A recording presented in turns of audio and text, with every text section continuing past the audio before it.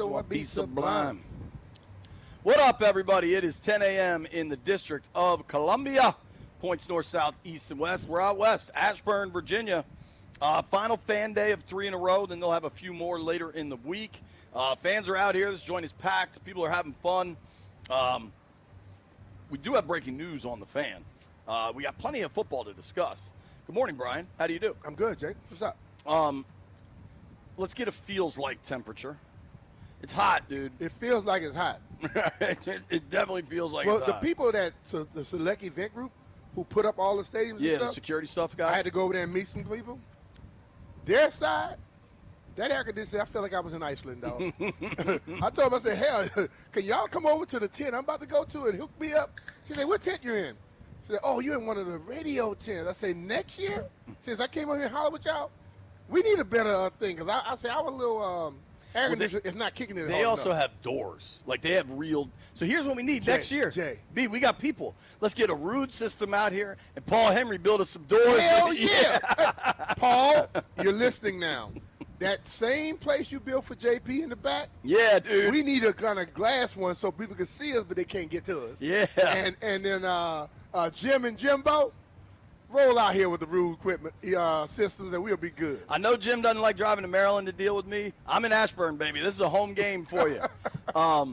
Now, the breaking news, however, is it is quite hot, and we're live on the radio, and B just got a rack of food from the Tacoma Station food truck. Yeah, man, I figure everybody want to try them. Make sure we hook it up. So me and you going to sit up here. We just ate some catfish.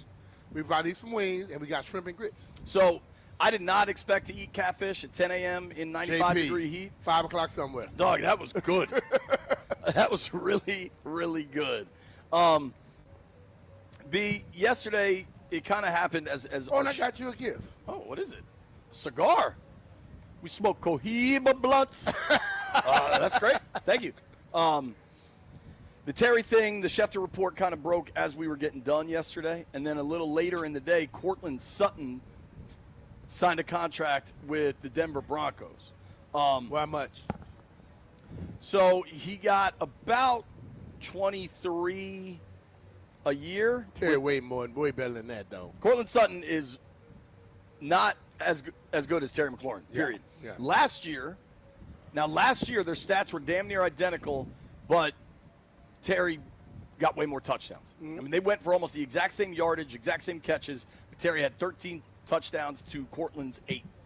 And in Sutton's career, he's missed a lot of time, right? He almost missed a full season in 2020. That was a COVID year, so who knows? That was weird. He's been pretty dependable, but he only has 2,000-yard seasons. And while they're about to be the same age, this is Terry's point. Sutton turns 30 in October. Terry turns 30 in September. But Sutton has played a full another season. He was drafted in 2018. Yeah. Terry wasn't drafted till 19. Yeah. So there's age and then there's football age that are a little different. And that's production. Right. So Sutton signed a 4-year, $92 million extension, right? $41 million in guarantees. So basically they guaranteed about 2 years. Yeah. Now Terry is way better than that, but at the same time, I think there is some questions about the age thing.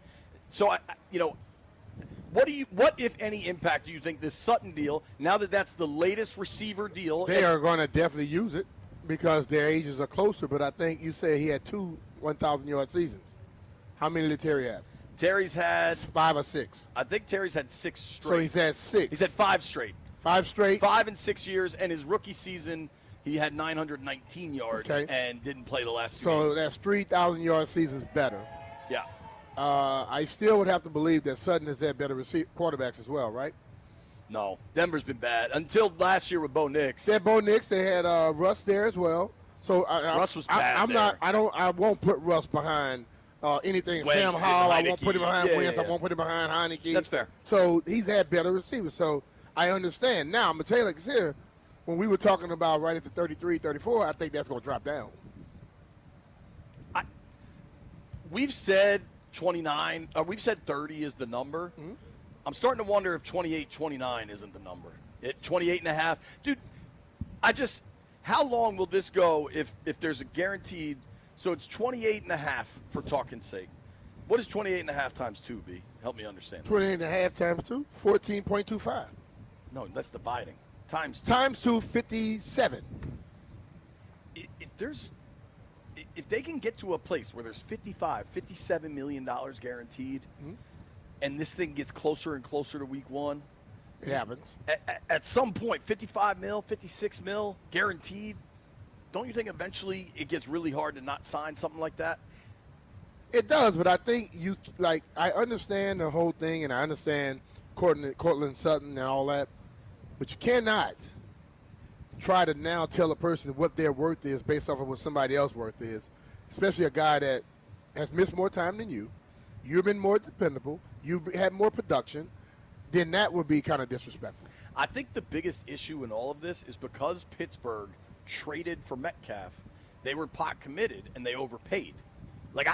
To me, Metcalf shouldn't be the 4th highest paid receiver in the NFL. That may be the case. But it also doesn't matter. If Terry's drawing his line on that, this thing, if you're going to be above Metcalf, you're talking top 3, top 4 in the NFL, and maybe they're not willing to do that. And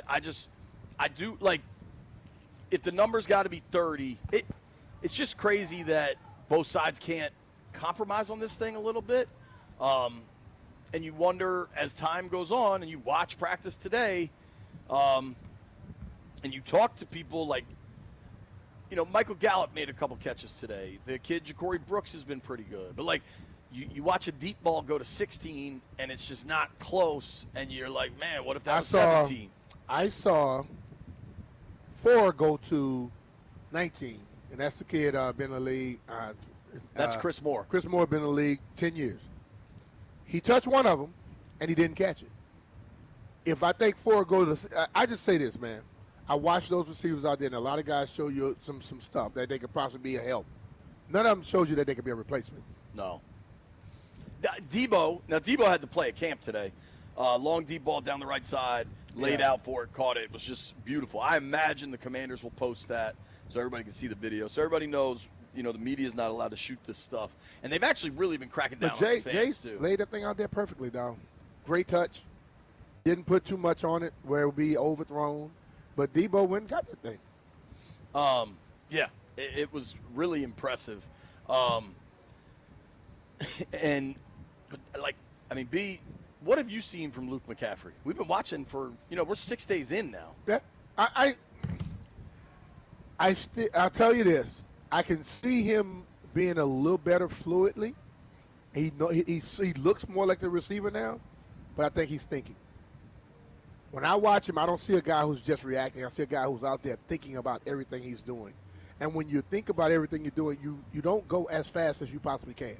You know what I'm saying? Yeah. So it's like if I know I got to go 7 steps, hit it, and go out or in, he seems to be counting the 7 steps, 1, 2, 3, instead of just boom, boom, boom, boom, bang, and go with it. You know what I mean? Yep. So I think that little thing is troubling him. He has to get to the point where he's comfortable being what he is.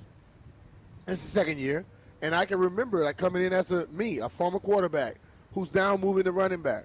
And that first year was hell. The next year, it was a little easier because I was able to be the return guy, where I had something solidified, and I was able to go overboard on working on the other stuff. For him, it's not that necessarily. He got a lot of people he's competing against at both positions. Yeah, man, the Luke thing is interesting because it's just you haven't seen it, man, and you wonder what the trust level is with Jaden. You wonder what Jaden's trust level is with a lot of these dudes and how much better he would feel if 17's out there. You know what I mean? And Jaden's a say the right thing, do the right thing guy, but dude, we're only a week away from the New England practices, and I don't know what New England's talent level is. They have some good corners. That kid Gonzalez. Yeah, he played. Did he get hurt or something? His rookie season. Okay. Is he completely back? I believe so, but I'll find that out. Mike Vrabel coach team, they're going to be looking to make a statement with the Commanders coming to town with how much success Washington had last season. And I think Washington's defense looks a lot better. and I think Jaden Daniels can make chicken salad out of chicken feathers. But He looks good. Dude, totally. Listen, I'm going to give you that. Look, that dude looks good. Damn good. Yeah, totally. Michael Gallup looked okay today. I actually want to try to grab Rooster. I know Rooster was scheduled to talk to Gallup. But, dude, it's going to be interesting to watch it unfold, man. And it doesn't seem close, which is kind of what you and I have said. And you wonder, unless there's some compromise coming, like, does this thing go down the trade request route and they say no, or you know what I mean? Like, yeah, he is under contract for the year. We're almost to August. It's July 29th. My guess, B, and I'm curious what you think on this, the Ravens preseason game is the 23rd of August, right?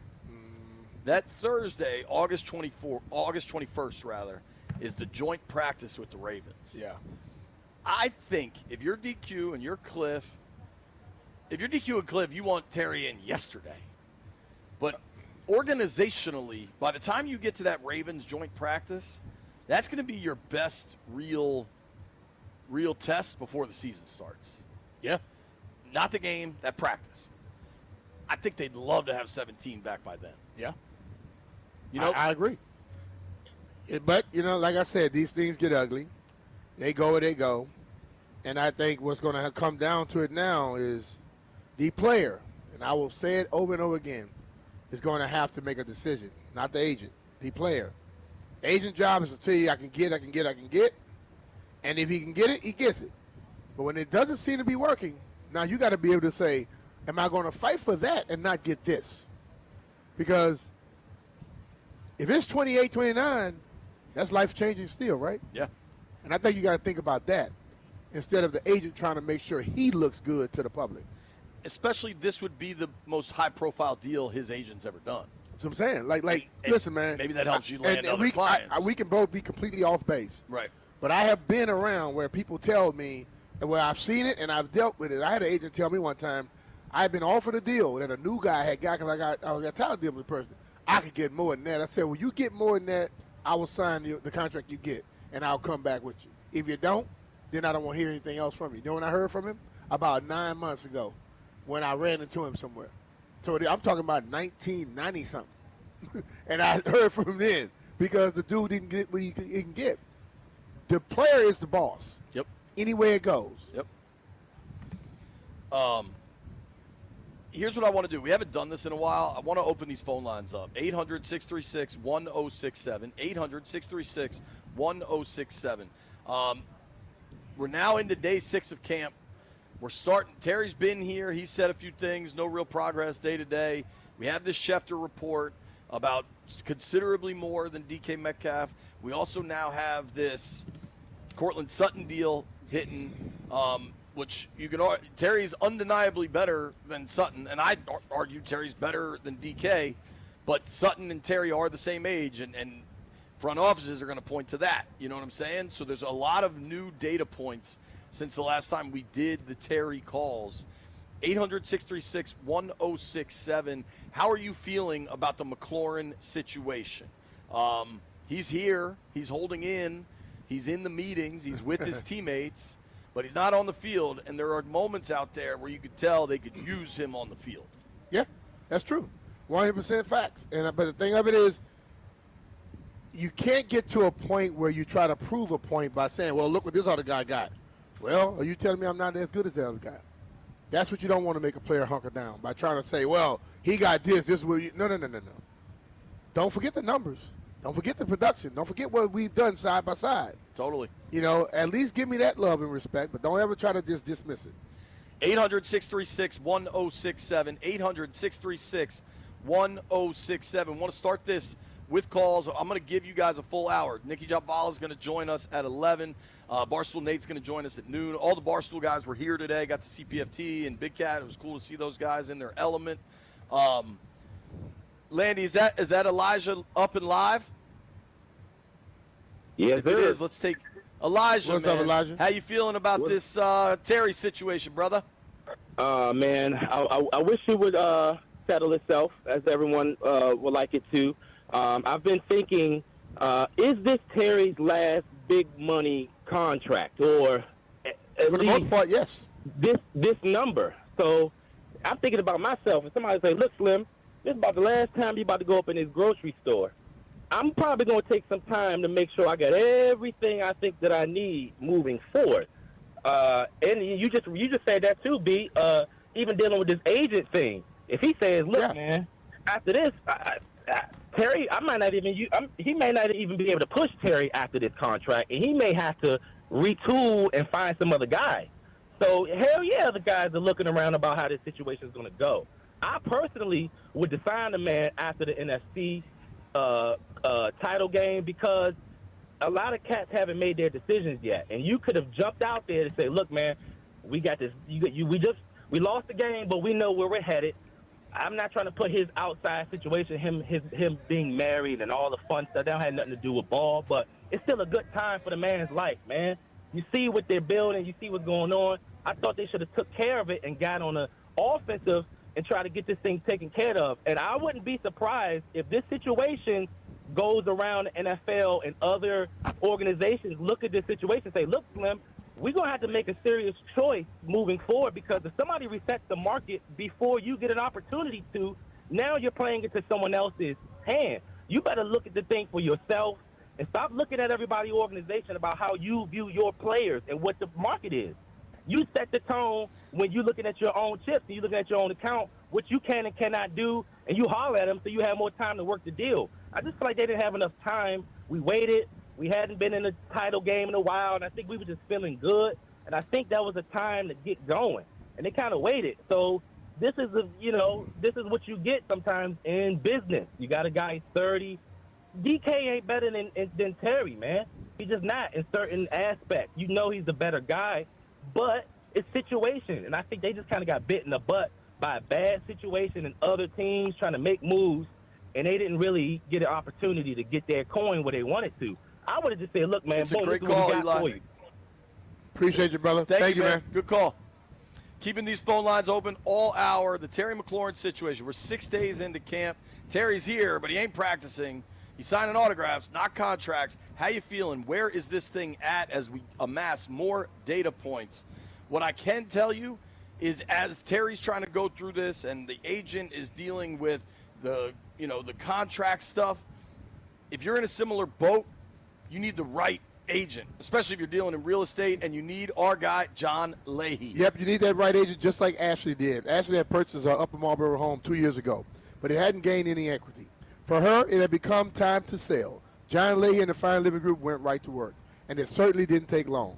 The property was under contract within 3 days and sold for the very price that John and his team had recommended in only 2 months. If you're looking to sell, take advantage of John Leahy and the Fine Living Group's guaranteed offer. Start by finding out what your home is worth in only 30 seconds at johnsellsdmv.com. We're talking about our good friend John Leahy and the Fine Living Group of eXp Realty.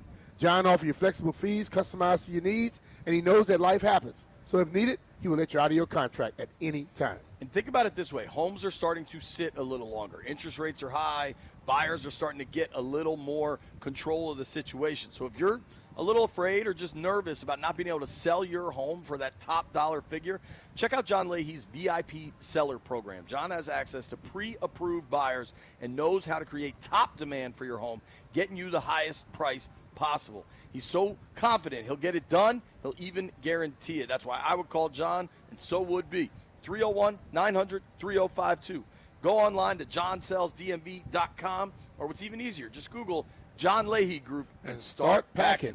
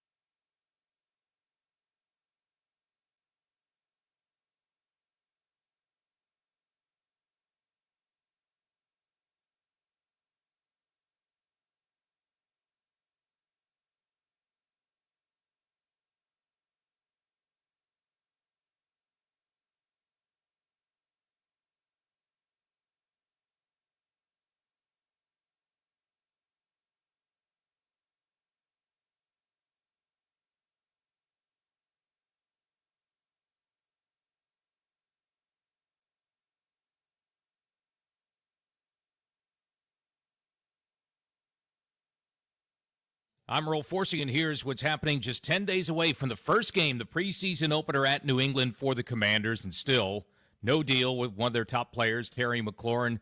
B. Mitch and JP talking about that. McLaurin was asked about it yesterday out in Ashburn. Just taking it day by day. Are you going to be able to practice at some point, or how far away from being healthy are you? Just taking it day by day. So not much to say, even though Adam Schefter mentioned on the Pat McAfee show yesterday that McLaurin wants a deal, in Schefter's words, considerably more than $33 million per season, which would place him among the top 4 highest-paid receivers in the NFL. Baseball, Nationals picking things up a little bit. They win last night, first of 3 in Houston, downing the Astros 2-1. Riley Adams solo shot in the 7th to win it. Nats have won 3 in a row, 5 of 7. They'll play the Astros again tonight. 8:10 first pitch here on 106.7 The Fan. From the Crop Metcalf 5-Star Sports Desk, I'm Earl Forsey on The Fan.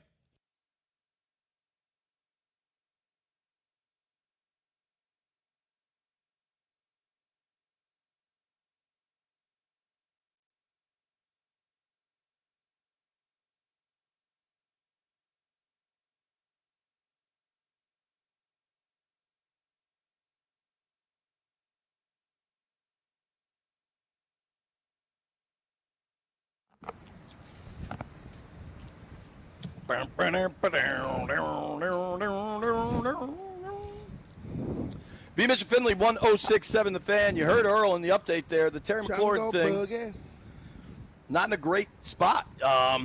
Schefter says he thinks Terry wants considerably more than DK Metcalf. Considerably more than DK Metcalf would land him to be a top 3, top 4 paid receiver in the NFL.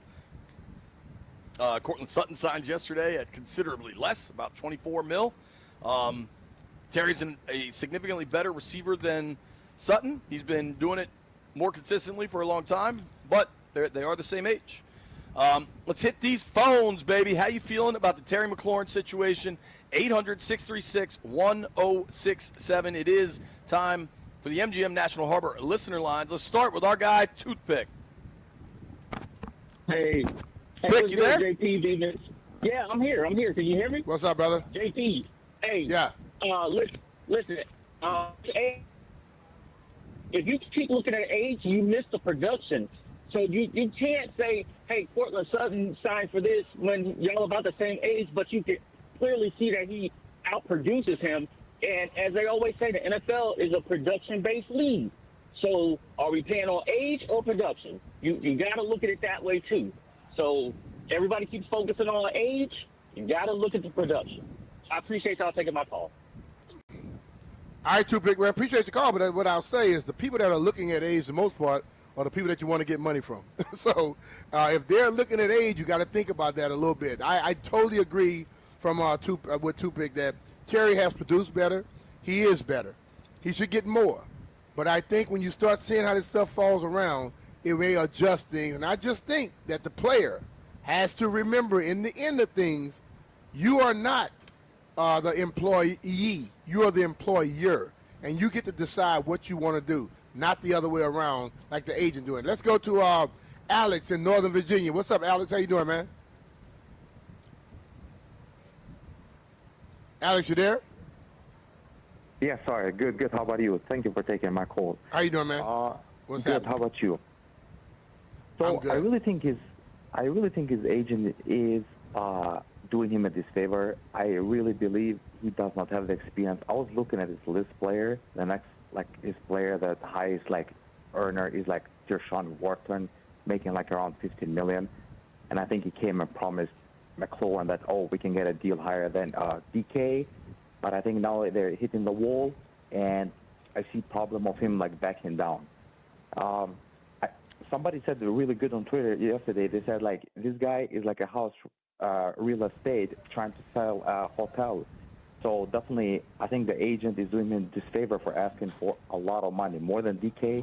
That's impossible. And I know they're saying he has the production and everything, but it's almost impossible to say, do not consider the age. Age is definitely a factor in the sport, unfortunately. There might be outliers, he might continue to perform similar or better, but it's impossible not to consider from the team's viewpoint. Yeah, thank you for taking my call. You can consider it, but the thing about it, understand, an agent has to try and get the most money he can for his player. That's not a disservice. If you have a product, or you have something to sell that's valuable, you sell it to the highest. You don't sell it. You don't low sell it. So I understand you say maybe asking for a lot, but you normally ask for more than you want, and you end up settling somewhere. But I'll say it as I said earlier, at the end of things, the player decides on whether I'm going to sign this deal or not the other way around, and that's what it comes to. So let's go now to Zeke in Southeast. What's up, Zeke? Hey, what's up, guys? How you doing? Hey, first of all, let me set Doing JT well, man. How you straight, feeling? man. I'm doing great. Let me set JT straight, man. I grew up down south, and tell them catfish and grits was for breakfast almost every other week. Hey, but Brian, here's the thing. Yeah, we got that. Yeah, everybody's blaming. Hey, like you said, the agent does not make the final say. It's up to the player. The player is the boss. I think we are offering him $30 million a year, but only for 2 years, because we got to pay him $30 million. If we pay him his salary and franchise him next year, that's an average of $30 million. We got to pay that anyway. The problem is Terry notices his last contract. He won another $30 million guaranteed probably for another year, and that's where we're apart. That's what I believe. But I think he'll give in and take the money at the end. Terry will. All right, man. Appreciate your call, Zeke. And the thing of it, man, listen. Yes, age matters and things like that. But what if I, in my career, had said, 30 years old, I just accept what the hell somebody wanted to give me and not go out and perform. And I could take those 3 years and put them against any 3 years in the previous years before I was 30. And those years after 30 were damn better. And there are a lot of athletes that perform for 3-4 years after 30. So if his contract is going to take him to 32, 33, we can't sit up and say, well, at 32, he's not going to be producing. Well, if you're producing at 31, at 30, 31, 32, you got the most of it. You got the majority of the contract. And I think that's what you go with sometimes. I know a lot of fans, we sit up here and we dictate, don't get it, we don't have a clue of that type of money. We ain't making it. So we throw it out there to give it or don't give it. No, you need to know the things that go into this. And that dude is still producing. He's ascending. He's not declining. And I think that's why he's going to try to stay hard with this thing. But I think eventually everybody comes to their senses and make this thing happen. Let's go to Malachi in Wheaton. What's up, Malachi? How you doing, brother? I'm doing good, man. I can't complain, man. It's good to hear y'all again, man. It's the second day in a row. I feel how Terry feels about it, man. I'm kind of disappointed. In the whole he didn't get a contract yet, man. He's a big part of our offense, man. I think Adam Peters need to get it done, man. And I appreciate y'all taking my call. All right, man. Thank you for your call. A lot of folks, they think that way. But I'm not going to be stupid and sit here and say I don't understand the other side because, yes, sometimes a guy deserves 30, 31. But if I could get him to sign at 28, 29, that gives me more room or some leeway some other place. And that's when you have to be a little methodical. You got to be a little bit more slick with this thing. And I think Adam is not doing something to be a disservice or try to be at Terry. He is trying to do what he thinks is best for the football team. And that's something you have to understand. Let's go to Drew in D.C. Drew, what are your thoughts? What's going on, fellas, man? Hey, blessings to everybody, man. Y'all do a hell of a job. I just say, with the team, man, too, I just feel... Thank you, man. Blessings. I feel that they're going to sign him, man. I just look at how they negotiated with the guys, they had in San Francisco, like the Trent Williams and the wide receivers and stuff like that. They let it go all the way up to training camp. And also, the reason why I think they're going to get it signed, because when you look at our receiving core is beautiful on paper, but when you take Terry out of that receiving core, that goes into like a C- to what we have on that team. And I feel if they go out there and trade Terry, whoever they get is not going to add up to what they already have. And plus, he's already familiar with the offense. I just feel it's just a little shenanigans going here and there. But Terry's going to be there. And I got season tickets. I'm looking forward to, Terry, on game one of the season, man. Y'all keep up the blessings, man. All right, man. Appreciate it, brother. Hey, let's just get Bobby in Maryland. What's going on, Bobby? Hey, what's going on, Brian? How y'all doing today? Good, brother. How you feeling? I'm good. One thing, everybody's talking age. We all know in sports, age does have a factor. But like you said, Terry is still going forward. He's still producing at a high level. He's in there with the best of them. The negotiating on the contract, me personally, take 31 and a half, or maybe give him a 4-year deal, guarantee about 70, 80, give him 110, guarantee 70, and let it be. But at the end of the day, like everybody's saying, we all know it don't look right without him out there. The dynamics of the offense takes a backward seat when he's not there. I appreciate y'all taking my call. Mm-hmm. All right, man. And I agree with you what he's saying, but the thing of it, I understand when a person hit a certain age, the mindset is they do this, they do that. That's not 100%. So if it's not 100%, if I'm a player and I'm still balling, I'm going to try to ask for what I think I deserve. And I believe that's what's going on right now. As I look at this thing, I think the team is far better with Terry than it is without him. And if this thing, I just want him in camp. I want him to play. I understand where the team is at and things like that. But the thing of it, we cannot sit here and act as if, Terry didn't produce last year like he did. And if you look at last year, it did not look like he took any step back. So if he's not showing it, why are you already asking for it and you want to make the contract based on the fact of what you think. But what if he were to go the next 3 years and play higher? Or is anybody going to step in and say, oh, we owe you money for playing better after 30? No, that's not going to happen. That is why the player has to fight. But I'll end it with this. And we're going to keep the calls going, 800-636-1067. The player still makes the final decision. 800-636-1067. We're going to take your calls as we continue. Be Mr. Finley. We'll be right back.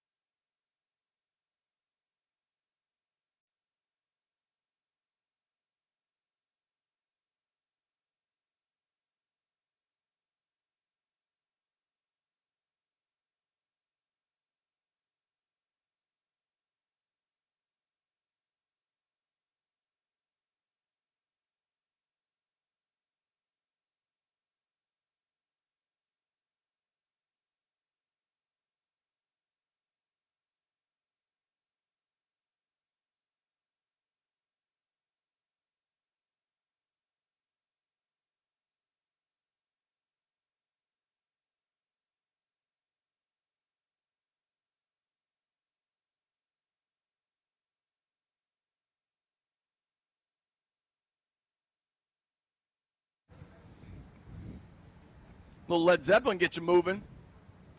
We got all the celebrities in the tent. Chris Kerwin, Awad, Lauren Ricketts, Brooks Merriweather. Brooks triumphant return to Ashburn. Right now, though, we're taking these calls. How you feeling about the Terry McLaurin situation? We've got more data points than the last time we took these calls. I'm not sure that they're all that good. Let's start with my guy Hamid on line 2. What's up, Hamid? How you feeling about Terry? Hey, guys. Just a little, worried. Want to get the deal done. But I got a question for B. Mitch. Being a former player, I want B. Mitch to put on his GM hat. What would you pay him? What would I pay him? I'll pay him $31 million. Bang. That was easy. Let's get the deal done. Would you guarantee Let's 2 sign years? it. I'll definitely guarantee 2 years. It's a good question. But this is where a caller brought this up earlier, and Hamid, I want you to listen to this. He said, they know how old he's going to be. But what if he's performed at this level like he did last year after 30? Anybody going to come and give him some money back? So that's why the players fight so hard before they sign a deal, because once you sign, you're stuck. What if, and I don't know this, I'm asking, what if they want a 3rd year guaranteed? Where do you go then? I don't think you're going to get a 3rd year guaranteed unless you sign a 4-year deal. I don't know if they're going to give him a 4-year deal. I'm not asking what we think happens. What would you, if based a off 3rd year was the holdup? Based off of what I know about contracts, I know that most GMs are not going to give you that 3rd year guaranteed at this point of the career. I agree. And I think at that point, then you stop trying to get the 3rd year and you fight for more guarantee in the first 2. I agree with that. I also, if you're talking about a guarantee in a 3rd year, you're talking about 26, 27, 28. You're talking about 2028 when some of this Jaden stuff you got to figure out. Yeah. And I think I don't know that they are. If they're fighting about guarantees in a 3rd year, I think that's a losing fight. Yeah. I think if you could get $58 million guaranteed, you probably go. But see, this is the one thing I think 55. Either us in the media, the fans never ever think about. We're looking at this guarantee based off of today's money. Yeah.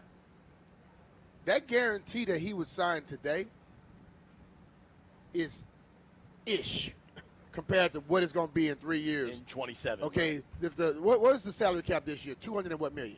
Like 220? 220. It'll be about 250, 260 then. So we're talking about something that's not going to be a problem. 280. I forgot. So it's going to be well over 300 million right by the time that comes. It'll probably be like, especially if they get this new CBA and get to 18 games and I'm stuff. thinking about 320, 340. Yeah. So when you talk about the teams are thinking about the future, the player also thinks about the future, and the agent has to do it. I see a lot of people knocking his agent. I'll be honest with you. You can not like agents, but their job is to be the ass. Their job is to be the one to go out there and get in front of things, to be the terrible person, says the tough things. Their job is not to be nice to the team. Their job is to fight for their guy. And if this is his most high-profile client, he better damn well fight hard for him. Sure. Or he'll never get nobody else to come with him. Totally. But still, player makes final decision. Jaden is on line 6. I can't confirm. My guess is this is not Jaden Daniels, but we do have a Jaden on line 6. Hello, Jaden. How do you feel about the Terry situation? Yeah, definitely not Daniels. Can you guys hear me? Yep. Yeah. So I think it's okay to say it's a mishandle on all parties. If you're Terry, there's a blueprint to get paid that everybody's done, but I don't think Terry is being enough of an ass. Myles Garrett literally wrote a letter to Cleveland in March saying, I'm going to request a trade, I am leaving, and got paid. T.J. Watt did the same thing. Lamar Jackson in Baltimore. I grew up in Ellicott City. All my friends are Ravens fans. He wrote a letter because he was pissed off and wanted to get paid to his fans requesting a trade. And you know what? All those guys got paid. That's the blueprint. And I think Terry is too good of a guy, but that's what you have to do because now what's his leverage? The trade. No one's going to do a trade before the draft, right? He's under contract for a year. Trade before the draft is what would have made sense, but they thought things were on better terms then. A draft pick trade now doesn't help you because you need a player to play this fall where your team is good and has a chance to compete. So I'm with I you. think that's a blueprint from the player side. The super hard-ass strategy has been proven effective, but you also just got to be who you are, and that's not really who Terry is. Yeah. Right. It's a good call, though. I think on the – okay. Thank you. No. It's a good call, man. I appreciate you, Jaden. We got a couple more callers, so Brandon and JT, stay there. But our friend Lauren Ricketts is here, meteorologist and much more for NBC4 WTOP. Lauren, what's up? What's going on, guys? I'm super pumped to be here. This is awesome. What's up? So you threw me bud? for a loop because I saw you and you're wearing a Sean Taylor jersey and hanging out. And I'm like, all right, cool. Lauren's here for the day. I know she's a big Skins fan. And then, I see you an hour later, and you're dressed for work. You got Brooks walking around. You're clearly doing a hit for the morning show or something. Yep. So you've been doing a lot this morning. Oh, everything. I mean, they asked me to come out to training camp, and I ran, even though I knew it was going to be 1 billion degrees out here. My God, that humidity. But listen, I was pumped because I've spent the last 3 years overseas because my husband was based overseas, so I had to take a little hiatus. I was so jealous last year watching this team that I've loved forever make it almost all the way. And I really thought we were going to go to the Super Bowl. I only got to see a few games last year because of the time difference, but I got to read everything. And to see, today is the first day that I've seen Jaden Daniels in action. Oh, wow. Today's What's that the first feel day. like? It was awesome. Yeah. It was awesome because not only was it awesome that I got to see him, and again, from a press standpoint, so I was down to the field, so of course that's a little bit better, but the fans, oh my goodness, the kids in strollers all the way up to somebody wearing a Sonny Jurgensen shirt that that was wheeled out here. Original. Exactly. I mean, probably his first wife or something. But I'm just saying, it's his mom. I have no idea. But I'm just saying, just the fan experience along with watching everybody. It's been just incredible. So, seeing him throw with his arm, I mean, just a huge pass to Deebo Samuels. I mean, it's just. That was a pretty electric play. I saw that, Yeah. and the whole crowd went up. And so I just can't imagine what FedEx is going to be like. So everybody, as soon as you meet Lauren. Northwest, Lauren. Northwest Stadium. Right. B gets the sponsors right. As soon as you meet Lauren Ricketts, you are a ball of energy. There you go. And I know how much you love the burgundy and gold. I love it. So Bleed it. I'm curious how you're feeling about this Terry situation. Okay, so I've been talking to everybody about this because all of you guys are sports. I'm weather. So in terms of being experts, you guys are the experts. I'm not. I'm just a fan. And being a fan, my heart for Terry McLaurin is huge because I'm diehard. Everybody I feel like feels that way. I'm upset with how things have turned out. Do I think he should be getting as much as maybe DJ Metcalf? No, I don't. Yeah. And unfortunately, that was the thing that came out yesterday. I think hopefully he's going to settle for maybe in the middle around 30, and hopefully we get this deal done. I mean, I don't know how much y'all have talked about, but again, I know everybody's been harping on this over the last week or so since it's been going down. But 30 for your value, $1 million for dealing with all the BS. He says 31. Get it done. You were saying 31. What do you say, Jay? What do you say? I wonder if it doesn't land 28, 29. 28, 29, yeah. But knowing Terry, I covered him since his rookie year. I'd love if it's 31. Yeah.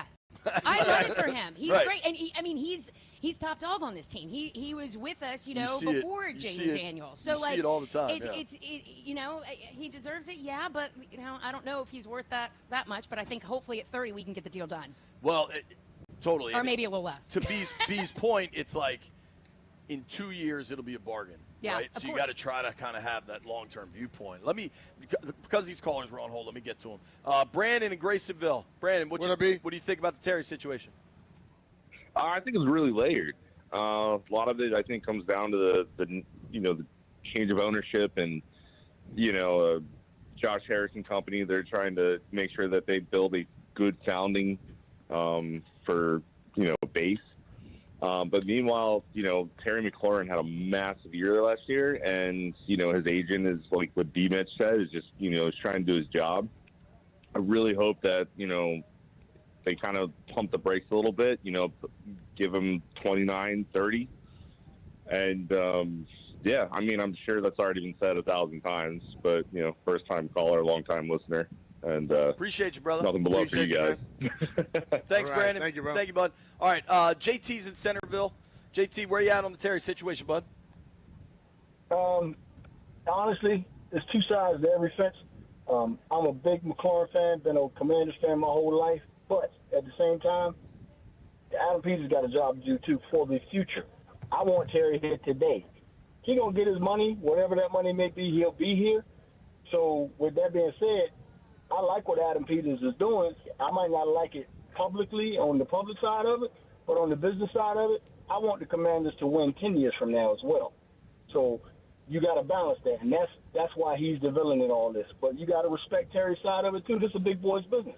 He wants his money because his career is short, his lifespan of his career. So I can understand both sides of it. People got to step back from it and look at it from a business as well as a player side, and know they got to meet in the middle somewhere.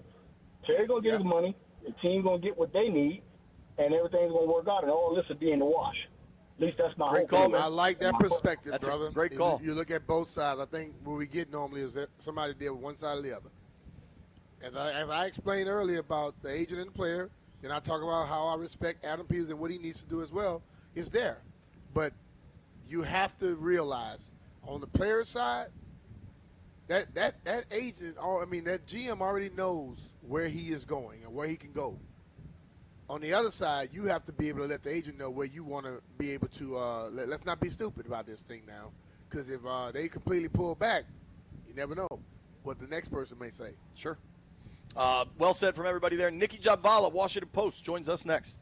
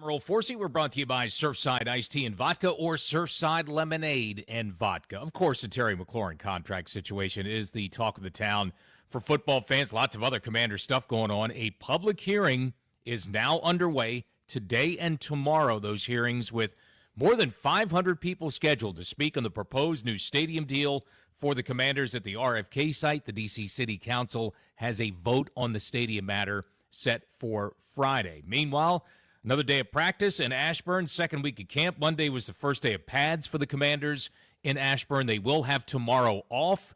Joint practice with the Patriots a week from tomorrow. Preseason opener. Countdown to kickoff 10 days away.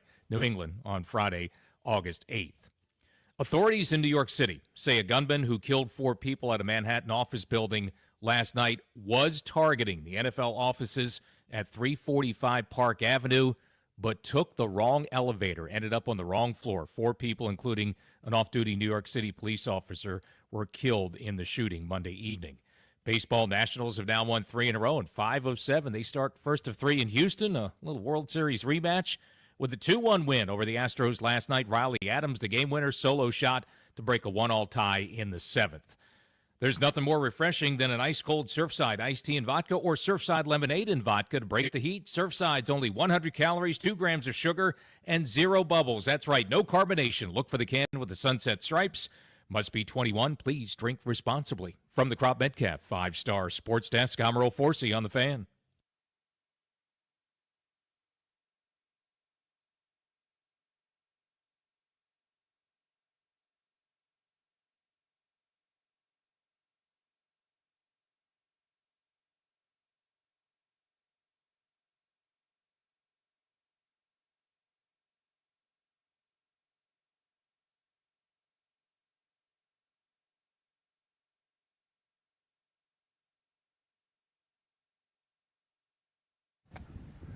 North Carolina. Whenever you hear Petey Pablo, you know what time it is. Nikki Javala with the Athletic. What's up, Nick? How we doing? What's going on? How are you? Hanging out in the tent. Hanging out in the tent in Ashburn, so we're great. It's like a sauna in here. Yeah, I mean, It's you really got the awesome. best seat for I the know, record. I don't mind this. This is pretty nice. We are going to have to talk to you about holding that microphone a little. There we go. There we go. Yeah. There's a lot to talk about. You're a writer, Nikki. The hell are you talking about? I don't do that. What is this? I used to be a writer. But you're loud. Let's talk real football before we get to contract football. Who's impressed you over 6 days of camp? I'd say I like that 7-round running back, Ja'Cory Cross-Kamara. Yeah. I think Bill. he's impressive. Bill. My man Bill. Yeah. He's got 3 names and goes by Bill. Has anybody gotten that story yet? We're going to have. Yeah, is that a feature in the Athletic to come? He said it a couple times on how he earned some nickname about earning money. I mean, yeah, it's out there. It's out there. He's looked good. He's looked really good. I think we've seen more from the receivers, mainly because Harry hasn't been out there. So you get to see a little bit more of who looks good. And who doesn't. And who does not. I think Noah Brown looks good. I think Jalen Lane looks good. Real good. Very fast. Yeah. Very good. Fast and quick. Yes. You know what I mean? Yes. And you could see, it's cool to watch Noah in camp because we haven't had a camp with him. Yeah. Like the level of physicality he plays with. I mean, he really, for a receiver to play like that, you see, like all the pass interferences and stuff. That's not a fluke. No, Like, he knows what he's doing, and he's underrated fast in my mind. Like he's got some quickness. I think Debo looks really good. Yeah. Doesn't look like a receiver. No. Dude built like I a mean, running back. He is built like a right. He is a rock. Or even like a short linebacker. He's built like yeah. Like no fat. We're not getting into that. No fat. Like he is built. Yeah. That catch he made today is oh my gosh, the play diving at camp. One. Yeah. Oh, I like the Jalen Lane one. Yeah, over but that two wasn't defenders. a touchdown. That wasn't a catch. Still, it was exciting, Jay. You know, it details. was exciting. It was exciting. It got the it wasn't a people touchdown. going. I just talked to Sammer still, and he's like, "That was not a catch." So I had that in my Of course he head. would say that. Yeah, because Yeah. he didn't like it being caught on him still. Right. Yeah. Of course he would say that. Right. Yeah. Speaking of, I think Mikey has looked really good too. I think defensively, I think offensively, until you get an answer on Terry, there's a question. Yep.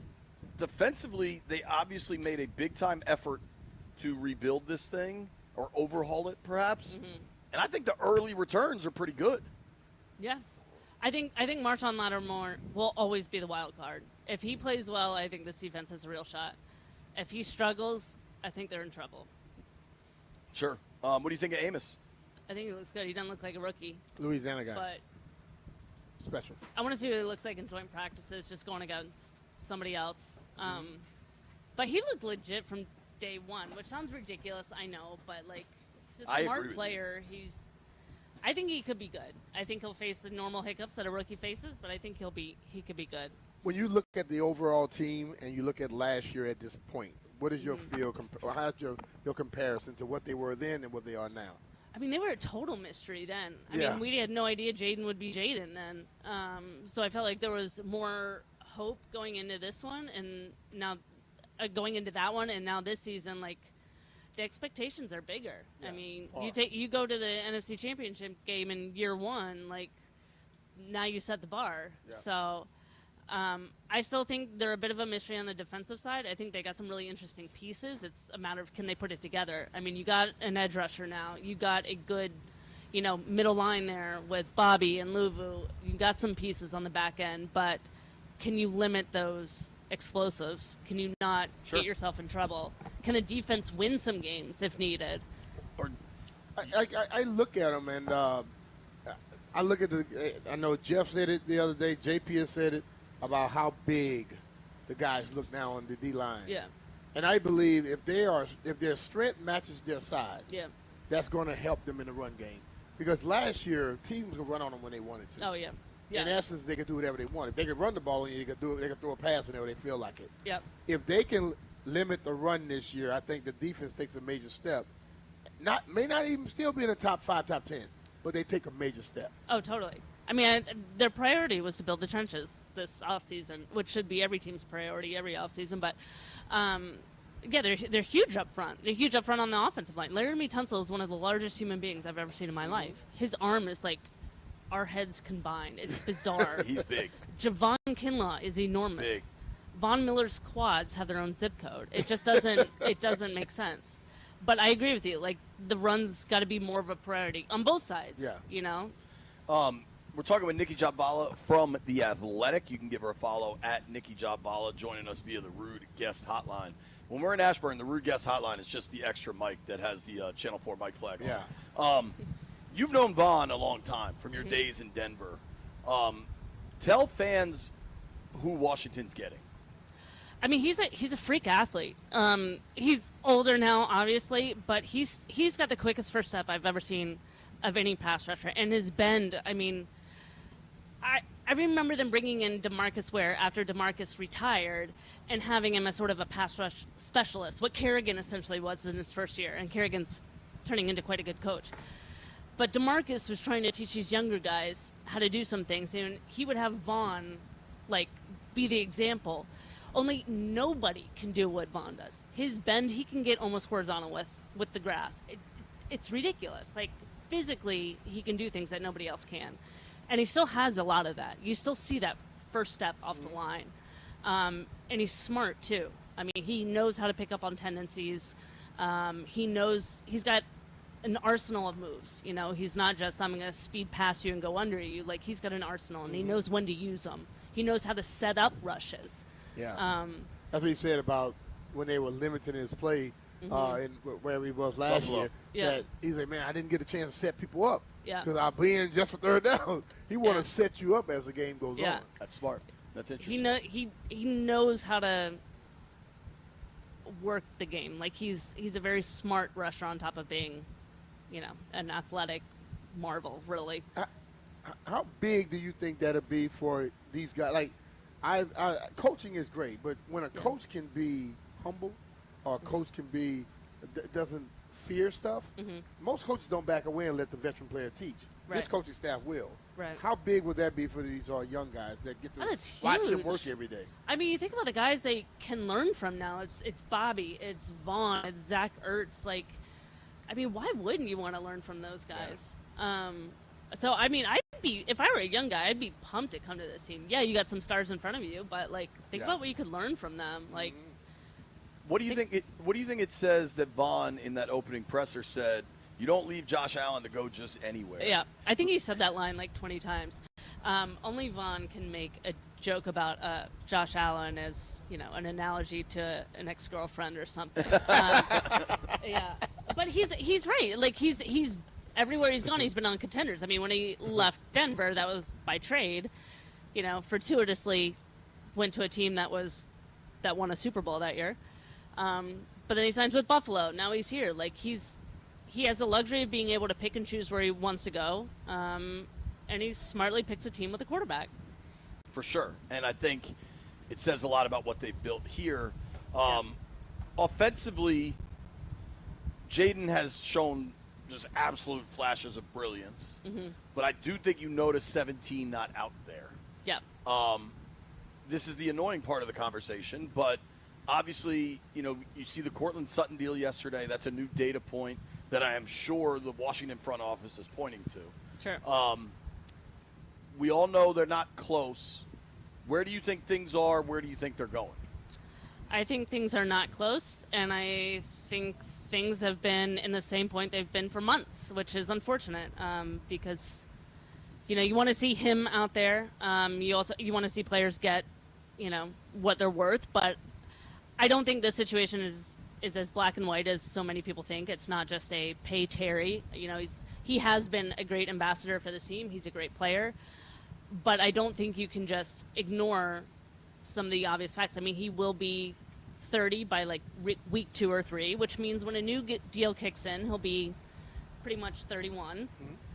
And the data is not great for 31-year-old receivers over the years. It's just not. And you can say I've been healthy my entire career. Well, yeah, well, so was Vaughn at that point, you know? And, like, when it goes fast. So you can't base your value on something like that. So I think it's going to be difficult. And, yeah, he said he believes he's in the top caliber of receivers. And there's 9 guys making $30 million a year. Cortland Sutton, drafted a year earlier, but he's only a month younger than Terry. You know, is Terry worth $10 million more a year? That could be a tough ask. You know, that would put him over the DK Metcalf contract. So I wonder if it settles at like 28.5 or something. And I think they want 30. I think 30 sounds like an important number. Sure. You know what I mean? What I've always wanted, I just dislike the average annual value. I think it's just such a fake metric in the NFL because they're not fully guaranteed. Right. Guarantees should so be it's the just driver. like a status symbol, and it's not real. Like I would just get my guarantees up. I would take less than average annual value to get a higher guarantee. That's what I felt there. If the guarantee goes up, then you make a move. Yeah. And I keep saying that the player makes has final say, not the agent. Exactly. Especially as somebody's going into their 30s, get all you can guaranteed. That would be my focus. Like if you can get 55 guaranteed, that's really hard to turn down on a third contract. Yeah. You know what I'm saying? You got 53 in this current deal, and Cortland got 41. Right. Yeah, that'd be. Like, to me, that's where the driver is. And if that means it's 27 and you're able to maybe convert some guarantees this year, like, that to me is what you're trying to get to is north of that 50 number. What's in your pocket? Right. Like, I know I got 50 mil in right the bank. now, how much goes into my bank account? Right, exactly. As this thing continues, do you think we get to the true road to nowhere of trade requests and not granting trade requests and you're under contract, or granting the trade requests, let somebody else do the negotiating for you? Like, do you think we're headed down that path? Maybe. I feel like if he was going to demand a trade, he would have done it by now. I mean, why wait that long? Right. The unfortunate thing for Terry is he just doesn't have a ton of leverage at this point. Holding out cost him more than $800,000 in fines.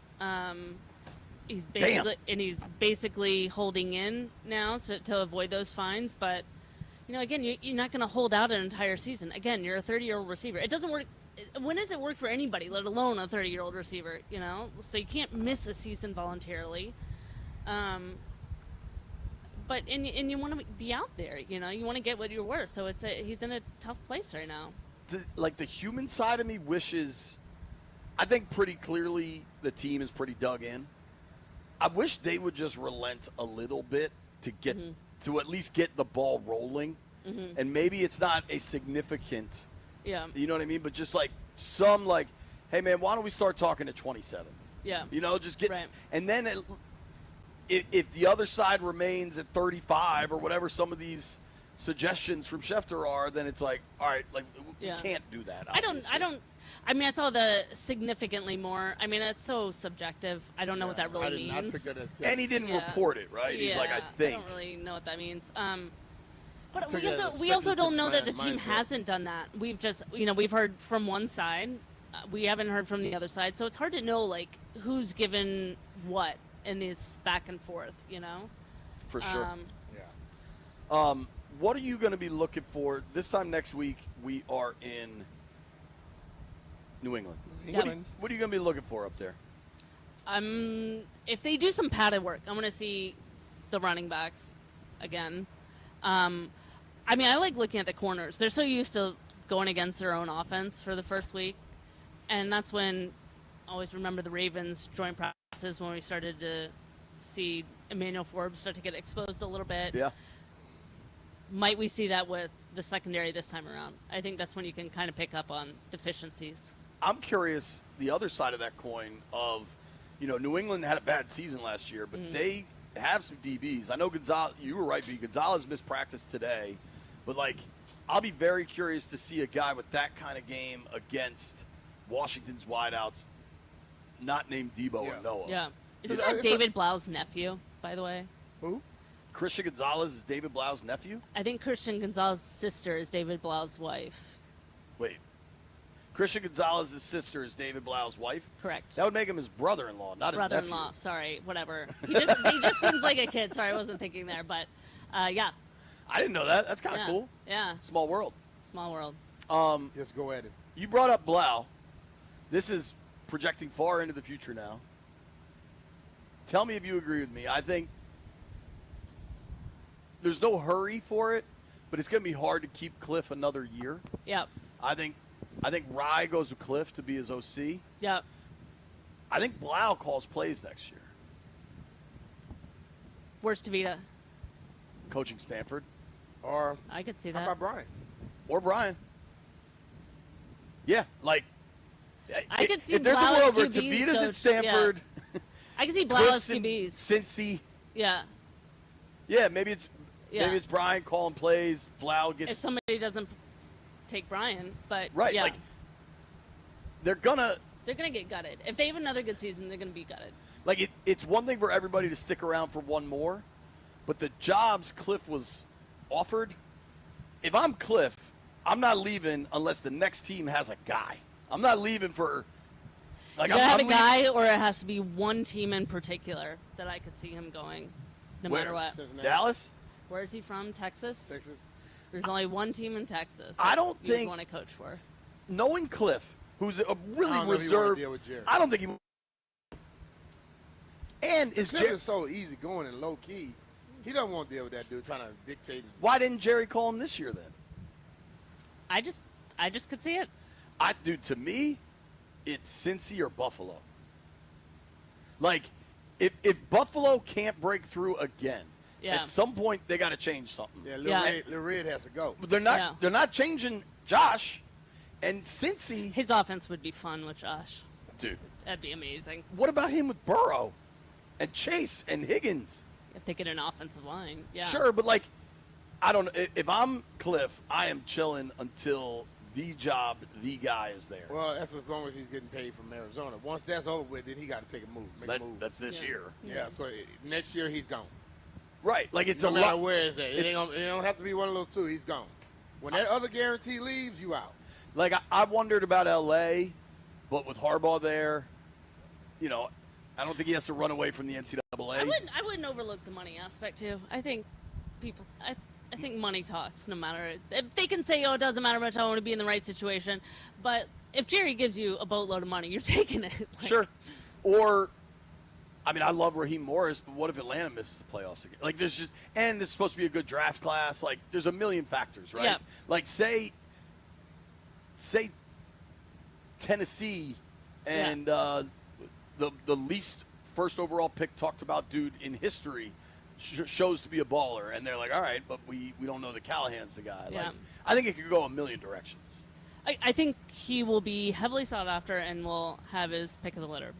How's the new gig? Good. We're all of 48 hours in. What's old is new again? I'm back with the Athletic. It's been great. So I feel like my day-to-day is pretty much the same, honestly. It just You changes. didn't even move chairs. I did not even move chairs. That would be too much work. I'm not into that. Deebo Samuel took my chair the other day, and I just didn't say anything. I just let him Wow. They should have challenged him. Wow. You're already scared You of got Deebo? check to him, dog. It was a situational awareness, I think. You read the room. Yeah, you got to read the room. Thank you. Where does everyone find you now? Yeah. I'm at the Athletic. Are you going to be doing national stuff too? Because I saw your title seems pretty significant. Senior? I think that just means I'm old. If you're old, what am I? I mean, hell, what's B? What? I help out now and then. I mean, I'm expensive. Means I'm expensive. Yeah. I help out every now and then, and I think hopefully in a couple of years I'll be on national. That's the hope. But big time. As long as I don't screw up. You won't screw up. You're very good at what you do. Nikki Javala, everybody. Thank you for the time, Nick. Of course. Thanks, guys. That's our friend Nikki Javala from The Athletic. Does a great job. Follow her, watch her coverage, read her coverage. Barstool Nate's going to join us at noon.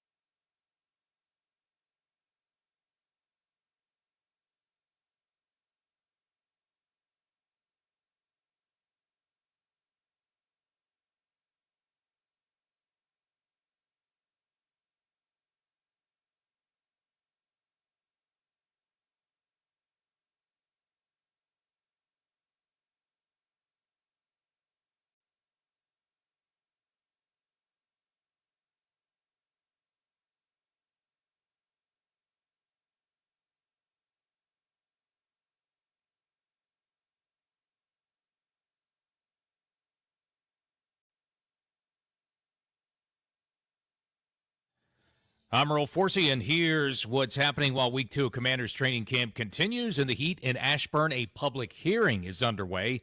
Hearings today and tomorrow in D.C. Hundreds of people scheduled to speak at the proposed new stadium for the Commanders at the RFK site. D.C. City Council is scheduled to vote on that stadium deal on Friday. Meanwhile, for the Commanders, after practice today, tomorrow is going to be a day off. We are just over a week, 10 days away from the preseason opener at New England, Friday, August 8th.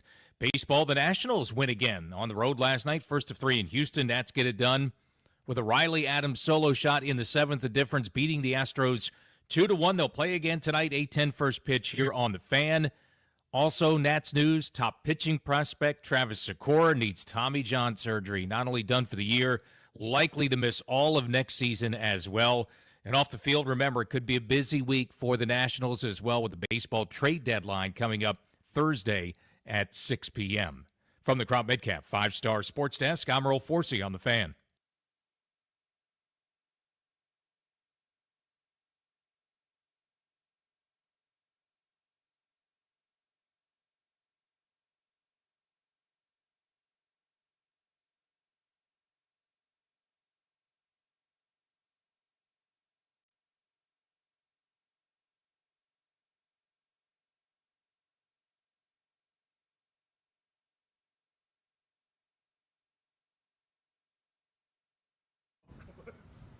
That's what I'm.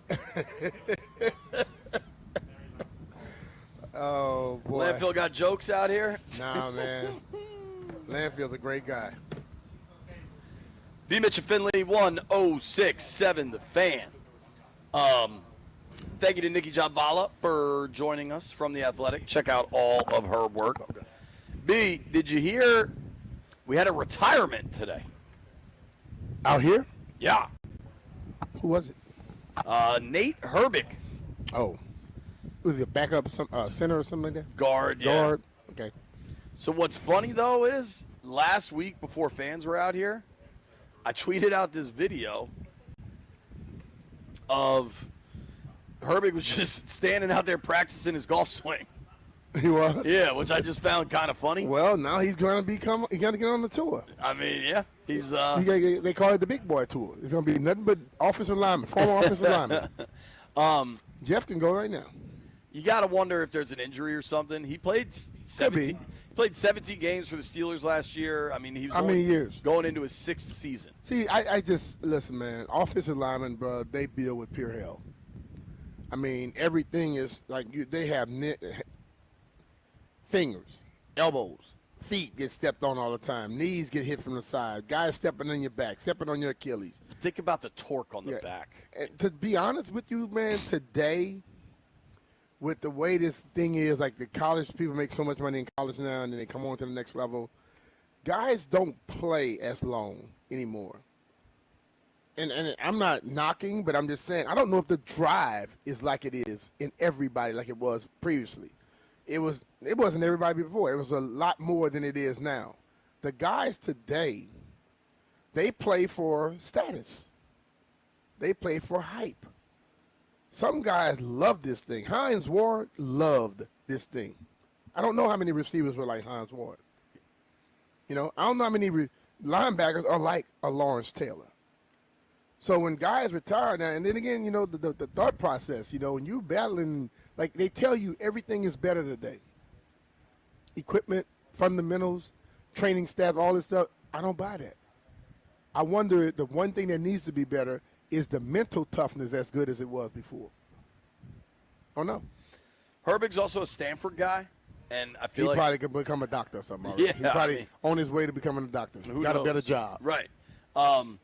And the pain these guys go through, and who knows, man. But I did notice that and at least wanted to point that out. Nate Herbig retired.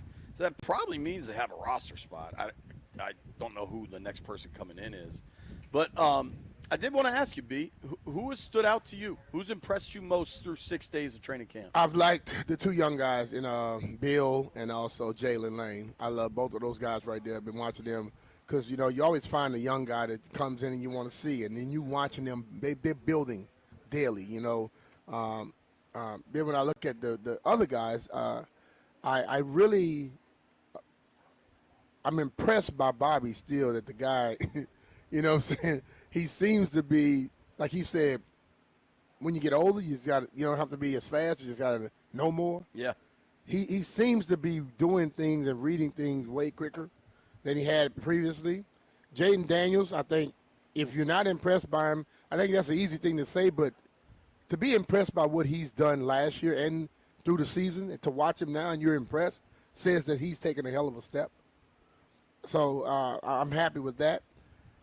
But the guy I'm waiting for to like I said to you earlier, you asked me, Luke.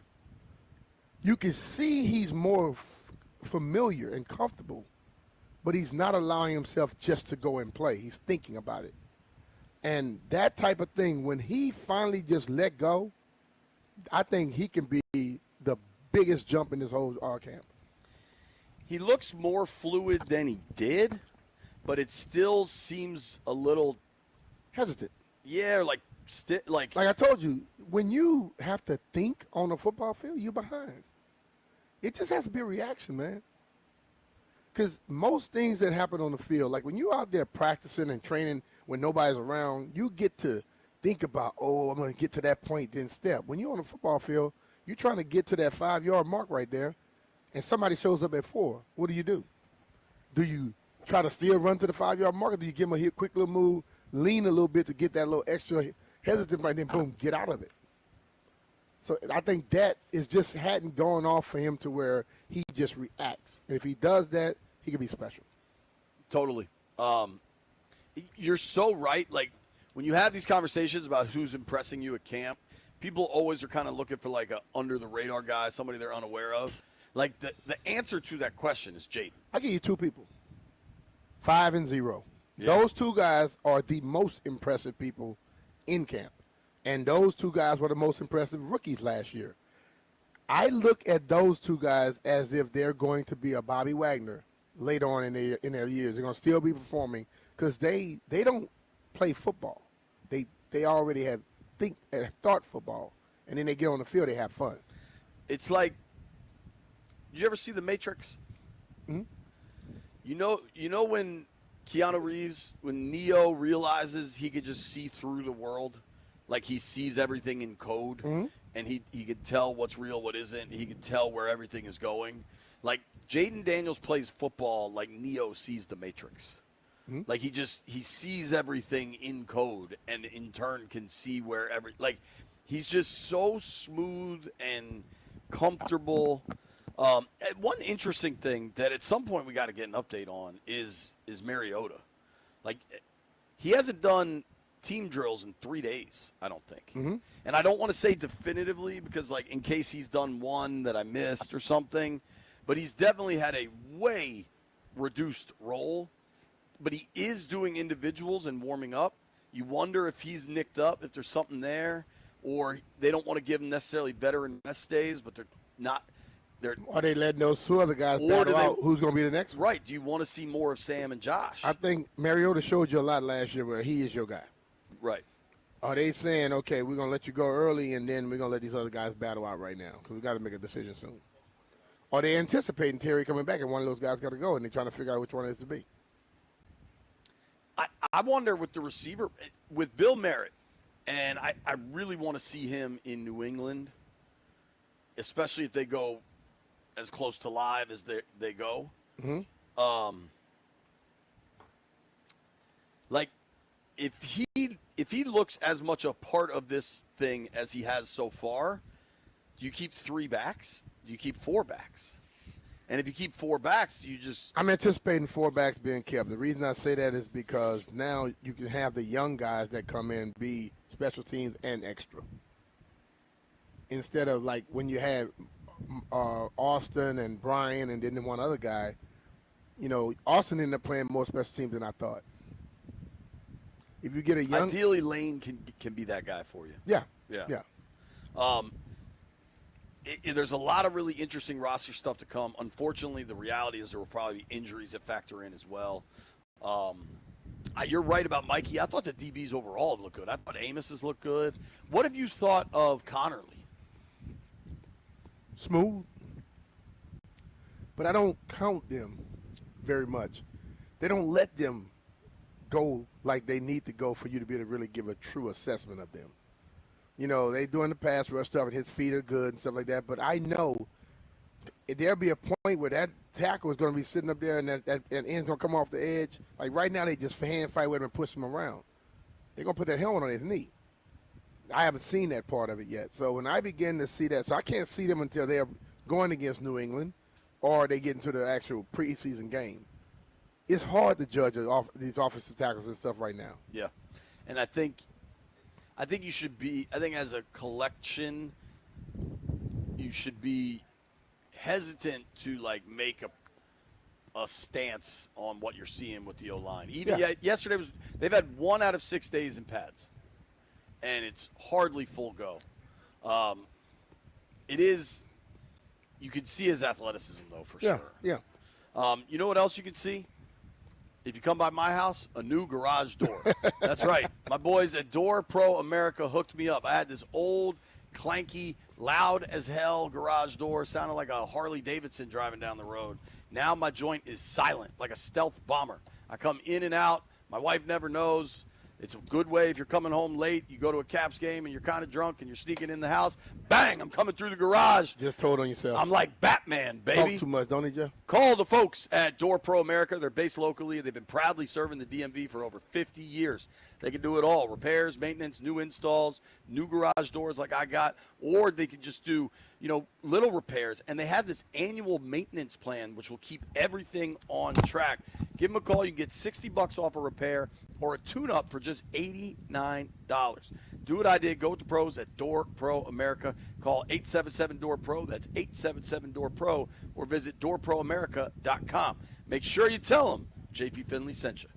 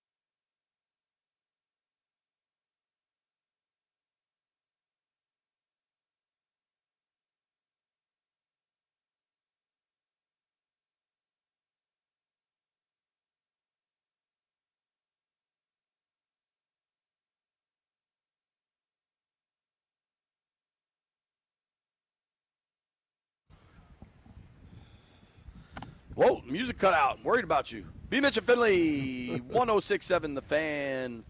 Our guy Jeff Walker is here. Jeff's been grinding out here, man. Jeff has been creating content, getting videos. Very helpful this morning, getting us all set up so we could come up here. I appreciate that, Jeffrey. You were at camp last year, but I feel like you're more at camp this year, if that makes sense. He's a little less fanny and a little bit more worky. Yeah. Does it feel like that way for you? Yes, I actually feel like I'm more productive. Oh, I'm there? Cool. Yeah, I actually feel like I am more productive this year. I don't know how to say it, but it's a different it's a different feel. Last year, camp, it felt like, okay, this is a new regime. It's looking like everybody just, figuring out their way, what they're doing. Now it's just so uniformed and just the entire atmosphere, even how they got fans around the different areas in the practice zones. It's real cool out here. And I know we were talking about the line and stuff first, but like we were just talking off air, it's not really much you can see. But with the DBs, I like how our DBs are looking. I like how they're flowing, how they're communicating on the field.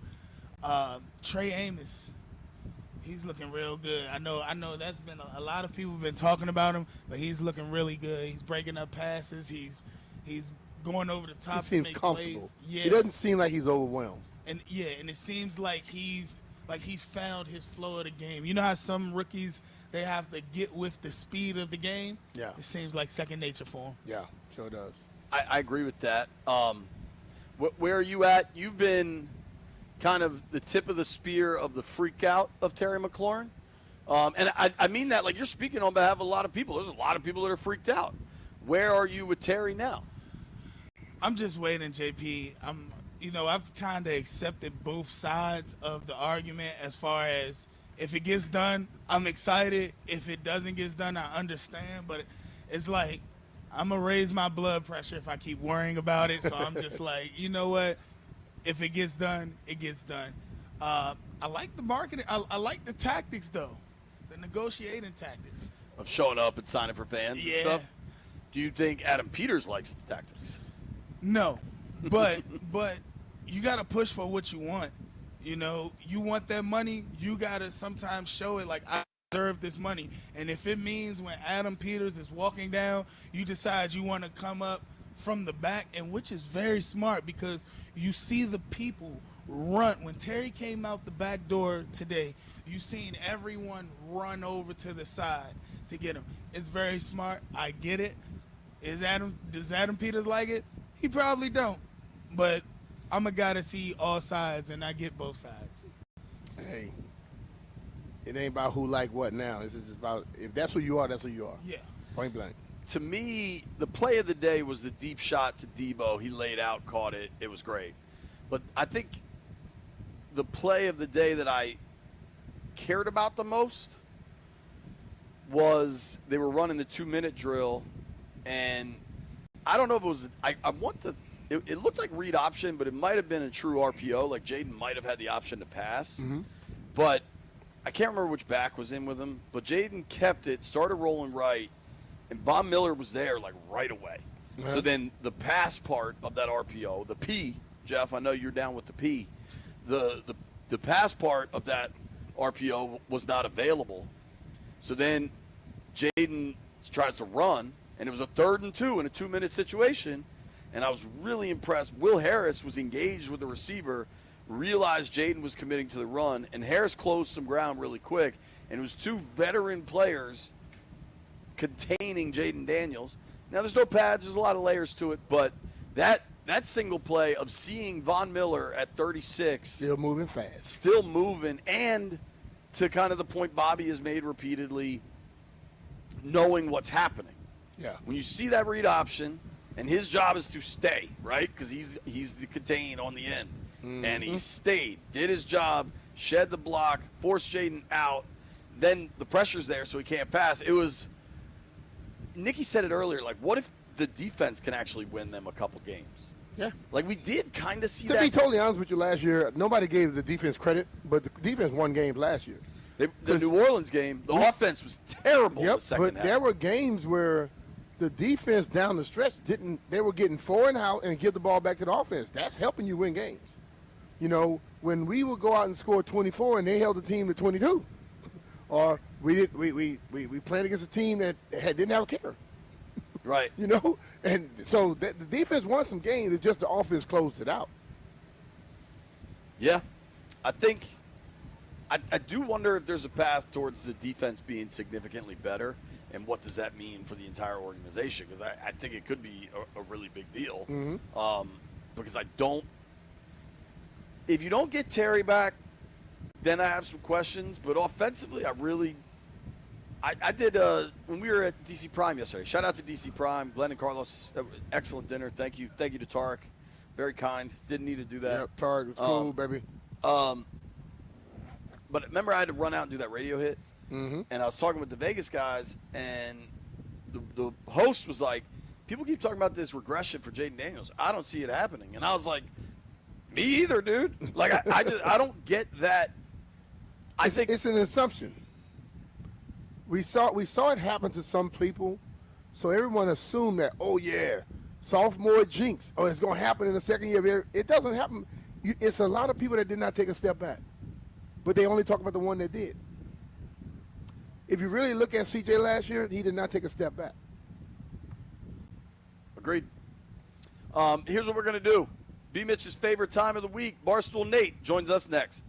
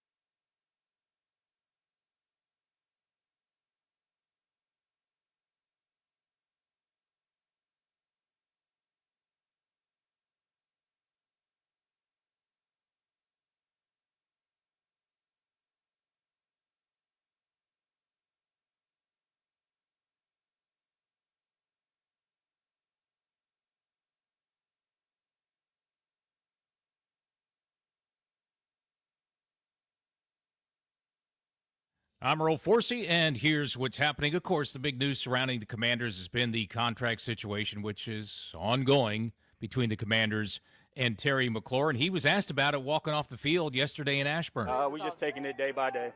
Being here in the building, though, how does that improve the dialogue? Just taking it day by day. Are you going to be able to practice at some point, or how far away from being healthy are you? Just taking it day by day. Thanks, Terry. Appreciate it. Yeah, just like Godspell on Broadway, day by day for Terry McLaurin. Adam Schefter saying yesterday he wants a deal worth considerably more than $33 million per season. That would put him among the top 4 highest-paid receivers in the NFL. Week 2 Commanders training camp continuing today. Tomorrow's a day off. We are 10 days away from the preseason opener at New England. Next Friday, August 8th. Public hearings today and tomorrow. In the district, hundreds of people scheduled to speak on the proposed new stadium for the Commanders at the RFK site. The D.C. City Council scheduled to vote on the stadium deal Friday. Authorities in New York City say a gunman who killed 4 people at a Manhattan office building last night was targeting the NFL offices at 345 Park Avenue, but took the wrong elevator, ended up on the wrong floor. 4 people, including an off-duty New York City police officer, were killed in the shooting on Monday evening. Baseball Nationals continue the road trip in Houston. They won last night 2-1 on a Riley Adams solo shot in the 7th. Another one against the Astros tonight. That's 8-10 for Nats baseball here on The Fan. From the Crop Medcalf 5-Star Sports Desk, I'm Earl Forsey on The Fan.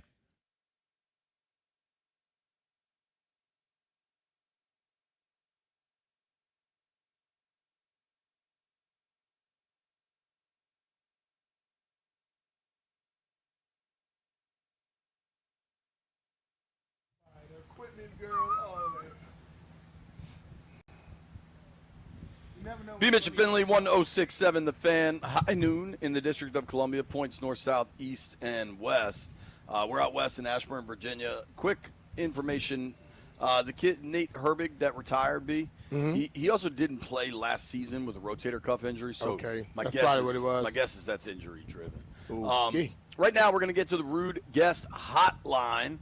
Rude makes the most reliable heating and air conditioning products in the DMV, and we're going to NYC to talk to our boy, Barstool Nate. Nate Dogg, what's happening, man? Football season, let's go, guys. We finally have something to talk about again. Dude, PFT and the Pardon My Take crew were here. Why didn't you come down? I'm not a part of the Pardon My Take show. That's why I'm not there. Yeah, but like for a DC day, I thought maybe you'd make a move. You don't. You have become very New York snooty. Kind of a wuss. You don't live. No, you don't leave that little island very often. I guess my invite got lost in the mail. I don't know. You'll have His to ankle braces don't let him leave New York. I keep my head down. I do my job. Put my hard hat on. Clock in. Clock out. I'm just doing my job the best I can. All right. I don't want to start with the annoying stuff with you because I want to talk for a while. So, with you watching from afar, I know you're paying attention to all the coverage and everything. What are kind of your takeaways of this Commanders training camp so far? So if we're avoiding the big story, everything else seems to be going fine, right? It's quiet. It's knock on wood, injury-free. Every clip is everybody getting along great. It's exactly where we want to be on July 29th, besides one glaring omission that we're not talking about quite yet. But besides that,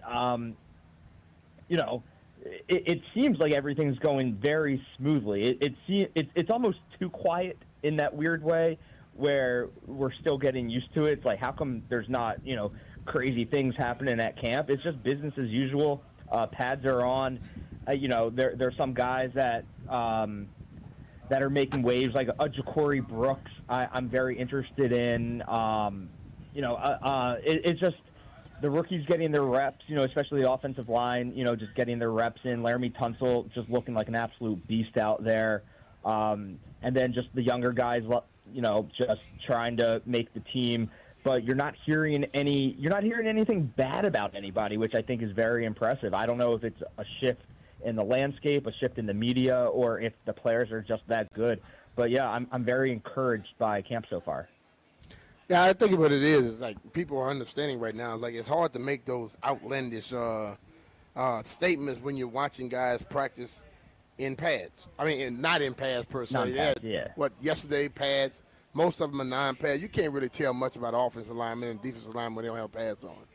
And I think more reporters are getting a little smarter with that. You know, some people still try, but most of them are Of smart. course.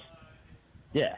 So, besides the Terry situation, it seems like all good things. Yeah, I mean, the Terry situation is kind of the only lingering thing out here, right? I know you live on the internet. Yesterday, the Schefter report came out that perhaps, and Schefter, I think, was pretty clear about keeping it. He didn't report anything, but that Terry wants to make more than DK and maybe considerably more. Where are you at with this Terry situation? I mean, hell, he's here now. He's signing autographs. He's hanging out. How you feeling? It's brutal, right? Because it's so obvious Terry wants to be on the field, practicing with his guys, playing. It's clear to me that his agent is telling him, you can't be out there. Like, we're going to get you as much money as possible. I'm wondering, and this is all just my opinion and me guessing and conjecture or whatever, I'm wondering if Terry at some point is going to be like, all right, agent, you're doing your best. Let's get a deal done. Maybe I don't need $40 million a year. Maybe I'll survive on $33 a year. He does the $33 a year, 3-year deal, and he gets back, on the practice field. That's what I'm hoping. I'm hoping that both sides are playing hardball, and eventually, maybe August 3rd or something, they just sit down, meet in the middle, shake hands, and we get past this. I'm very much hoping. Terry has been nothing but great to this franchise, to the fans, to the community, to the team. We can talk about him forever, how he deserves a statue at the new stadium, etc. It's heartbreaking in a way that this is happening because he's not, he's Terry. He's not annoying. He's not problematic. He's not toxic. He's not any of that. He just and his team just want a new massive contract that, wide receivers, like you mentioned, DK, have signed, and he wants that money. It's just he's 2 years too late on it, age-wise, and I think that seems to be the big holdup is he's going to be 30 years old next month or in 2 months, and they don't want to give him, $40 million a year over 4 years. So I get both sides. I get Terry deserves the money. I get Adam Peters being like, hey, we can't pay you top 3 wide receiver money. It's painful. It stinks. Terry obviously wants to be out there catching balls from Jaden. It's so clear that he wants to be. Honestly, I think it still gets done. I think he's still, out there playing week 1 for Washington. This is just painful to go through for everybody, for him, for us, the fans, for the front office. They don't want this to be their reputation of not paying the cornerstone of the franchise. Every side of it stinks. It is a tough point spot. there. It is a tough spot, and you wonder how long they're going to kind of take it. You know what I mean? It's tough because I've said this repeatedly to B. I want Adam Peters to be data-driven and not emotional-driven. Mm-hmm. And I'm really glad Josh Harris isn't stepping in and saying, oh, get this done. I love this guy. Can I just touch on that point? It's so funny. I love that point so much because for years, for decades, Dan Snyder meddling and giving guys ginormous deals, and we all hated it, right? We're like, get Snyder out of there. He shouldn't be giving contracts to, he should let football people do football things. And now we're sitting here like, man, I kind of wish someone would just pay Terry the money. So it's very interesting and funny to me how all of a sudden a lot of us are like, if only we had a guy who would pay him. But I'm with you. I like Adam Peters being the football guy, data-driven, analytics-driven. It's just at some point it's like Terry's different. He's not Albert Hainsworth, right? Like Terry is Terry. The algorithm can't factor in Terry McLaurin. He's special. He's unique. He's one of one to the fans, to the franchise, to everything. And I think that's very important. And maybe you do pay him a little more money because of that factor. I don't think you pay him top 1 wide receiver in the league money. I don't think you destroy the future of the organization to pay a 30-year-old wide receiver. But I think you can throw him a couple more nickels because of who he is. I truly think at the end of the day, the algorithms and all that don't keep into account Terry is Terry, and he's different from everybody else. Yeah, it doesn't show none of that. No, I think that's why, if you are going to be 100% data-driven, and then they got to not say some things that they say, because the things that you promoted and you defined a commander by, 17 fits all of them. Yeah. And it makes people question, are you saying what you really mean?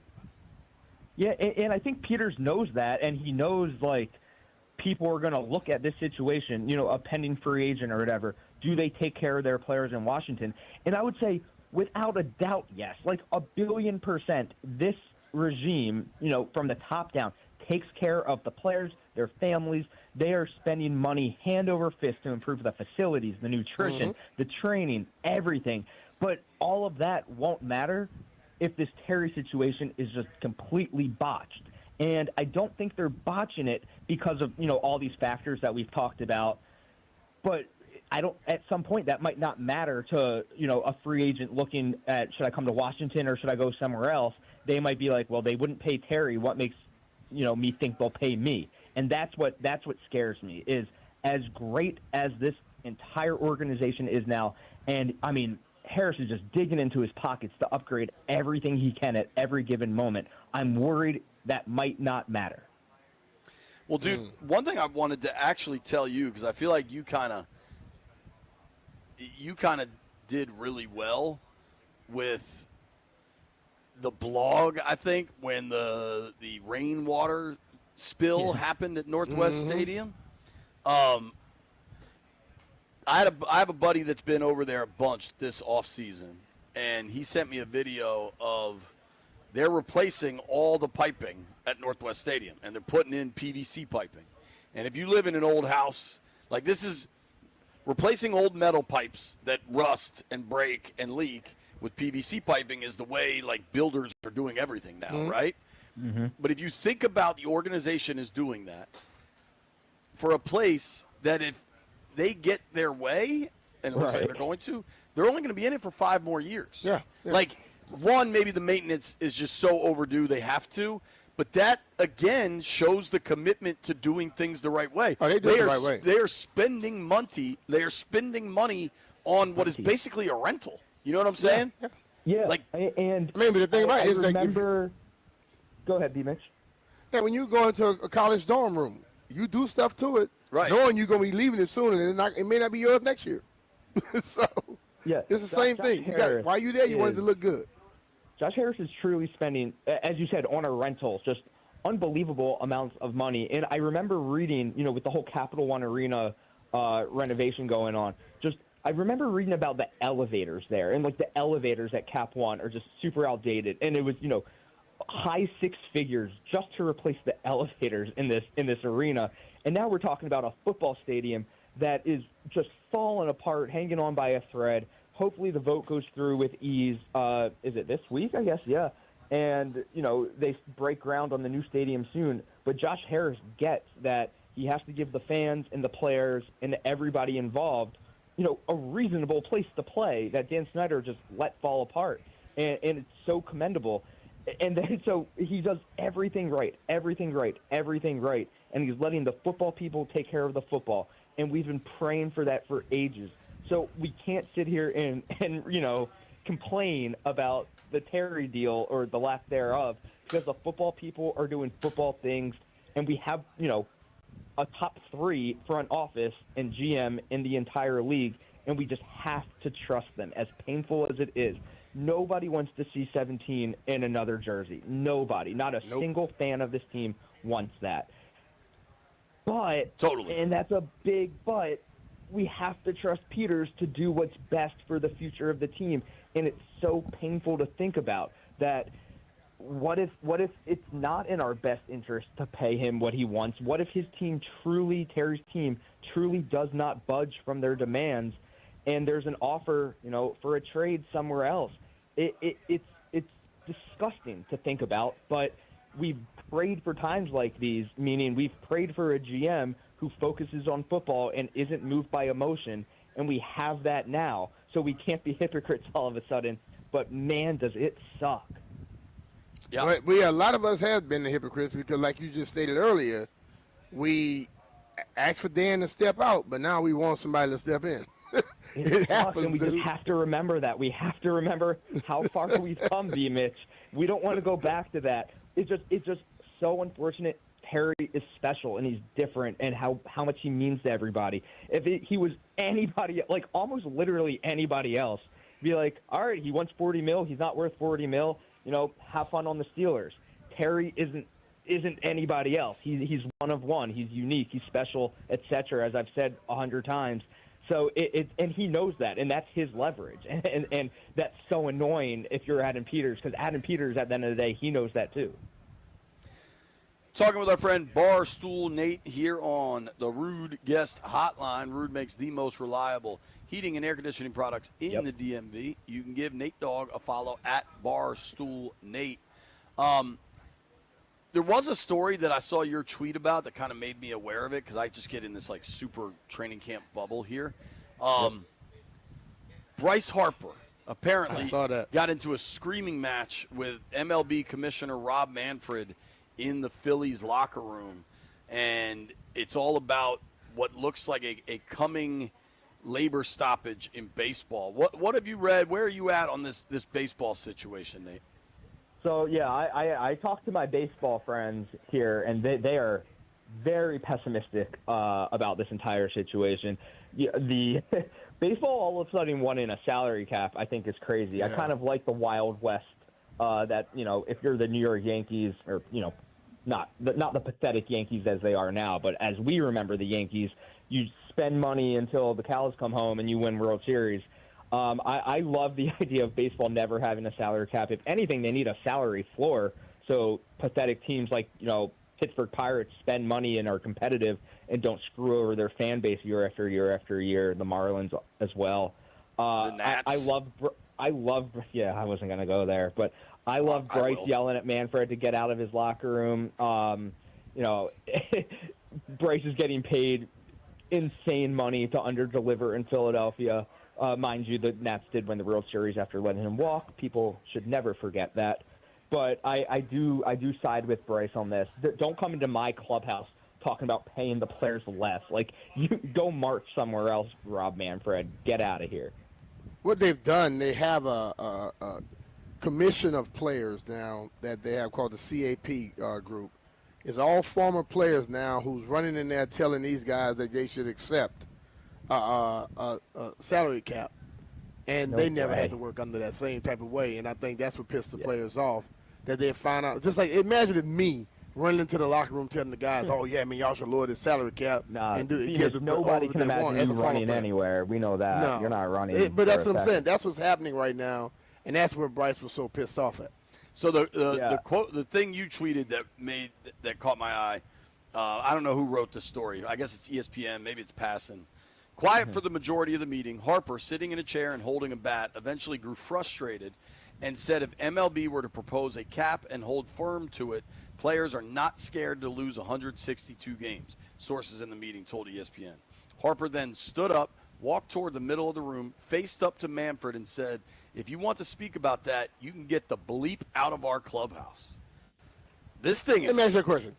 If a commissioner comes to a meeting, and they have been doing meetings that are less than 30 minutes, 15, 20 minutes, why the hell did he come there and waste your time?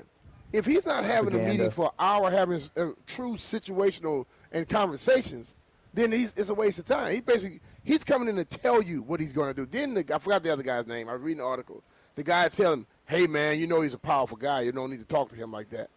Like, it's a threat. Yeah. You know who else is pretty powerful? Bryce Harper. The baseball players. Right.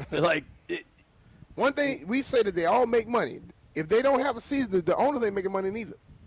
Well, my quote tweet, JP and B. Mitch, was, how do I buy Savannah Banana stock right now? Because if Bryce Harper is saying we're not scared to lose 162 games, you're going to be seeing a lot more of the freaking Savannah Bananas during a full season lockout from Major League Baseball. For better or for worse, those guys are salivating at the idea of baseball missing a season, which obviously nobody wants, Savannah Bananas or a lockout.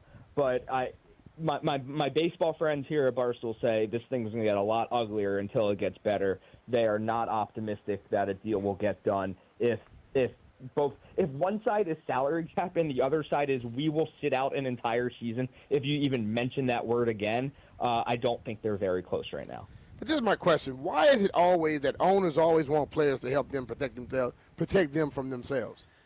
I think owners are freaked out by Cohen with the Mets. I think they're freaked out by this Juan Soto deal. Okay, but the whole thing about it is they weren't freaked out by the damn Ohtani deal. Right. They weren't freaked out by the 5 people that signed over there, well over $1 billion up front. You know, when all those people signed. This is the owners that are doing this. The players aren't signing anybody to these contracts. So why is it always owners against players, but guess what? The players got to help you be smarter? Won't you think about the billionaire owners, B. Mitch, and what they have to go through? Hell no, ever. I think he was joking. I was joking. I have a bunch of Nats fans mad at me because when they drafted the kid Willits first overall, I said, I wonder if money's involved here because Holiday went, and these guys are yelling at me, I don't understand the MLB draft, and it allows them to spend more money later, and I get that. But, they're running a cheap organization now. And Thomas Boswell, who just went into the Baseball Hall of Fame, shout out to Boz, wrote a story 3 days later.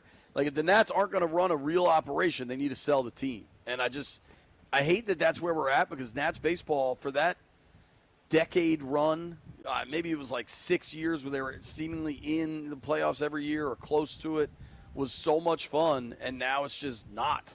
And now it's trade deadline's Thursday. What are they going to do? Are they going to actually entertain trading one of these young studs? Clearly not James Wood, but a Gore or Abrams or something. And it just sucks being a have-not. We were a have-not for so long in football, and now it's a have city. That baseball team's a have-not. Yeah, the baseball team situation has not improved at all, not even a little tiny bit. It's just getting worse. It's almost like someone sat down and was like, hey, this is how much money you make if you try to compete for World Series, and this is how much money you make if you sell all your players at their peak and you don't compete and you don't care at all about winning, and it was the exact same number. So, or maybe you just make more by not trying. It's crazy to me that you can be worth so much money and just, it's an infinite money glitch. You own a baseball team. You have the TV money. Just go sign a couple good players and compete and maybe win a World Series. You're not going to go from having $10 billion to your name to zero if you sign a couple middle relief pitchers. It's just go sign some players or don't own the team. I get some owners just look at teams as investments. It's just we own a couple houses as investments. We have this boat as an investment, and we own a baseball team as an investment. I hate the way of thinking that. There's only 30 teams. You should run it, and you should try to win a World Series. You should care about everything, or you shouldn't own it. I understand business is business, blah, blah, blah, blah, blah. I just think that's corny and cheap, and I hate it. Thank you, Nate Dogg. Appreciate the time. All right, brother. Hey, stay cool out there, and tell Jaden I say hello. Will do. Our friend Barstool Nate joining us via the Rude We Guest use that word hotline. friend loosely. Give him a follow at Barstool Nate. When we come back, defending Super Bowl champion Philadelphia Eagles are in the NFC East. But who's the team to beat in the NFC East this year? Nobody go anywhere.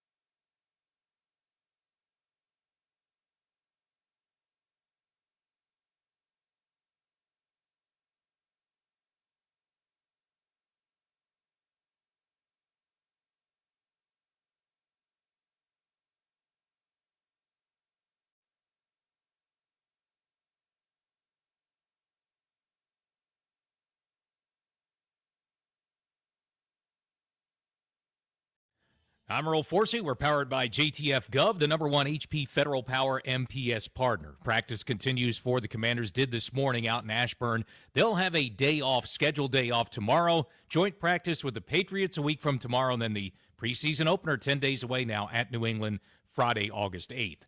Also today, public hearings underway in Washington today and tomorrow downtown. Hundreds of people scheduled to speak on the proposed new stadium for the Commanders at the RFK site. D.C. City Council has a vote scheduled for Friday. Nationals looking for a fourth straight win tonight. They knocked off the Astros 2-1 last night in Houston. 3 in a row for the Nats. They've won 5 of 7, 8-10 first pitch for Nats baseball tonight on the Fan. Dylan Cruz begins his rehab assignment with AAA Rochester tonight. He's been out a couple of months with a strained left oblique muscle. Mission Critical, that's JTF's specialty. We're a top-ranked HP MPS power partner for a reason.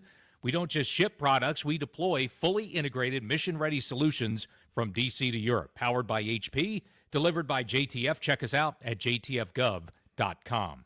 From the Crop Metcalf 5-Star Sports Desk, I'm Earl Forsey on The Fan.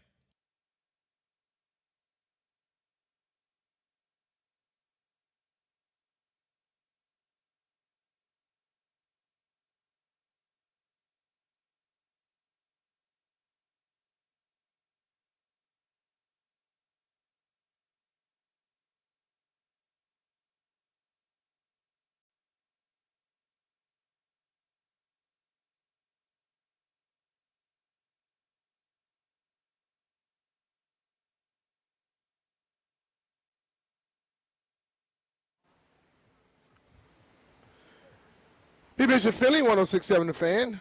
Welcome back. We're coming to you live from training camp, and everyone know that the Philadelphia Eagles are the Super Bowl champs, defending Super Bowl champs, and they're coming back in the NFC East, and this team lost some players, but people still feel they're as good as they ever been. But there are people around the league who believe that they may not be the team to beat in the NFC. Are the Washington Commanders that? Let's take a listen to Derek Carr and what he thinks. In your second year, you see the field so much better. And a lot of those things that I was concerned with the free rushers kind of getting a shot on Jaden, I don't think they happen this year. I think Cliff gets better. I think Jaden gets better. And maybe some of those close games that they had to win, they won't even be close this year. Really? That's what I think. I think that's how good this kid is. They're going to clean a lot of that stuff up. Are you talking MVP consideration? That's the way you're sounding. Well, he played like that at times last year. And so, I mean, now it's not like rookie of the year. It's can you be an MVP? I think with what they have around him, if they're able to just clean up and just make it a little bit easier for him, because he had to play hero ball. That's why I'm talking so glowingly about the kid, because he was making throws that you just shouldn't make. Honestly, like even a veteran quarterback would go into that meeting room the next day and tell Cliff Kingsbury, we're not doing this anymore. Jaden just covered it up. So hopefully he's gained a little bit of knowledge, Cliff's gained some knowledge, and they can clean some of that stuff up and make it easier for him because he'll play even better. I agree, dude. See that's and Derek Carr played in the NFL. Many people say, well, didn't have the greatest career, but I would say this. Players understand how that step goes. And I know when people look at it, listen, people get so caught up in a negative aspect of what goes on in this world today. So when people start talking about that sophomore jinx, you get a lot of people jumping on that. But there is that aspect where you see things clearer in your second year. This kid saw stuff clear his first year. And he seems to be a different player. Nobody gives him credit for that. You know, and what I love so much about him, he doesn't seem to have changed at all when it comes to, like, what this game has given him and what he's become with it. He's not overwhelmed by the status of it. He still is working to become better at it. And that's very, very rare when it comes down to players in the league, especially at that position. Totally agree, man. I don't get the, like, oh, Jaden will go backwards conversation. I think he's only going up, man. But we live in a hater population. People rather talk negative about somebody. You know why? When someone does something well at a high level consistently, you know what that naturally does to you, even subconsciously? Puts pressure on you to try to become better. And how many people are really willing to dedicate their lives to become something and become better at something? You get what I'm saying? So Jaden Daniels makes people that may not even be a football player, not a quarterback. He makes them feel like, oh, I'm not doing it. He makes them feel bad about themselves. And instead of going out there and working a little harder and investing a little bit more in what you do, you rather knock him to try to make him want to get off of his horse. He's not. So hate all you want. You got to deal with that dude. I just think the level of play we saw Jaden at last year, none of it was fluky. You know, like, if you want to point to the Hail Mary or the doinked kick, like, I can get that. But what we saw on the field, how they practice end-of-game situations, the fact that they hired this dude Dave Gardy away from the league to run their late game stuff. Yeah. I also think, like, let's operate in a world where we assume Terry gets re-signed, right? Mm-hmm. Their offense should be way better. You're adding Debo. You add Tunsil. I think Connerly could play and will play right away. Like, your line should be better. Maybe you got another back out there that gives you a little bit more. Mm-hmm. There are questions, and as far as the NFC East is concerned, I'm not naive enough to think Philly's not still the team. But you know what happens? What happened normally historically when you start looking at the numbers as well?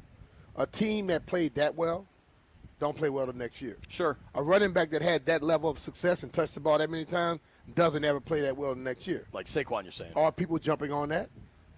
So it's like they lost a lot. They lost people on top of it as well. So you wonder, will they be? And let's go with history again.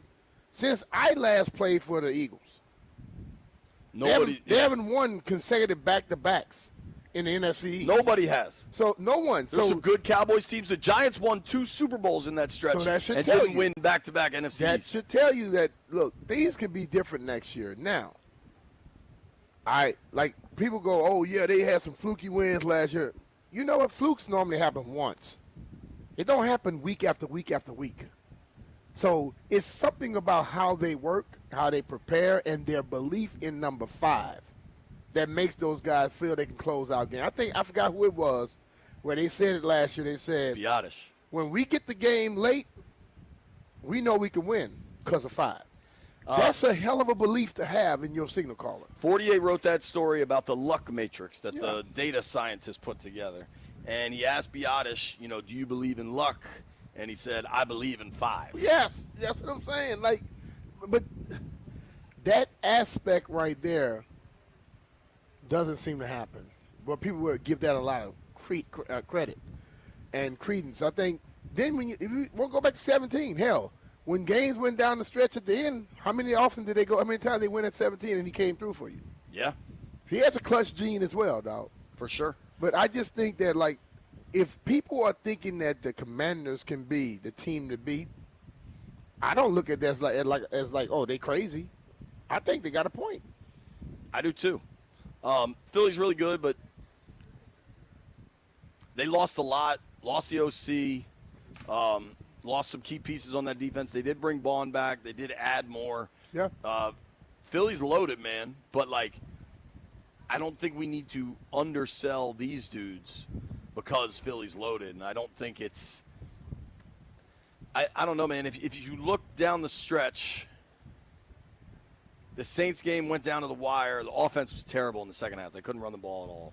The O-line just got their ass kicked in that game. Yep. The Eagles game, 5 turnovers. I get that Hurts went down, but Washington turned that ball over 5 times. But they were and still won. there. Right, they won the game. Falcons game, they win it late at home. Cowboys game, they win it late on the road. Big play for Terry there at the end. The Bucs playoff game, they win late on the road. Detroit, they thrashed. Now, Detroit was ravaged by injuries. That was a tough situation, right? They beat Minnesota the week before.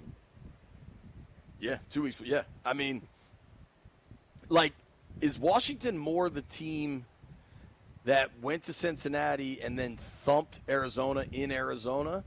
Or are they more the team that lost 3 in a row in the middle of the season or just somewhere in the middle of that? And I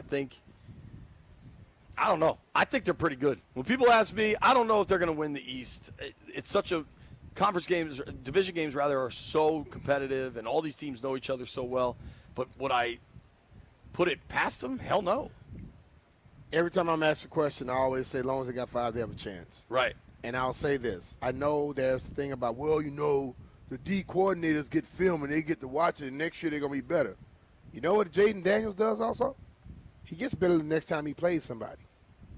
Okay? They had tape on him for the second half of the year. But what I'm saying, he's gotten better when he plays somebody. And when he makes a mistake, he don't normally make that mistake again. So maybe, just maybe, that virtual reality, it may be making him a little better and a little quicker than what those other people think, and they just can't keep up with it.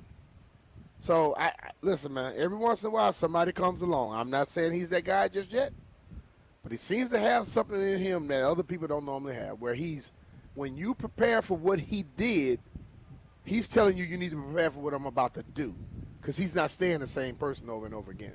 He's exceeding and accelerating his game and getting better at it. Totally agree. He has great ones. You have to be athletically gifted, of course. You also have to have drive. To quote the great Doc Walker, you got to have that dog in you. Jaden's got it all day. Just because he's smiling and easygoing, he wants. What did Kobe always say? I want to rip your heart out when I get on the court. Growing up, we had a German Shepherd that would let you into the yard. When you walk in the yard.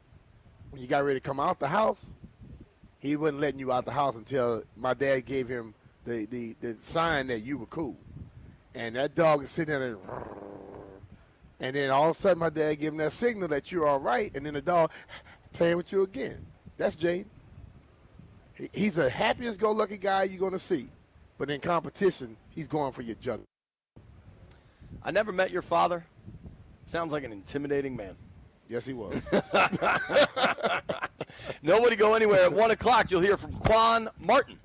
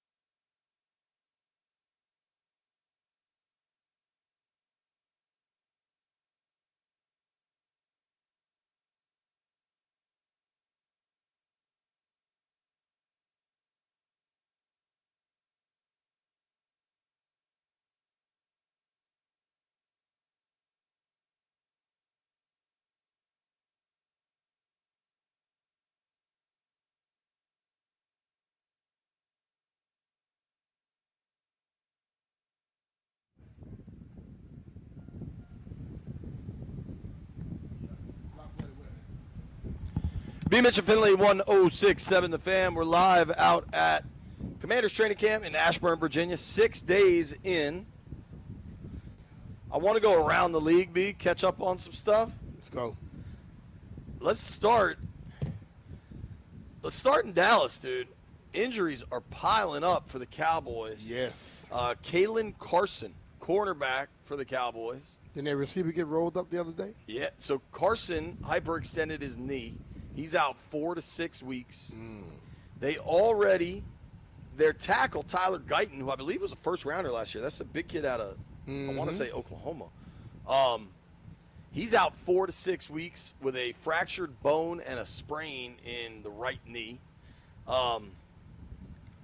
Injuries are piling up in Dallas, man. And it's I'm not – listen, man, you never want injuries. I know everybody hates Dallas, but you don't want injuries, especially this time of year. Mm-hmm. And that's just – I mean, that's a lot going on for the Cowboys with a first-year head coach. Jerry's doing everything he can to alienate Micah Parsons. Like, it's just kind of a wacky situation down there, don't you think? It is. But it's Dallas. Right. That's the way I leave that one. Other injuries today, Xavier Worthy for the Chiefs. Andy Reid said he banged his head. That mean concussion? It could. Hollywood Brown had a lower leg thing with the Chiefs also. That kid Worthy looked really good for them, but then missed some time. That's a team that has not spent at wide receiver, and at least last season, I think it hurt them a little. They didn't have much in the pass game last year. Dallas, they didn't. No, I'm saying Kansas City. Oh. KC didn't have any. You had both Worthy and Winston got a little hurt throughout the season. We had a guy that wasn't in shape, as he normally is, in Kelsey. And he's owned that. Yeah. So, and that was your number one receiver for years. Right. And then he comes in not healthy, it's going to be hard. And the offensive line wasn't great. Right. Yeah, I mean, the KC situation is interesting. You mentioned this earlier, Christian Gonzalez for New England, the stud young corner that has had injury issues in his time. He missed practice today. Maxwell Hairston, corner in Buffalo, has to get his knee checked out. And then circling it back to the NFC East, Malik Neighbors had to leave practice today. Because of? Getting his shoulder checked out. Apparently he came down hard on his shoulder. Now, the reports are saying that he's okay. Yeah. But as good as he is, he does have some awkward falls. Like some people can be athletic as hell, they just fall awkward every time. Robert. Yeah, but Malik is similar to that. Yeah. But Malik's a baller, though. We've also gotten out in Cleveland, owner Jimmy Haslam. I'm not sure why today, but he decided to speak to the media. And he said, listen to this, tell me what you hear. Haslam on the selection of Shedeur Sanders. We have good process. We had a conversation early that morning, and then we had a conversation later that day. I think we had the right people involved in the conversation. At the end of the day, that's Andrew Barry's call. Andrew made the call to pick Shedeur. Is that the owner supporting his GM? Or is that the owner? We don't know with this owner. He's different. Say it like that. Definitely different. And then, obviously, there was the terrible situation at NFL headquarters where a deranged gunman broke in, and a police officer, I believe, was murdered, which is just awful. 4 people dead. I mean, that's just terrible. I read the story that said that the guy was looking at went there because he blamed the NFL on getting him CTE. He never played in the NFL, though. Think about that. But the weirdest situation in the NFL is what's going on with Christian Wilkins and Las Vegas. Well, Greg, we're going to explain it for you. You just called and asked me to explain it for him. To break down the story, we've got B. Mitch and Finley I-Team reporter Jeff Walker. Jeffrey, what the hell's going on with Wilkins in Vegas? Well, what's your investigation conclude? They said it was because of his foot, but I'm finding out he's a freaky shooter. He tried to kiss his teammate on the forehead, and his teammate reported it, and that's when they made the decision to let him go. I believe everything. I believe everything. Just go look up that man's name. He been freaky since college. He got to stop. He got to stop because everybody don't move that way, and you're playing a game. Nobody wanna get tackled and feel someone rubbing on them, let alone a grown man. It's crazy. He need to get it together. What do you think happens here, Jeff? I think Wilkins has the NFLPA like appealing on his behalf because the Raiders are basically trying to void out a lot of the money they owe. And when Wilkins is playing well on the field, he's really good. Yeah, he but was really good in Miami. They need to fight for him because they can't just void out a contract just because like that. Yeah, but you can't also be moving like that because you but kiss any a random contract man is a in the contract, street dog. or any random person. That's a sexual assault case right there. And that's something he has to deal with, but they can't void out that contract just because yeah, of that. because he signed it. It's weird though. Let's just say this. I wish him the best. The NFL is powerful. Hold on. Stop messing with that entity. You got a problem. Our guy Greg has an idea. He said, tell Jeff to kiss B. Mitch on the head and see what happens. Nah, I'm good. I'm good on that. I don't want to put my lips near any man. Whoa, pause, dog. Act like you've never shared a blunt with somebody. He put his lips on somebody else's lips by proxy. That's different. That's what I'm saying. That is different. That's what I'm saying. Florio got details on the Von Miller contract. You ready for the actual? It was reported to be $6 million with $4 million in incentives. You ready for actual numbers? Go ahead. Signing bonus, $3 million. Base salary, just about $2 million, $1,995. A per game roster bonus of up to $1.105 million. So per game, that's $1.105 million divided by 17. I'm not a math guy. Somebody can figure that out. This is where I find it interesting, B. Last year, Miller had 6 sacks. This year, if he can get to 7 sacks, he has a $500,000 incentive. If he can get to 11, it's $1.5 million total incentive. 13, $2 million. 15, $2.5 million. Now, what's interesting is I think, like, say he gets to 11, I don't think he gets the mill and the mill for 9 and the half for 7. $67,000 a week. Pretty roster good. bonus. Pretty good. If he makes the Pro Bowls, $500K. If the team gets to the NFC Championship and he has 11 sacks, $700,000. If there's a Super Bowl win and he has 11 sacks, $700,000. So if they go win a Super Bowl, he's gonna make about how much? It's also tied to his sack total. Yeah. If they win the Super Bowl and he has 11 sacks, he would make an additional. If they win a Super Bowl, I'm going to suggest he has 11 sacks. Right. Let's be real about that. Are those 11 sacks just in the regular season? Or those 11 sacks go throughout the playoffs? I'm guessing it's just regular season. I don't know. Well, if we win the Super Bowl, you should get it go all the way to me to get you to the Super Bowl. If he goes to the Super Bowl, it's $700K plus 11 plus 1.5 for the 11. So that's what, 2.2 bonus? You say 1.5? 1.5 plus 7. Yeah, 2.2. 2.2. That's good money for Von. He can roll out of bed in his house shoes. Already got and 3. Rush the passer. Already got 4, basically. Yeah. So I think that's a pretty good, fair deal, honestly. $3 million guaranteed. Then he starts making money once he plays. Doesn't the salary hit the base salary hit as soon as he plays week 1? That's As soon as he makes the roster week 1 before the game even come out. When they come out with that roster on that Thursday, Friday, whatever it is, boom, his salary is there for the rest of the year. That's basically $5 million, and then the per games could be that much more. Von Miller, wealthy man, good at what he does. Nobody go anywhere. You'll hear from Quan Martin next.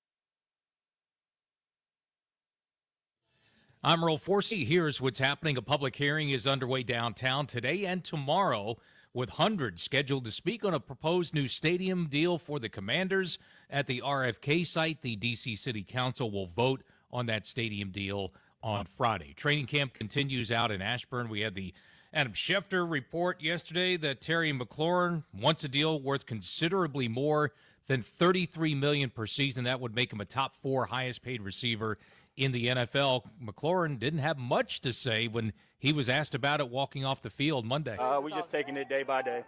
Being here in the building, though, how does that improve the dialogue? Just taking it day by day. Are you going to be able to practice at some point, or how far away from being healthy are you? Just taking it day by day. Thanks, Terry. Appreciate it. That's where it stands right now. Nothing new on that. Week 2 Commanders training camp continued this morning. Tomorrow's a day off. Joint practice next week, a week from tomorrow against the Patriots, and then preseason opener 10 days away at New England Friday, August 8th. Baseball Nationals starting to play a bit better baseball. They won their 3rd straight last night in Houston, beating the Astros 2-1. Riley Adams, the go-ahead solo shot in the 7th inning, as the Nats have now won 5 of their last 7. 8-10 first pitch for Nats baseball tonight on the Fan. The bad news yesterday, boy, another pitching issue. Nats top pitching prospect Travis Sikora needs Tommy John surgery. Not only done for the year, but he's likely to miss all of next season as well. And we'll keep an eye on things this week. The baseball trade deadline coming up. Nationals could be a busy team heading into the deadline, which is Thursday at 6 p.m. We're brought to you by the Chesapeake Bay Sox. Purchase tickets at baysox.com. From the Crop Metcalf 5-Star Sports Desk, I'm Earl Forsey on the Fan.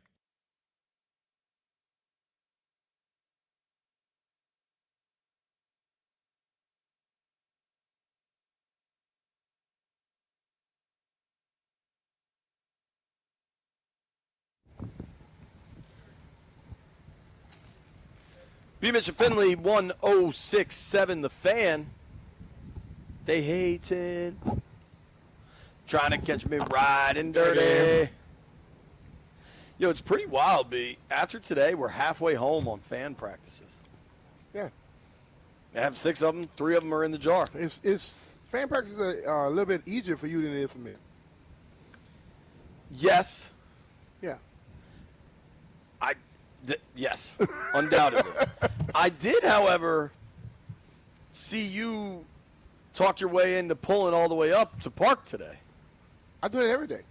Every day I've been here, you see my car in the same spot. Dog, I just park out there. I just don't feel like it. I'm just like, I've all already right. told you. Like, I roll in, and because they always trying to send you to the back. I just say, no, I'm with the media. I'm going to go up front because they got spots up there. And he say, oh, okay. And I just ride on up, and I find a spot. I've just been parking in the back and walking. Bro. My car is way back there. Too far. It's crazy, dude. We're a week into camp already. Mm-hmm. And then, so there's practice Thursday with JB, fans. that's football in 2 days. I know. Let's be real. You excited to watch the Hall of Fame game? I want to hear the speeches and things of that nature. That stuff's Friday night? The game's Thursday night? I don't know the exact time, but I'll be trying to look for that. We'll be in New England next week. Busy, busy time, man. You know what I was realizing, though, because the first couple months of the schedule is a ton of travel. I mean, think about 3 of the first 4 are on the road. A Thursday nighter, then Atlanta. 3 of the first 5, then the Chargers. But after Madrid, the farthest travel is Minnesota, and the last 4 games, the farthest we go is Philly. Look at what you said. You said after Madrid. Yeah. Okay. Madrid is going to be enough for like 4 weeks. That's a good point. That's a very good point. Speaking of football, I got to talk to Commander safety Quan Martin. I think Quan could really be in a breakout year situation. He's really good. He's looked really good out here. Here we go. Me and Quan. Always a pleasure to get to talk to Commander safety Quan Martin. Thank you for the time. Plenty of football I want to ask you about, but you just told me you just got engaged. Yeah. How'd it go down? We went out to Carousel. Okay. It's like a Caribbean island. We spent like 5 days out there, and I had been planning it for a while. Had the ring made. It was at the house for like 5 days. Took the trip. I coordinated with the salespeople at the resort that we stayed at, and just did a little engagement on the beach. So did you fly down with the ring? Yeah. Where do you put it? It was in my backpack. And we was kind of sharing the backpack, so like anytime she needed it, I was like, oh, like let me see what you need, like. But it was nice. Any dicey moments where you just like hanging on to the backpack, not letting her have it? Pretty much the whole way there. I bet. Yeah, the whole way there. Did you do one knee? Yeah. Awesome. You got to get down on knee, Got to. man. I did it. Yeah. When we got engaged, my wife loves Christmas, and we did it at the White House Christmas tree. Okay. This is a lot of years ago. Yeah. And I was shocked how crowded it was because Yeah. I'm an idiot. And I like freaked out. Yeah. She's like, "Are you okay?" I was like, "I'm gonna be fine." Everybody probably watching. Yes, Yeah. dude. It's a weird moment, man. But congratulations. Considering what enormous step that is in your life, what is it like to then come back and just here comes training camp? Oh man, it's awesome, man. Just to have that and do it and have that taken care of, man, and just come in here like worry free, just worry about football, honestly. How much has your game progressed over the seasons now? I think a whole lot, man. I think it kind of showed last year as the season went on. I just felt more comfortable in the defense, more comfortable in the system, and just trying to find my way within the defense and be able to make plays. Seems like throughout camp here, you've been making plays almost every day. You had one today, and it seems like the DBs are flying around. What do you think about the DB room and just kind of the back end of this defense going into this year? I think we got a really solid group, man, from outside to inside to our safeties, man. It's a really solid group. Everybody is a playmaker. Everybody gets their hand on the ball, just looking to make plays, man, and I think we all really complement each other. What's it like for you when they tell you, oh, by the way, we just added Von Miller? Man, it was a big name. Yeah, it was amazing. I mean, the name itself just carries so much weight, man, and I think he really help us on the D-line and just affecting the quarterback. And I think that's where a lot of them, like, overthrows, bad balls, tip balls, and everything comes into play. So I love it, man. It really just opens up a lot for me. You and Chin really kind of took over and played darn near every snap down the stretch. Obviously, he's gone. Maybe Will Harris fills that role. There's other candidates, too. How hard is that to adapt to a new kind of, the other safety to you? It hasn't been hard at all, man. Will's been a great guy since he came in the building. Just open, speak, whatever he knows, just give you knowledge, give you game. And he knows football, man. So just being able to bond and connect with him throughout OTAs and now through camp. Really my first time getting on the field with him during camp. So just growing and learning and just understanding each other's game. If it all breaks right and it's Trey, Mikey, Lattimore, what do you think of that kind of as your starting corners? I mean, whoever we put out there, honestly, I think do us justice, man. And I think everybody, and Coach Witt talks about like just rolling with a deep crew, man. I think we got guys who can come in off the bench and make plays, man. So it's not even like who's out there. It's more like the defense, our standard, and guys just willing to go out there and do whatever it is to help the team. I think the play in the Detroit game puts you on like a national map. I think a lot more people started paying attention. Do you set personal goals going into a season? Yeah, I do. Just being able to have something to look forward to, and even if it's like week by week, half the season to the second half, like whatever it may be, man, just having something to work towards, look forward to, and just knowing why you're here and just continuing to work, just having something that drives you. And then getting that taste of playoff success, what does that do for this team's drive going this year? Honestly, I think it just makes us a lot more hungrier, man. We got real close last year, and so I think the standard is super high. Like, that's the standard. And I think everybody's bought in, man, and everybody knows what to expect, what's the standard. So I think we just going to keep working, man, and just keep growing and bonding more as a team. And, I think it'll take us where we want to go. Thank you for the time, man. Appreciate it. Quan Martin, Commander Safety. B, what do you think of Quan? What do you think he could move forward like this year? I think the sky's the limit. I think I look at him last year. The guy played with an injured shoulder the whole year, and he improved all year. He was solid for him. And I think without that shoulder, he can be a little bit more aggressive. Last year, he had to watch that. You know, we didn't find out till the end of the season he had the shoulder injury. Right. And we didn't find out till after the draft. And when he was told playing that well, you know, and then you watch him. I like Quan a lot, too, like Mikey, because, you know, a lot of these guys just want to improve physically. These guys, he's a mental guy out there, too, and I think that makes the game a lot easier for you. When you don't have to think about it, you know it. You know what I mean? And I've been impressed by him a good bit. I've become cool with his dad, so I've started watching him more closely. You know what I mean? Yeah. And that dude was making improvements, drastic improvements early on. But I think we were so caught up in watching Chin and people like that, we didn't notice how good he was playing. But if you look at him down the stretch, even in playoffs, he started making plays.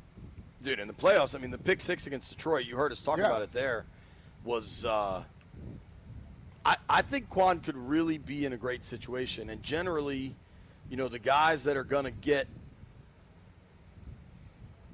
more guys from good teams get Pro Bowl consideration or get more national conversation. And I think the way this team is tracking, a guy like Quan, if he makes a couple plays in the regular season, could really change a bunch of stuff. Totally. And now this team is good, and people are talking about them, and they're going to be on primetime games all the time. You know what I mean? And it changes the scenario for these young guys as far as who is on the radar making moves. You know what I mean? Mm-hmm. And I think that is really pretty exciting. And he's just a guy I root for. Like, I've known him since a rookie. Remember Ron wouldn't play him at first? Like, we found out he was doing a lot of things that wouldn't make no sense, but okay. Right. That's definitely true. I think that DB group, to me, seems pretty damn legit, and I'm really excited to see if that's the case, and we'll find out. What do you think for Drake May in year 2? Our focus is on Jaden, obviously, but, you know, May showed some good flashes. He showed some good year. flashes, but I think the people around him has to be better. They have to have better offensive weapons around him for him to be able to grow. He did show he was mobile. I still believe Jaden was the better quarterback before the draft and even after the draft. But I still think that Drake can be a guy who can be very, very solid if they started putting the right pieces around him. Yeah, I think think the thing that scares me with a guy like him. Now, Dan Quinn has been in this thing before. He's a little different. Also, Vrabel has been in it before too, but still, Vrabel is more, I'm all defensive minded. Does that defensive minded coach truly helps out? And if Vrabel, since he played and won, does he get more credit and more respect from Kraft to where he can dictate what's happening more than the GM does? Because the GM that drafted that quarterback would want to make sure they keep helping him out. But if the head coach wants to get the defense better, because that's his side of the ball, you know, you can have some issues there.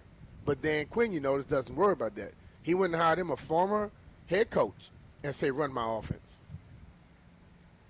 Yeah. Who is running offense for the Patriots? Did they bring Josh McDaniels back? I believe they did. Do you think? Will Josh McDaniel respect Vrabel like he did Belichick? I imagine if they're bringing him back, I mean, think him and Vrabel must know each other. Of course he knows. He was there forever. Right. If he's bringing him back, I imagine he thinks he's the right guy. But McDaniels, in various spots, has looked like just such a jerk.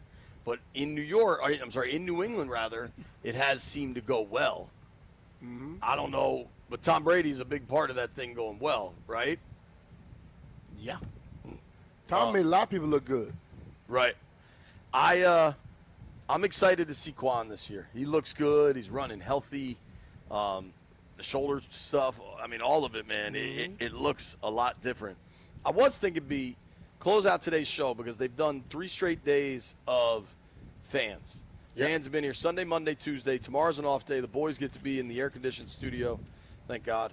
I was thinking to open these phone lines up and let fans just tell us how it's been out here. Because, I mean, the amount of people that come up to us are like, love the show, listen every day. Like, if you're driving home right now, hit us up. Kid tell me that this morning. I say, dude, how old are you? Shouldn't you be in school? Shouldn't you? You ain't listening every day. And if you are, I got to talk to your parents then. 800-636-1067. 800-636-1067. I'm curious how this has been for fans. Let us know how it's been for you, if you've been enjoying it. I think, personally, it's been without a hitch. Like Jeff said earlier, things seem to be running very smoothly. And it's all around this thing, man. And, because I've gotten a chance to know a lot of people that works behind the scenes and do different things, from the security people all the way through. They don't seem to be having a lot of problems. And I remember the one young lady, and I'm not going to say her name, but anyway, she told me and Santana, we were leaving from Cleveland, and Cincinnati.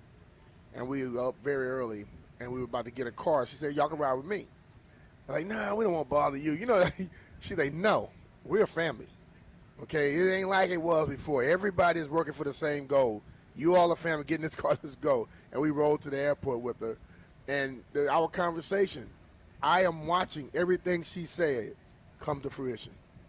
You know what I mean? Yeah. And when you talk to people and deal with people, it's a total different vibe, man, than what it was before.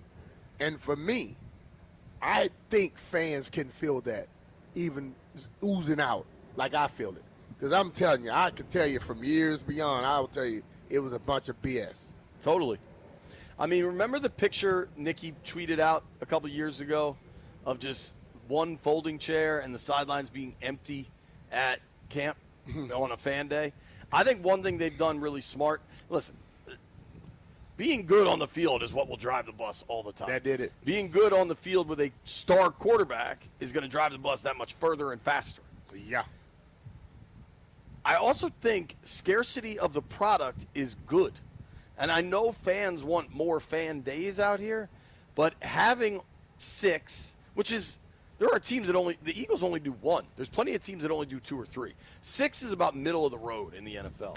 It creates real demand. Yeah. And I think that has value because the people that come out here are excited. And they can't wait. And these kids are excited. The only thing I've noticed, and this is not the organization, I would actually say the security folks that are working out here have been trying like crazy to prevent this. But they have this area called the kid zone, right? Keep the adults out of it. And they have areas that are just for kids to get autographs. These adults got to chill out, man. Yeah. Can't be pushing up on little kids. Like they got me today. I said, listen, I'm going to start on this end and I'm going to work all the way to the other end.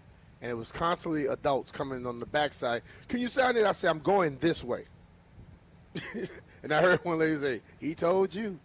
You're damn straight. I mean, I'm trying to make it easier so everybody can get the autograph. I'm trying to make it easier for me too, so I can continue working down and I can roll on and get to the field because I don't want to keep turning around, going forward, going back, going forward. I want to sign because I believe in doing that, and then I'm gonna get to the field so I can do my job. I gotta know what the hell I'm talking about. Right.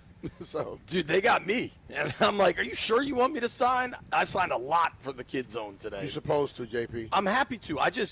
Brian, you played football. You have a Super Bowl ring. It don't make ring. a difference. They see you on TV. I'm always amazed by it. You're not the big-eared blogger to them. You are Mr. All Ears.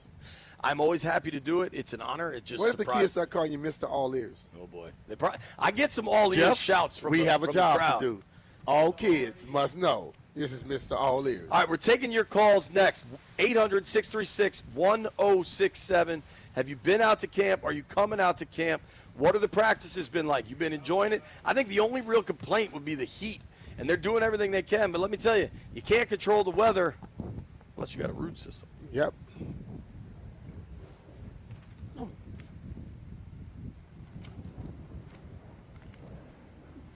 Go. We'll be right back.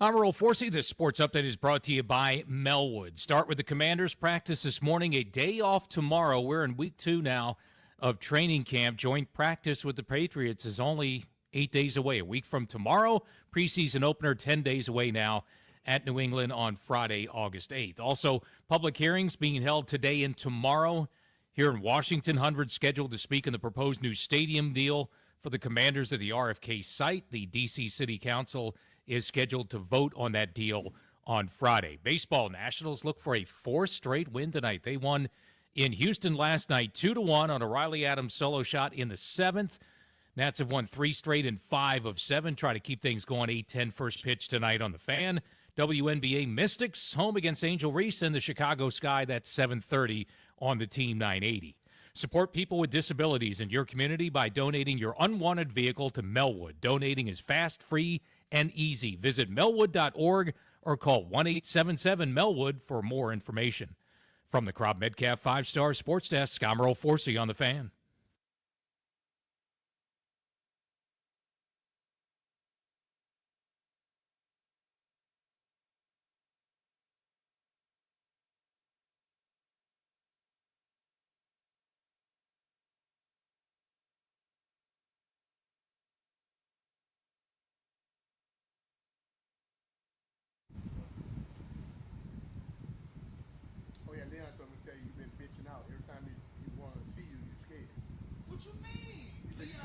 B. Mitch and Finley, 1067 The Fan.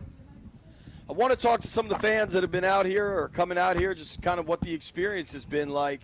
I think folks have been really enjoying themselves. Let's get to the phone lines. Let's start with Larry's in Waldorf. What up, Larry?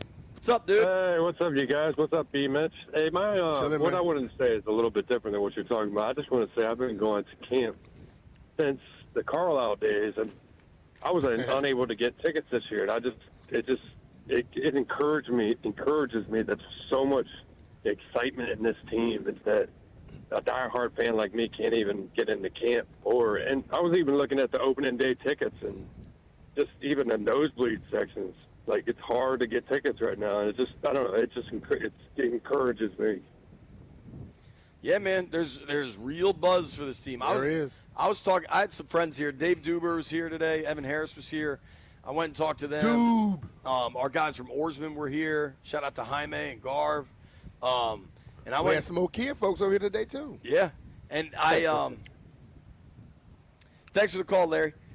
A lot of those guys were saying it was hard to get tickets, man. Like, there was serious demand. I think a dude like Tailgate Ted's had trouble. And that's a dude that has had tickets for a while. And sometimes with stuff like this. Ted's in high demand, man. Ted standing behind the man. Yeah, Ted, what the hell Ted talking about? Ted get what he wants. Mitch told me that Ted is running for city council. In D.C.? Yeah. He should be. Hell, somebody from here that cares about the team here should be on the council. Not people from other places that don't give a damn about the team. Just saying. I don't know that that's accurate, but some people are. Well, I don't know. I'm talking about Tailgate Ted. I don't know okay, I'm just saying. All right, then. Hey. Jeff, you interact with fans a ton. You just walk around talking all the time.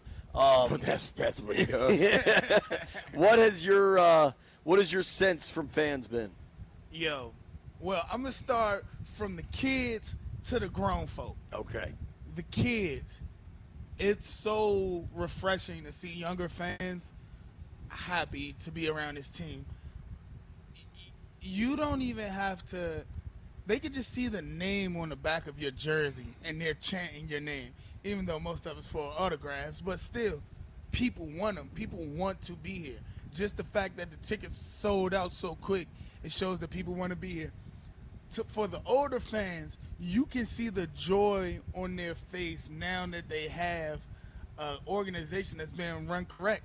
I mean, you have grown men on the sideline with the kids, you know? So it's like, it's refreshing. It just feels like something different is coming. And we know it is. Yeah. The thing that JP always talked about was, like, you go see all the young kids that were wearing all these jerseys from other teams. Yeah, man. Today, you see 5s and 17s all over the place. And that tells you a lot. You finally have someone in the position that people give a damn about. Totally. You know, before that, we had more 15 and 8 jerseys. You know, because the kids in this area was getting Lamar Jackson. Yeah. Now they like, Mama, I'll take one of those burgundy 5 shirts. Right. You know, so it makes a world of difference, man. Let's check in. The one and only wild card Scotty's on the line. Scotty, you been out here? Crazy ass. No, I haven't. That's what You're I'm still a asking fan. He about. ain't coming out here. Well, no, I am coming out. I texted you yesterday. What would be the best day to bring my boys out there? You already have tickets? Don't worry about me. I'll get tickets. Okay. I think Kids Day is this weekend. So, Le'Veon, do you think Jeff should come to Kids Day? You just call That sounds like it. No, I was talking about Jeff. Kids Day is Saturday, but it also says it's sold out. So, I don't know if there's a secondary. There's no way for Scotty to make it happen. Are you asking me and B to make it happen? Because I'm telling you, it's hard. I don't think I'll be able to. I don't got connections. I was leaning on you. I love that Scotty's like, how you going to say Scotty going to make it happen, and you going to call somebody and ask them on air what they could do for you?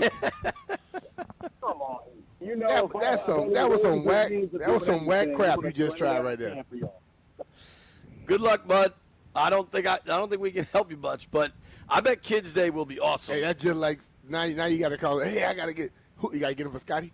You think they don't listen to this radio show, Scotty? They got 3 days left: August 2nd, August 4th, and August 10th. It says all 3 are sold out, dude. So August 2nd is open to the public, Kids Day. August 4th is season ticket member only, friends and family, and August 10th is Military Appreciation Day. So 3 more days, man, and then preseason games. You can always watch them there. Let's see. Rusty is in Delaware. What's up, Rusty? You been out to camp yet? Hey, fellas, what's going on? How y'all doing today? Besides looking a little hot on this stream, I'm just going to say. It's hot. It's hot, dude. I know one thing. What I learned today, Rusty, don't take a shower and put lotion on. Don't even put lotion on. The sun going to take care of that. I was sweating like hell today. God. I haven't been to camp. Jackson and I are coming over on Thursday. But I did want to kind of piggyback a little bit off of what you had said and what Jeff had said. Obviously, tremendous. I've been a season ticket holder since the other guy owned the team, and just a tremendous flip in damn near everything, from a game day experience to the training camp experience to my interaction with Legends experience. I'm just going to say that it's a total night and day difference from the past to the present. But the big thing about the kids, man, and I will say this, is like, I'm a collector of our, memorabilia and stuff, but I'm not insane crazy over autographs. And as Brian knows, I have a 10-year-old son who is insane crazy over autographs. That's what it's all about. So if there's adults that are hearing my voice that are making their way out to training camp, like, just remember, guys, like, this is for those little folks. They love so much to be up there and interacting with them players. Trust me, I know. My son, we used to tailgate in the parking lot and do that whole thing. Now we're standing at the gates when the moment that they are open so he can get in there. And hopefully Terry McLaurin will sign, the 17th different autograph that he signed for him. But what I'm getting at is you adults that are coming out there, it's going to be hot. It's going to be whatever. Don't get yourself frustrated. Don't try to don't be a 50-year-old kid. Realize that the next generation of the burgundy and gold, we have to start building that foundation right now, and it looks like this ownership group has done a good job of committing to that. So, let's make sure that this is for the kids. Let them have a great time. That's what I got to say, boys. All right, brother. Thanks, Rusty. Appreciate the call. I'm with that. Speaking of the ownership group, I don't know if you've noticed this, B, but I saw Marjorie Harris and Josh's daughter Hannah here today. Mm-hmm. I don't think I've seen Josh here yet. Have you? I haven't. But then again, I'm not around like I was all the time last year. I'm doing all kind of crap. So he could have been, and I didn't see him. But I hadn't seen him, though. I saw Mitch Rails one day, but kind of interesting. I'm just that. You think you and I are busy? What do you think that dude's schedule is like? Man, look, they are working, bro. All you got to do is come out here and look. Those people are working. Believe that. Well, so I don't know if you've heard this, but in construction there are 3 things you want, right? Mm-hmm. You want quality, you want it to get done fast, and you want the best possible price. But you can never get all three. So generally, you get quality and slow, so you get a good price. You get quality and good price. Or you get cheap and fast, but it's not going to be quality. These people are getting all of it. They've done both. Because I don't think they're paying. I think when you want quality, you understand it may take a little time. So you go into it with that mindset. What they've done over this offseason, when the season ended and they started working on stuff, they completely took everybody out of this building and put everybody over there. And when they decided to move the people back to this building, they could not only got rid of the temporary areas that they put a brand new bubble up. Right. They got rid of that old dingy one, and they put up a pure white one now. So they have a plan, bruh. And I don't think their plan is about what's going to be done in a certain amount of time. It's like when it's done, it's going to be right. And, yes, we may be leaving out of this place soon, but while we here, damn it, we're going to enjoy it. Right. Yeah. It's a different mindset when it's like, yeah, we know this in the long term. And I'm not entirely convinced that staying here in Ashburn isn't the long-term plan.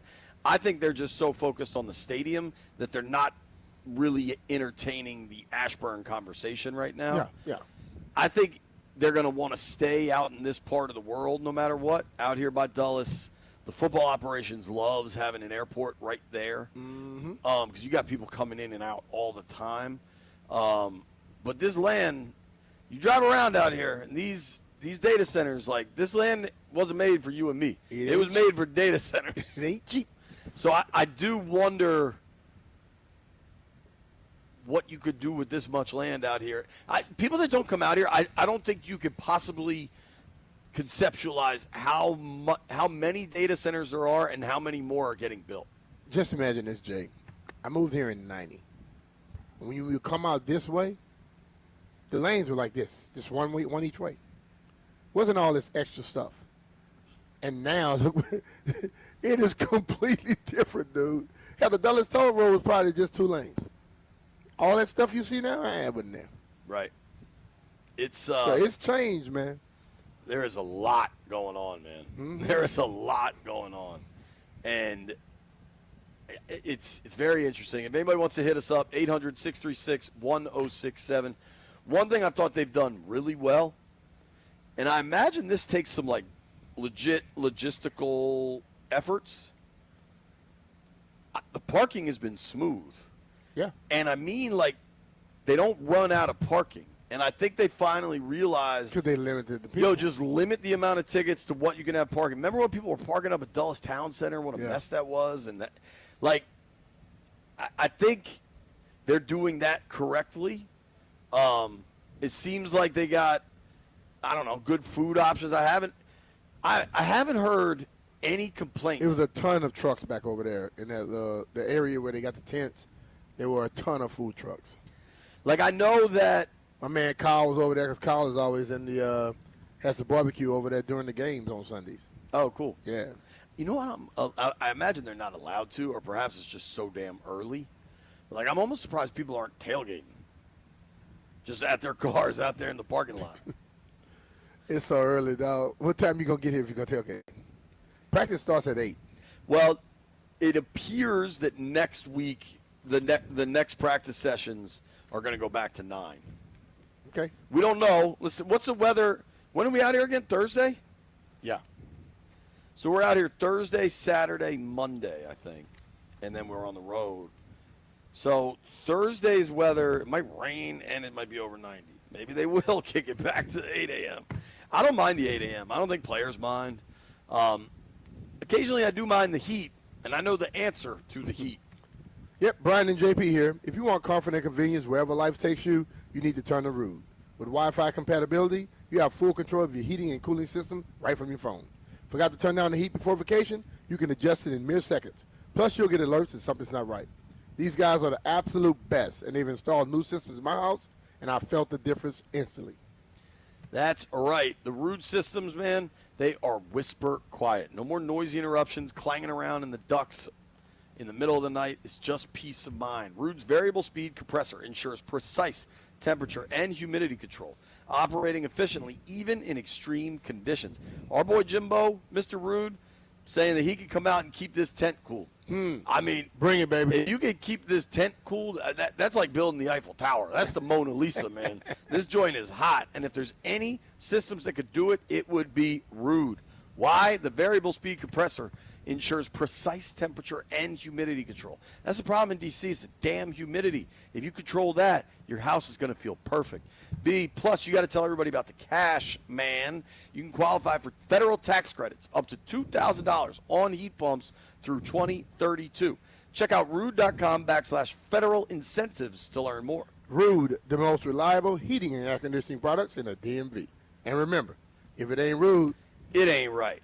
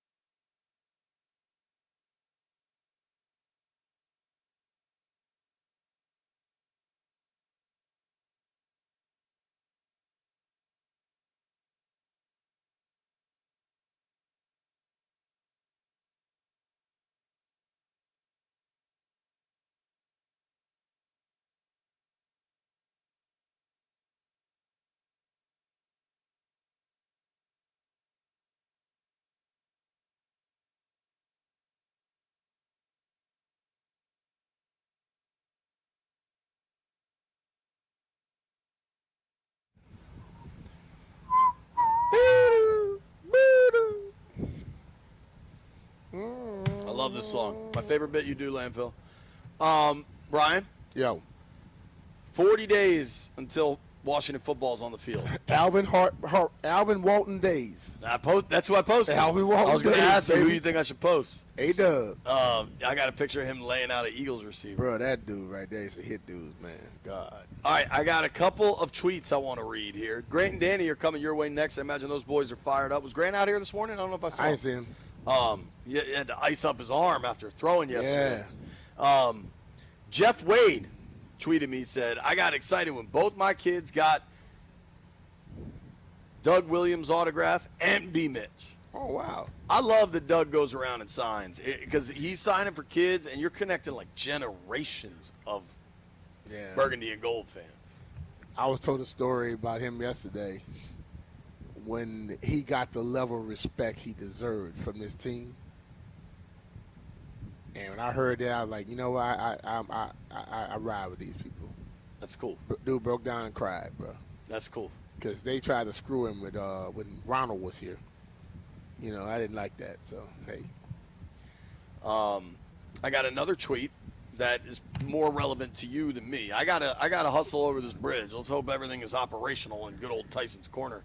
I got babies to pick up. But someone named Gene Castman, Brian. Said what? 345 at Raspberry Falls? 345. Tell Gene, I'll be on the back nine by then. I hope, Gene. So, 230. Got 233. Come on. All right, there you have it, Gene. I'm going out with my man Duncan. You got him driving over there? I don't have to drive to him. That's true. Well, somebody got to drive. Somebody's got to drive. And then one more tweet I wanted to share from Trisha Connell. She says, I have 4 tickets and parking for camp on Saturday, August 4th. I can't make it. Would love to donate to some kids. Ideas.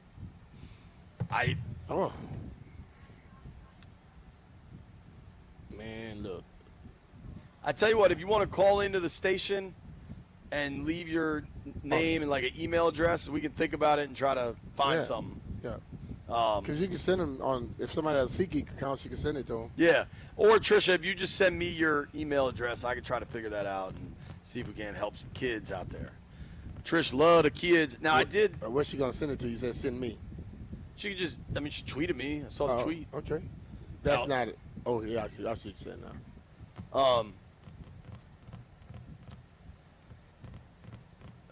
right.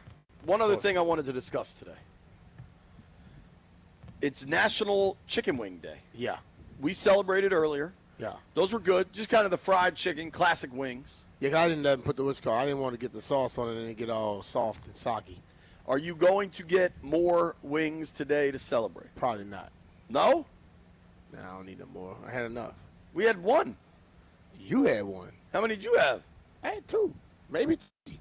Okay. I only had the one. Well, you JP, you eat one. You had a 6-ounce steak yesterday and complaining about it was almost too much. It was 10 ounce. Thank you. 6. It was 10. 6. Dog, if Glenn or Carlos are listening, it was 10. It's on the menu. It's you ate the whole thing? The ribeye filet. Did you take any home? No. Did you leave some of it? You ate it all? I did not take any home. But you didn't leave it. You didn't eat it all. There was like a bite left. It was 3 ounces at least. No way. Yes. 2 tops. You just you're a bird, dog. Landville, are you a ranch or a blue cheese guy? Blue cheese is disgusting. How will you celebrate Chicken Wing Day, Landville? I probably won't, to be perfectly honest. What are you going to eat if not chicken wings? Cauliflower? Fried cauliflower? You're going to eat it like wings? Yeah, I might eat some cauliflower. I'll take the under on cauliflower eating. I know he's not. He's lying. He's lying. He's going to get him some wings, dog. You know that, Landy. Landy, my dog. I think I'm going to go get some. I think I'm going to get some wings today to celebrate. I think it's only appropriate. Have fun. Yeah. You're going to play golf. Off day tomorrow. What is a player's mindset when they've got an off day after 3 hot-ass days, first time in pads? The more of the veteran guy is going to try to relax and try to get ready. The younger guy is trying to look for something to go have some fun. You think they're going out tonight? I don't know about necessarily going out, but I think, well, they may find a place. Somebody got a house already here. They can go hang out at one of their guys' house and just relax and let their hair down a little bit. Like play cards? Cards, maybe a little Blu-ray, a little CeeLo. What side of that fence were you usually on? The chill out rest or? I would hang out with the guys, and that was enough. We would sit out there. We would play cards. We play Blu-ray. Got haircut, all kind of stuff. I wonder if anybody's playing golf tomorrow of these guys. I guarantee you, I know one guy that probably will be. You gonna check the app on a scale of on the numbers from 1 to 15. His numbers in there, and no 1 to 40. It'd be 2 of them probably. 1 to 40, you got 2 of them. Yeah. Huh. They both play one phase of the game. Yeah. Yeah. I am confident. Yeah, that sounds pretty close to right. It was good to see Noah Brown back out there. I thought he played well. He talked after about being banged up a little here and there, but feeling a lot better. Yeah.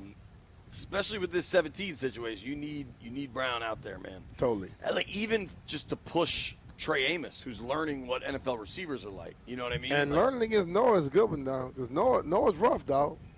That's a tough dude. Yeah, he doesn't just let you cover. He's going. You wake up and you go, damn, I was in a fight. He's gonna force the issue. Hell yeah. 2 days until preseason football, 37 days until NFL football, 40 days till Commanders versus Giants week 1. Thank you to everybody that listened to the show today. Thank you to Nikki Javala from The Athletic for joining us. Thank you to Barstool Nate from Barstool Sports for joining us. We're back tomorrow, Neil Greenberg. We're going to talk some stadium. And B, perhaps most importantly, we're going to be in the prison cell, which hopefully but that may be hotter than it is out here. You know how we get done over there. It could be hotter than it is here, or colder than Iceland. The 980 air conditioning was broken today. Oh my God! Oh Lord! Don't tell me that. Well, man. you know what? The 1067 air conditioning look like it never works on a daily basis anyway, or somebody turns it off. Grant and Danny coming your way next. You made it this far. B. Mitch Ozu, some fried catfish.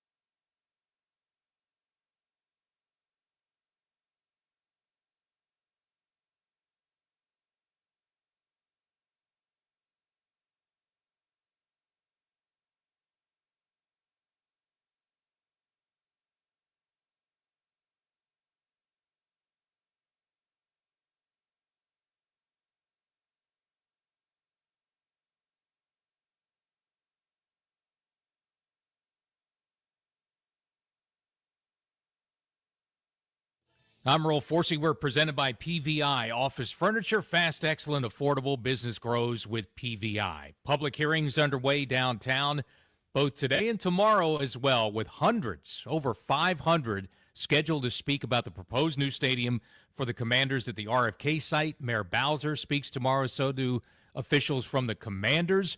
The D.C. City Council will vote on that revised stadium deal on Friday. Meanwhile, week 2 continues out at training camp, another early morning practice in Ashburn. Tomorrow's a day off. And then next week, 10 days away from the preseason opener at New England on Friday, August 8th. Nationals on the road last night, first of 3 in Houston. Nats knock off the AL West leading Astros 2-1. So how about this? The Nationals have won 3 in a row, 5 of their last 7. They'll try to keep things going tonight. Game 2 of this 2019 World Series rematch. It's their only series against the Astros this season. Nats in Houston tonight, 8:10 first pitch on the Fan. Pitching prospect Travis Sakura needs Tommy John surgery. Not only done for this year, he'll likely miss all of next season as well. Dylan Cruz begins his rehab in AAA tonight, and could be a busy week off the field for the Nationals as well. The baseball trade deadline is coming up this week on Thursday, 6 p.m.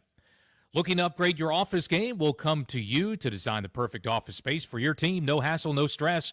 Just a game-changing upgrade. Hit a grand slam with PVI Office Furniture when you call today to score 15% off your purchase. Get your office in championship shape at PVI.com. From the Crop Metcalf 5-Star Sports Desk, I'm Earl Forsey on the Fan.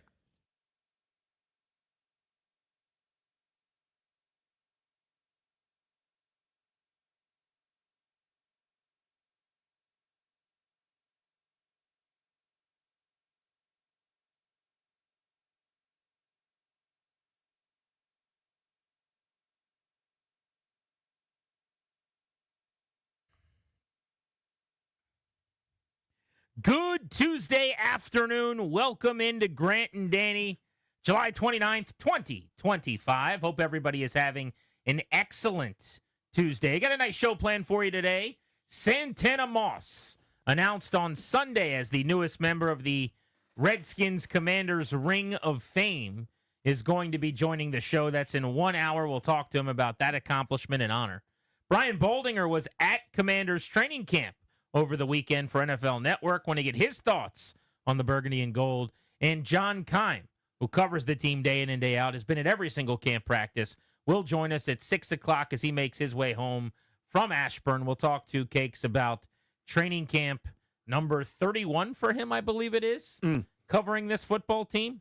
But Washington back to work, fans in attendance each of the last few days. It has been very hot and very sweaty, but it has been productive out in Ashburn. Quick note, GP, sad one from those of us in my age group, my era. When we first got cable, there wasn't that much on television. So a lot of us watched Braves games or on WGN, Chicago Superstation. I saw a lot of Ryan Sandberg play baseball, and he was great.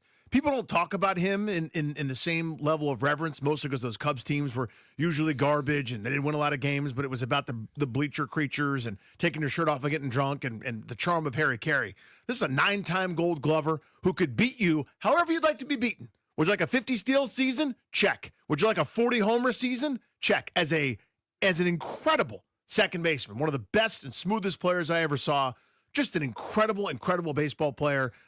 His last couple of years where he wasn't, quite the same dude that he was in his prime, which happens when you're in your upper 30s, but basically hit 300 every year with 20-some homers, steal a base, Gold Glove defender, smooth as all hell at second base, but passed away yesterday. So rest in peace to a tremendous baseball player. A 16-year career, almost exclusively with the Cubs. He started his very beginning of his career, his first 13 games in Philadelphia before going to Chicago, where he would spend 1982, his official rookie season, all the way through 1997. Didn't play in 95, obviously, but Hall of Famer, MVP award winner, 10-time All-Star, won a home run derby, 9-time Gold Glover, 7-time Silver Slugger as the best offensive player at his position at second, ended up being a coach and a manager, and did everything pretty much that you can do in Major League Baseball. And he's one of those guys, not to say that there's ever a time when somebody passes and it's not sad, because it is, but he's young. Yeah. I mean, he was 65 years old. So I know he had been dealing with, I believe it was some form of prostate cancer that he succumbed to yesterday, sadly and tragically. But, 65 is very different than when you hear somebody died in their 80s or 90s or something like that. So that was a real bummer yesterday. The Washington State native who turned into one of the great baseball players of his era, he was enshrined into Cooperstown in the Hall of Fame almost 2 decades ago. Yeah, 20th round draft pick. Kind of, one of those old school things. Took a flyer, ended up winning the job in Chicago and never gave it up, man. Just a great player. I want to start with the Commanders because I saw a piece that ESPN wrote about them and their young talent. This is something we've harped on and critiqued and kind of been, I would say, negative about at times over the last few years. Really toward the end of Rivera into the early part of the Quinn Peters regime, and it's not their fault. They've just inherited this problem. But that there isn't enough young, high-upside talent on this team. And so I was really intrigued when I saw today that Aaron Schatz, formerly of Football Outsiders, now with ESPN.com, wrote a story where he ranked every single NFL team 1 to 32 for their talent under 25 years old. So this is, I believe you have to be 24 or younger. You cannot be 25, right? And because we know Washington's the oldest team in the league, and because we see that they're signing these one-year deals last year with Wagner and Ertz, and then you go back and you bring those guys back, and you have an older punter, and now you go get Von Miller, who's in his mid-30s. There's plenty of aging veterans on the team. But I wanted to see, okay, well, how do they feel about the core that's being put together? Guys like Johnny Newton and Mike Sanderstil and Ben Sinnott and Luke McCaffrey and Josh Connerly and Brandon Coleman and Jaden Daniels, saving the best for last. They have Washington listed as the third most talented team under 25 years old. Now, you would say that Jaden Daniels does the massive amount of heavy lifting there. Yeah, everybody quickly looked up Jaden Daniels' birthday to figure out exactly when it was, and it's December, so he'll be 20. He turns 25 3/4 of the way through the season. I think that when Daniels graduates, they'll go from third to very, very low on the list. But for right now, this moment, they're third, and you could say, oh, it's one player. It's a pretty darn important player. I mean, it is the position that matters the most of every single position. I'm going to read what he wrote here because he actually starts with saying, this ranking is not all about Daniels, but it is heavily Daniels. The 24-year-old quarterback replaced C.J. Stroud as the most valuable young player in the league. After his dominant rookie season, he ranked 4th in the NFL in QBR, 10th in touchdowns, and he threw for almost 3,600 yards. On offense, Daniels is joined by 24-year-old Brandon Coleman. Played okay at tackle last year, now kicked inside the left guard. He goes on to say 21-year-old rookie tackle Josh Connerly Jr. helps this list as well. The Commanders have some young skill players too. Wide receiver Luke McCaffrey's 24. He'll graduate before next year's list. And tight end Ben Sinnott, who's 23. The Washington defense features less young talent than the offense does, but the highlights are cornerback Mike Sanderstil, who is 24, and defensive tackle Johnny Newton. The 23-year-old is going to replace veteran Jonathan Allen. So when you actually go through that list, Quan Martin just age out. You've got Coleman, who's gone from tackle to guard. You have Connerly, who hopefully is going to be the long-term answer at right tackle if they can lock up Laramie Tunsil. But he's listing McCaffrey, who caught sub-20 balls last year, Sinnott, who caught 5 passes last season.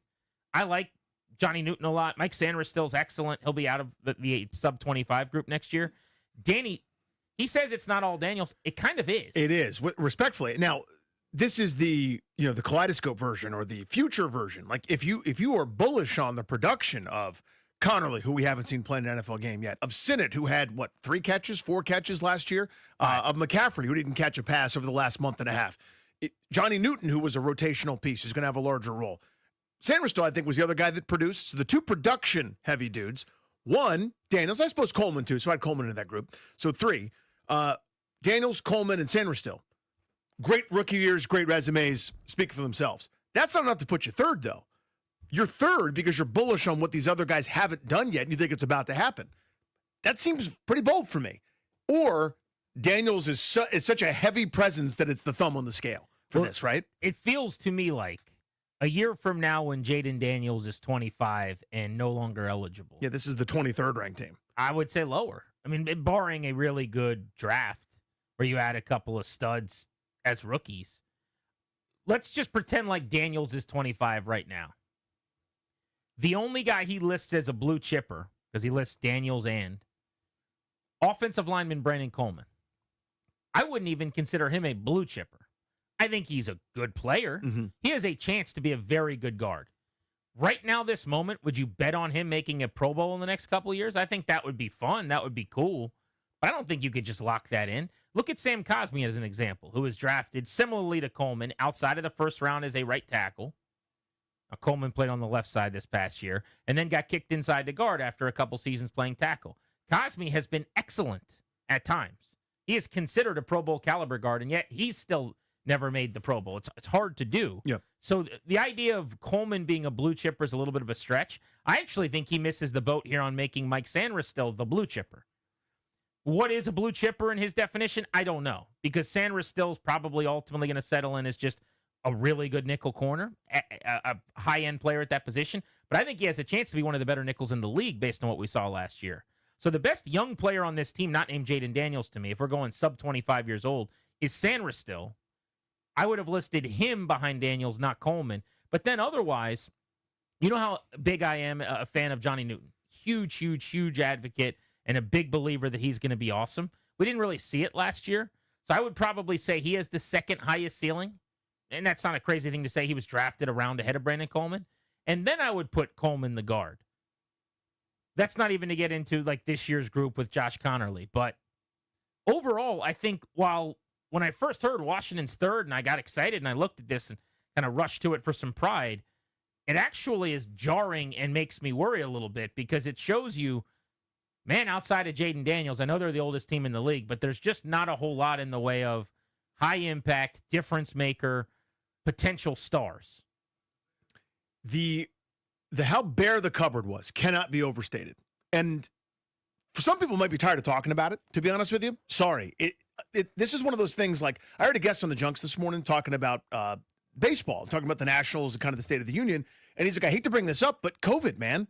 Like, they really lost more than anybody else did when COVID hit. Everybody had setbacks, and this is sports stuff. I'm not talking about real life. But and he went through the repercussions. And it's like, yeah, I understand. But still, it's relevant. Those 4 years without a single first-round pick remaining on the roster from Ron and all the Martys and Martin and Marty and Marty and Marty and the party is so devastating for rankings like this. Now, the guys that were drafted 5 years ago would be graduated from this list. But over the last couple, this should be populated by the Giants, for example, right behind them, have Kayvon Thibodeau still on that list. That should be something like Washington has, like your first-round cornerback, your first-round linebacker who should have been somebody else. That's who should be here right now buoying this thing, and it's not. Like, it's remarkable that they've got as much as they have here for shots to be ranked this high, but to me, it's a Jaden Daniels thing, right? That's raising all the boats. Well, let me make the point for you even better, I think, and that is the Detroit Lions, who are sixth on this list.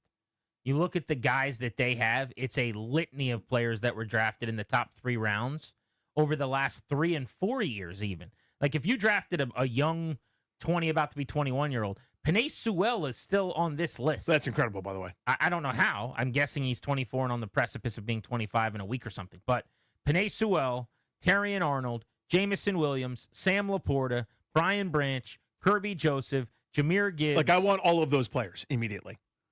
They're all great. Right. I would, by the way, tell you that they should be ranked way ahead of Washington. But that's where the Jaden Daniels element of being one of the best players in the league at the most important position in the league is so weighted, and it's just so heavily influential that they put Washington third.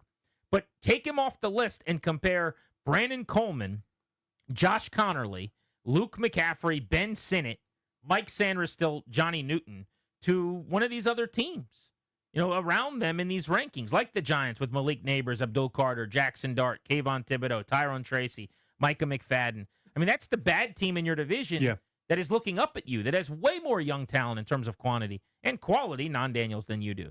The Seahawks are second on the list. Devin Witherspoon, Byron Murphy, Jackson Smith and Jigba. Those are, by the way, just the blue chippers that I'm naming. Then you throw in like Derek Hall and Nick Emenwari and Jalen Milroe and Zach Charbonnet and Kenneth Walker and Charles Cross and Gray Zabel. That's the whole, you know, the half the roster is these guys. And to your point, this is not Adam Peters' fault. He's just the guy that's got to deal with it. Washington doesn't have that. The Giants are the best way to think about it, I think, because they stink in the division, and they're the team that you actually are going to push around a little bit. Neighbors, Carter, Dart, Thibodeau, Tracy McFadden, and then you go with like Wandale Robinson, Theo Johnson, Deontay Banks, Drew Phillips, Evan Neal, Jalen Hyatt, Daniel Bellinger, Dan Belton, Cordell Float. Like, there's just you could run off 15, 16 guys under 25 that are going to play for them this year. Precisely. Which is why, while I don't think it's on Peters, we got to keep circling back to the Marty Party and to Ron. There is something to be said for the Commanders did trade a bunch of draft picks to go get Laramie Tunsil, who's not on a list like this. Now, it makes you a better football team in 2025, but if you took picks there, maybe those guys show up on a list like this. They have opted at several turns. You can go left and go get younger, or you can go right and go get older. Bobby Wagner. Go get older. Trade for Laramie Tunsil. Go get older. Marshawn Lattimore. Yeah, trade for Marshawn Lattimore. Give up picks. And they have opted over and over again to kind of get older. And now they're the oldest team in the league.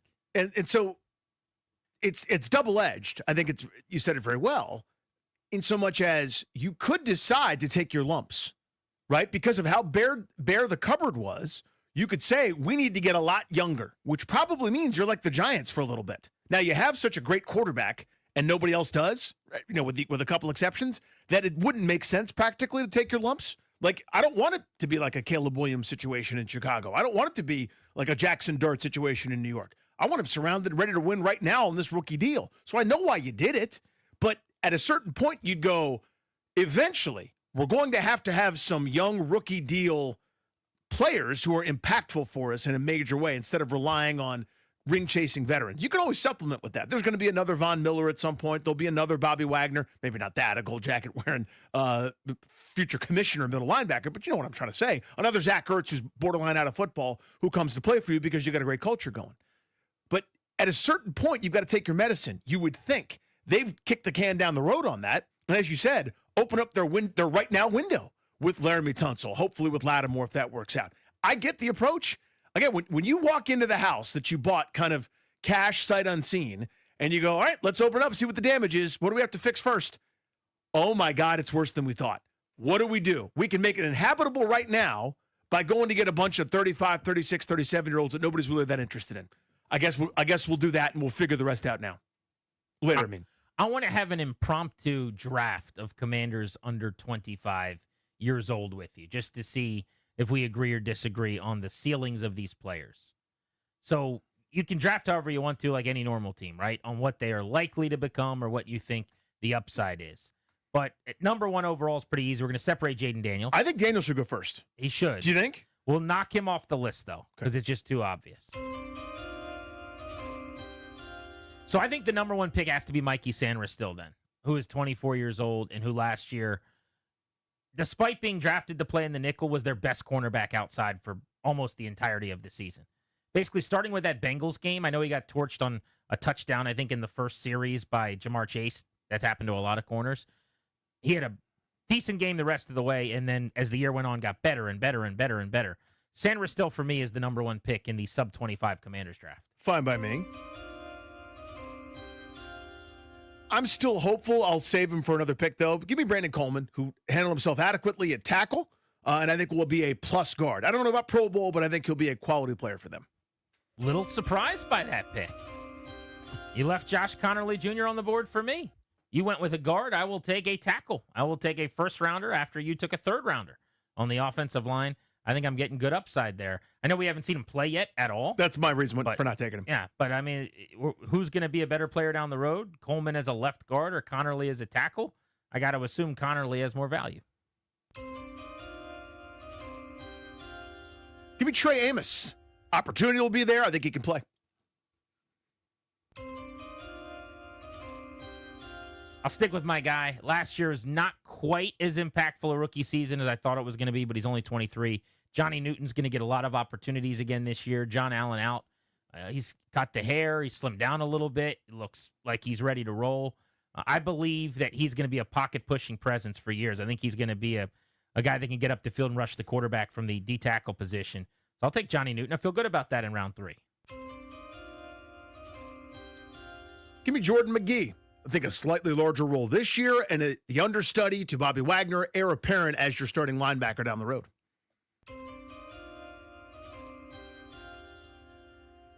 Someone's got to take one of these pass catchers, I suppose. So I'll do that to get things going here. I'll take Luke McCaffrey. He's having a good training camp. Terry McLaurin at this moment is not on the field. There's added opportunities early this season, perhaps, that could be coming somebody's way. I'll say McCaffrey helps to fill that void.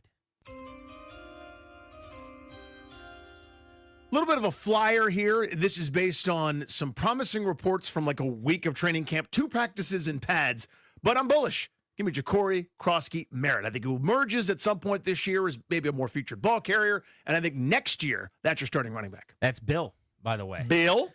Bill? Is that you, Bill? They need to hit on somebody like that. Yes. You know, because when you're trading a bunch of first rounders, third rounders, second rounders, fourth rounders, you need that cool story. A 7th round running back who turns into your starter, who gives you 3 or 4 years and rushes for 1,000 yards a couple times. It's allowed to happen. What round was Tyrone Tracy drafted in by the Giants?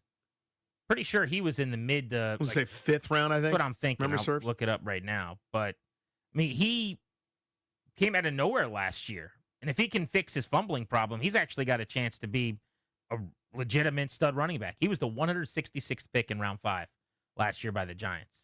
But you're allowed to do that. They did it with Alfred Morris around these parts. Yeah. 6th round out of Florida Atlantic. All right, next on Grant and Danny. Let's talk McLaurin for a moment. We won't do it all day, but I do have something I want to run by you, Danny. I was listening today to the station, and EB from the Junkie said something that I've heard a lot of listeners say, and a lot of people in the media say, which is the team does not have to budge. They have all of the leverage, and they certainly do have the vast majority of the leverage, and I get that thinking. But without Terry McLaurin, this wide receiver room is bad. This offense is way worse. Isn't this team trying to get back to the NFC Championship game? Wouldn't we say this is a team with Super Bowl aspirations if Jaden Daniels delivers as a sophomore? You can't do any of that without Terry McLaurin. Where does that factor into the leverage conversation? Next on Grant and Danny.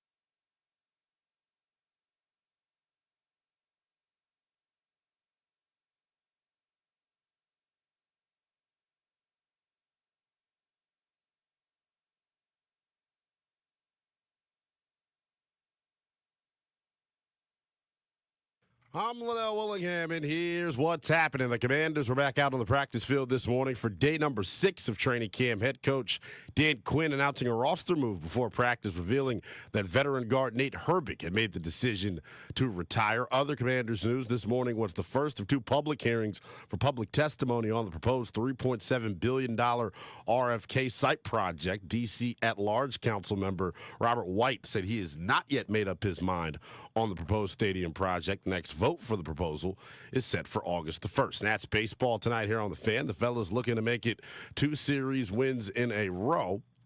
As they're out in Houston taking on the Astros. Last night, the Curly W's came up victorious 2-1. Riley Adams had a tie-breaking homer in the 7th. It was a good night on the bump for Brad Lord as well. He lasted 5 1/3, giving up just 1 hit. That's back in action tonight. This is a 8:10 first pitch, and pregame coverage is rolling to 7:40 right here on The Fan. From the Crop Metcalf 5-Star Sports Desk, I'm Linnell Willingham on The Fan.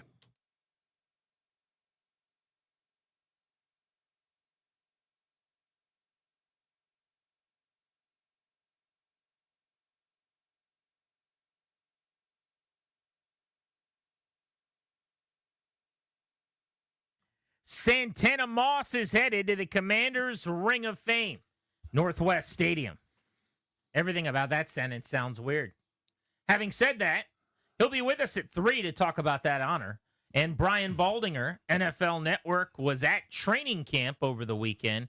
He stops by with his thoughts on not just the Commanders, but all the teams he's stopped through with on his camp tour. That's coming up at 5 right here on The Fan. The idea behind the Terry McLaurin versus the team standoff, I think for most people, is that the team has all of the leverage. And it is unquestioned that they have most of it. I think you could say that without trepidation. But here's the part of this that isn't really being talked about at all. This assumption that eventually he's just got to post. And I'm as guilty as everyone of assuming that that's the case. It's my big point, I would say. It's kind of like my hammer, and I'm probably overstating the importance of that or the impact that's going to have, but that's kind of the thing I keep coming back to anytime we have this discussion. Well, it's everybody's big point, because let's face it, there's only one way this ends, basically, in everybody's mind. If he doesn't get a deal, he tucks his tail between his legs begrudgingly, and at some point shows back up. Now, if he waits until the last possible second to accrue a football season, he could miss several games and still come back in season, have to get back into shape, and then play half of the year or whatever. But to your point, Danny, nobody thinks he's going to do that, and nobody thinks that's how this ends. But I just keep hearing this idea of essentially, well, the team doesn't have to do anything. All they've got to do is just keep turning the calendar to the next day, and eventually McLaurin is going to come back.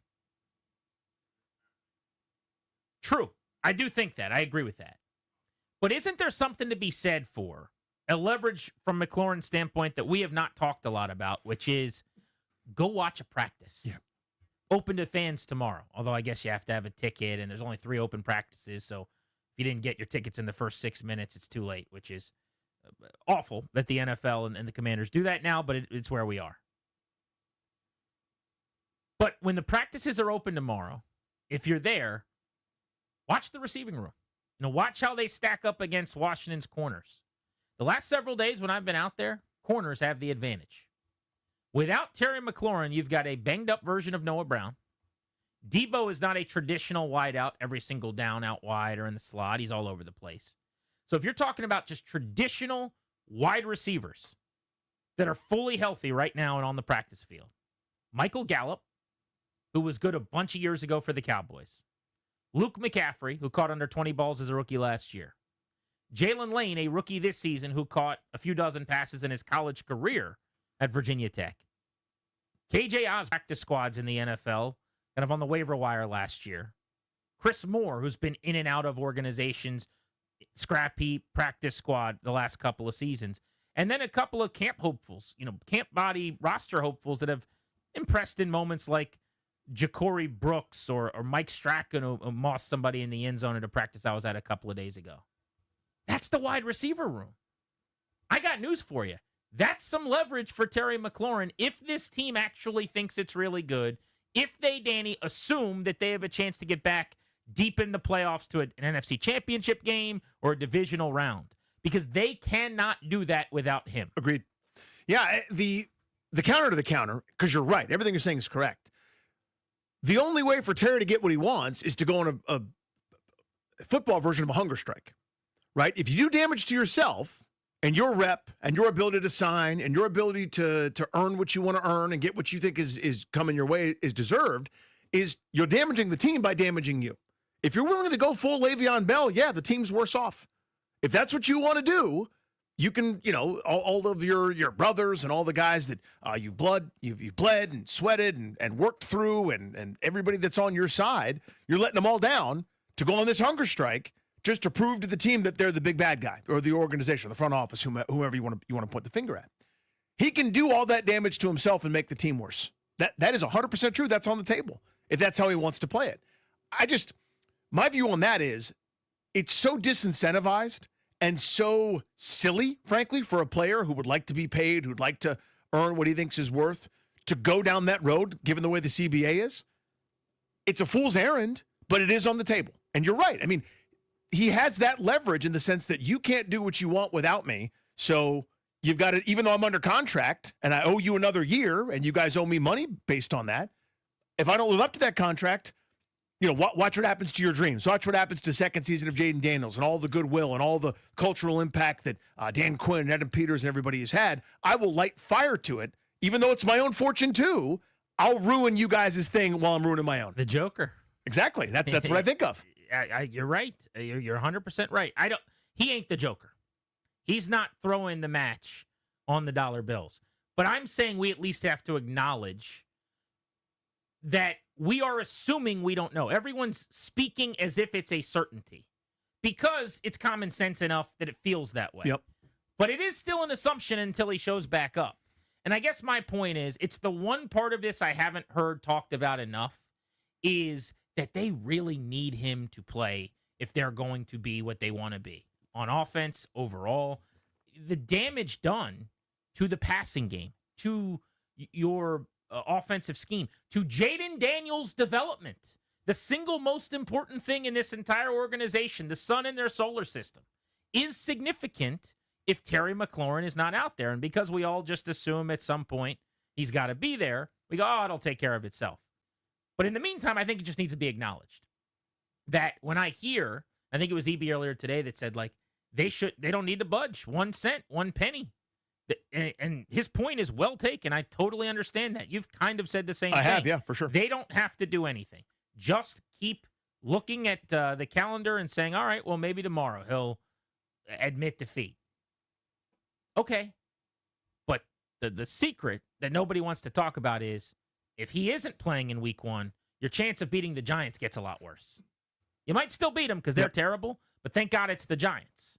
If you were playing Pittsburgh or you were playing Kansas City or you were playing a grown-up like Green Bay or Minnesota or Detroit, you might need him actually to get over the top. Yeah. He's the difference between being able to go out and score 30 or maybe scoring 22. And they pushed the Giants around last year when they were good. I mean, they had 2 really competitive, awkward games with them. Very NFC East of you. You're totally right. But if we're going to tally this up, I guess that this would be my final thought on this. If we're going to say the CBA is currently constructed works against him, $23 million a year, Cortland Sutton signed for yesterday, hurts him. Having a year of term left on his contract hinders him. Okay. Then we also have to say Washington needing him to win games helps him. Yes. And that the Commanders risking an 11 personnel grouping with Osborne and Moore in week 1 sure as hell is some leverage. Like the idea that he's got 0, I don't know if we can keep saying that. I think you're right. I mean, to me, again, I've applied common sense and I've applied reasoning and I've applied knowing the person, right? Like they're just naming a receiver. Antonio Brown doing some sort of self-sabotage before he it got this bad, but while still in Pittsburgh, that would fit the player. Brandon Ayuk not signing until the end of August last year after going on Instagram Live saying, I want to play somewhere else and I don't like these guys, whatever. Doing some self-sabotage, that fits. It doesn't fit for me with McLaurin. This guy that he's been for so long, transforming into this cartoon villain that will ruin this season and his friends and teammates and everybody just in the name of proving this point. But did his image fit with him being at Eastern Motors? It did not. Did it fit with him holding out? No. One of 2 players in the NFL that is right now? No. Did it fit with him every single day, basically putting on this little show and hanging out with his agent and stuff? I was going to say twisting the knife a little bit more and more from Adam Peters' front office standpoint, where you walk out to the chanting and sign your autographs for 45 minutes and have your public interaction with your agent, because again, it's not going over very well on the front office side of that building. No, that would not be in the typical bits of character for him. I would say this is an exceptional circumstance. Right, but so would not playing. And that would be to the nth degree. That would be more than that goes from Terry McLaurin irritated, trying to agitate for a better deal, to downright selfish diva that doesn't care what burns as long as he gets his way. See, I would never view it as selfish diva that doesn't care what burns. I would just say it's business. It's gotten personal, and this is him standing up for himself. But I would say that here's the difference. What he's doing now is not financial ruination, so to speak. He showed back up because it was really bad for his financial situation to stay away. So he's there now, and the financial part can't be affected again until you don't accrue a season. The reason I think me and you and everybody else assumes that eventually he would show up in season is because you have to be on the team enough for him to actually get credit for the year, not to mention to get your checks for playing football. But that way you get to the market to get paid again or get tagged or whatever it is this coming offseason. But let's open up the phones on this at 800-636-1067. Our listener lines are there for you. If you've heard, like I have, this idea that the team is not going to budge. They don't need to budge. There's no reason for them to bend the knee at all. Do you agree with that? First off, 800-636-1067. That eventually he'll come to them. Because I think most of us, that's kind of the deep assumption in the back of the head is like, it'd be nice if they met in the middle. But if someone has to go to the other person's zip code, the team's not traveling to McLaurin's neighborhood.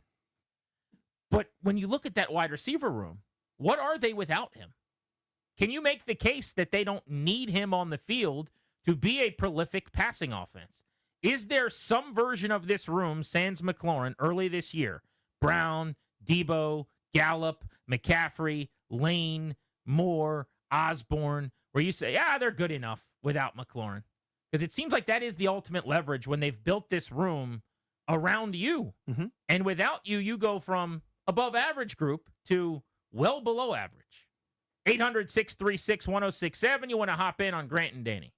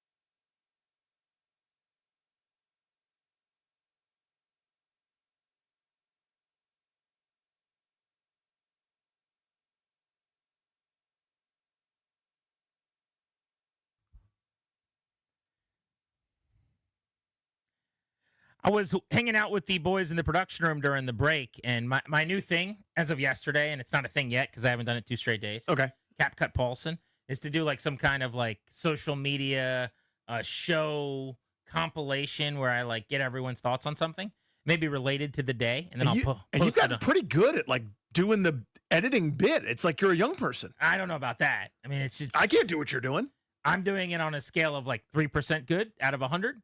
But I guess that's better than 0. I don't know. Better than a middle-aged guy being like, so what is the cap cut exactly? But any hoodles, yesterday I did one. I posted it at Grant H. Paulson, reacting to the Cortland Sutton news with the whole crew so you can see everyone's thoughts.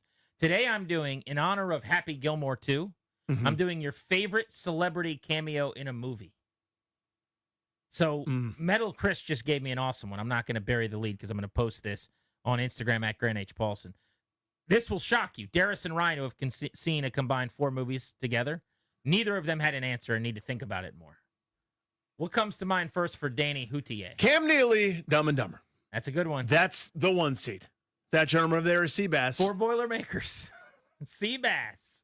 Cam Neely was so good. He was perfect. All right, we're talking Terry McLaurin. Everyone keeps saying that he's got 0 leverage. The team has all the leverage. I just think that's hyperbolic, right? The team has almost all the leverage. But I'm at practice watching their wide receiver room go through drills, and I'm going, every one of these practices Terry's not at helps him a little bit because this is not a group you could start the season with. That's got to mean something at some point, right? That's the question for you at 800-636-1067. 3 o'clock, Santana Moss is going into the Commanders' Ring of Fame. That's Ring of Famer Santana Moss, thank you. 5 o'clock, Brian Baldinger, football guy. I saw him on the sideline at practice. That pinky, man. Yep. You cannot see it. It gets me every time. I've seen it a million times. That first time, I'll still go, ah. Do you remember Ken Brew? Yeah. He did TV on Channel 9 many, many years ago. He had a great line that he said about Charles Mann. While the 3 of us were on air together, which is a funny sentence, when I was 10 years old in Frostburg at training camp for Channel 9. Yeah. And he said, don't ask Charles Mann for directions. You'll be going in 10 different ways. Because, you play in the league long enough, like you break enough fingers. And Charles was like cracking up and laughing at him and like, oh, how dare you say that? Whatever. Right. But that Brian Baldinger, pinky, brother. That's a 90-degree angle. And if he's pointing north, it's pointing east. You know what I'm saying? Like it's going in a totally different direction. It's running away from the rest of his hand. Let's hit the phones. Let's go to Drew in Graysonville. Drew, does McLaurin have some leverage based on how much worse the receiving room is without him? Yeah, absolutely. I mean, he clearly has impact in the receiving room. Plus, the team has made other investments in, like, Tunsil and Lattimore that are kind of win-now investments. Yes. And you knock down that receiving room, and it's like, wait a minute, why did I spend money on these guys if I was waiting till next year to be, competitive in the playoffs? Well, not only that, Von Miller, 1-year deal. Zach Ertz is year-to-year at this point of his career. Bobby Wagner, same thing. It's actually a really good point. Everything they've done is about winning in this moment or giving themselves a chance to go on a run this year. And now this McLaurin standoff does not necessarily feel that way. Like, you could just end this thing and say, we got to worry about 25, 27 be damned. Let's just figure out this year and next year with McLaurin, and we'll worry about 3 years and 3 years. They're doing it a little bit differently in this regard than just patching things up with veterans to win as many games as possible in the moment. Yeah, so to me, the biggest part of Terry's leverage isn't necessarily what you're saying. I think is a very solid point. But the team isn't prepared for life without him. I mean, yeah, Jalen Lane's flashed a couple times in camp. That's adorable. Are you sure? Are you ready? You sure you're ready to go into the season to replace 1,100 yards and 7, 8, 9, 10 touchdowns with a 4th-round rookie that didn't catch that many passes at Virginia Tech last year? I'm not, or any of these other veterans. They're not prepared for life without him. And had they had this offseason where you go, hey, this might go south, and they drafted differently, or instead of, I'm just making this up, instead of trading for Lattimore, they'd traded for another receiver that was young and on the rise, or they had kind of an apprentice, the way that Jordan McGee's apprenticing Bobby Wagner. If they had somebody that was ready to take over, I'd go, yeah, they've got all the leverage and all the cards. They don't at all without him. Here's something else I was thinking about yesterday. Their Week 2 game's short week Thursday night game against the Green Bay Packers. It's Week 2, yeah. So, number 1, you're leveling up. Number 2, you're playing an important conference game against a likely playoff team in Green Bay. But you're on the road on a short week. If he were to come back right at the start of the season, he's probably not just missing Week 1. He might also be missing Week 2. Just something to think about. But on top of that, you might be able to get by a team like the Giants or the Raiders in week 3 or something like that without Terry McLaurin. I think when you're playing the really good teams on your schedule like Green Bay in week 2, the difference between having him and not having him is maybe not being favored or not, but the legitimate chance that you have to win does drop some. Let's go to Nate in Silver Spring on Grant and Danny. What's up, Nate? What's up, boys? I'm glad you finally came around to it, Greg. I'm right with you. Like, he's not playing on that $22 million this year. And I was out there today, man. And every time those dudes drop a pass, man, it's like he's making more money, like $500,000 here. Like, he's got leverage. I don't know why like people keep saying he doesn't have any leverage. He's got all the leverage, and money talks. So if you're not taking care of your own players, guess what? The fans will go right back to being apathetic. And they're not going to show up for stuff, and they're not going to support you. And so they got to take care of Terry, and they need him to go to the Super Bowl. They definitely need him to go to the Super Bowl. He does not have all the leverage. Anybody looking at this thing in football would tell you he's got way less leverage than the team because he's under contract this year. He has to show up at some point so that he gets what he wants. And that's where the team has the leverage. In addition to the fact that the market changed a little bit yesterday for older receivers too. There's a disagreement over what matters to McLaurin in terms of the market. His agent thinks being a really good wide receiver is the market, and the team says his age, about to be 30, is the only thing that matters, whereas his agent says it doesn't matter if he's about to be 30. He's about to be in his 8th season in the league, and guys get paid very well in years 8 and 9 in the NFL, and you've got to do the same with him. So that's where the disconnect is, that they think it's about experience, the team thinks it's about age, but I'm just arguing that he's got more leverage than is being let on. I still think it's limited. You know, the caller there said he's got more leverage than the team. I would disagree with that category. Yeah. I don't know how you can make that case. I've probably been overstating that the team holds all the cards simply because of my common sense conclusion that it would be self-destructive to Terry's aims to not play football. But that's my point. We're just all assuming that he does not hit the detonate button. Yeah, and that's a valid criticism of my viewpoint. Right. I'm sitting there going, I've seen too many people sign contracts so late that have been way more devastating than this, or acrimonious than this. And the team holds all the cards because Terry's not a crazy person that would detonate his own interests. He is the nuclear codes. We're all saying he's not going to use the nuclear codes. He's not that guy. There it is. And so if we all assume that, then they have all the leverage. But he's holding the nuclear codes. He has them. Let's go to Dan in Connecticut. What's up, Dan? Hey, guys. I just want to say 2 things, and then I want to give you a scalding hot take. Disagree with the last caller and everyone who's saying, you know, we got to take care of our players. This is not a lifetime appreciation bonus. It's not a nice guy bonus. They're doing what they need to be doing in terms of the team's financial flexibility. I also think we need to get away with prefacing everything with Terry's a great guy. He's doing everything right. He's professional. He's not right now. He's extorting the team, which is his right.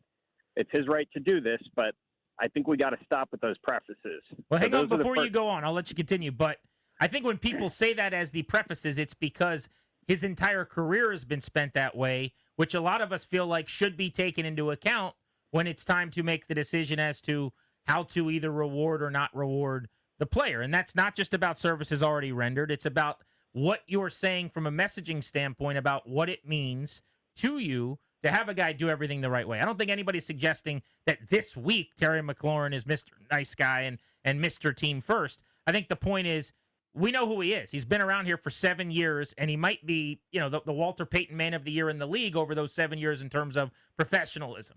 But continue. I would agree with that. I think we also need to recognize he's a great commander. He's a great piece. He's not the second coming of Jerry Rice. So facts. This is what I think is. I think Adam Peters is going to do the most Adam Peters-y thing, which is if this cannot get resolved, we're going to see a trade for a 3rd rounder, 1-year deal to Amari Cooper. Now what? So that's interesting. I mean, I'm going to table the Amari Cooper part to come back to because I don't know how much football he's got left, frankly, at this point. Yeah, last year in Buffalo, I was wrong. I thought, what a great move for Buffalo. Tumbleweed. Nothing. Yeah, it was bad.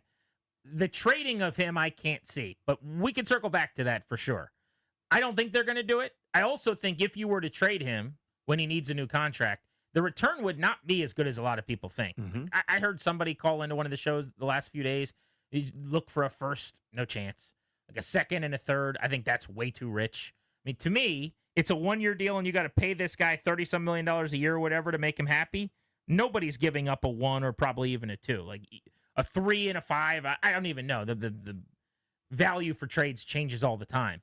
But I don't think you'd be talking about multiple picks in the first couple of rounds. I can assure you that. Santana Moss was in Washington until the final days of his career after playing with the Jets. He's going to go into the Ring of Fame. We'll talk to him about that next as soon as he joins us. Plus, we'll get his thoughts on what's going on with Terry McLaurin right here on Grant and Danny.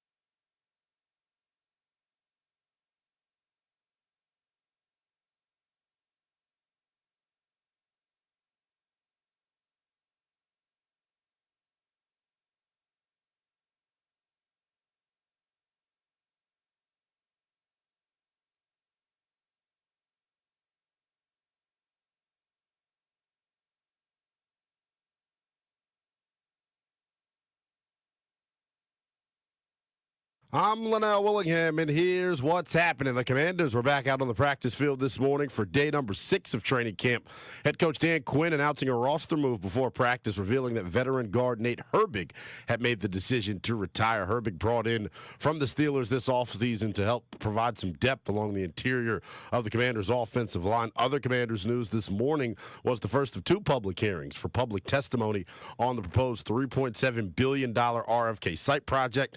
D.C. at-large Councilman Robert White says he has not made up his mind on the proposed stadium project. The next vote for the proposal is set for August 1st. Training camp news: the Dallas Cowboys avoided an injury scare yesterday as Tyler Guyton, their left tackle, was carted off the practice field with what was initially believed to be a torn ACL. It has now been revealed that the ACL is intact and it's just a bone bruise. Guyton expected to be reevaluated in 4 to 6 weeks. Elsewhere, the Indianapolis Colts locking up one of their most important players for years to come.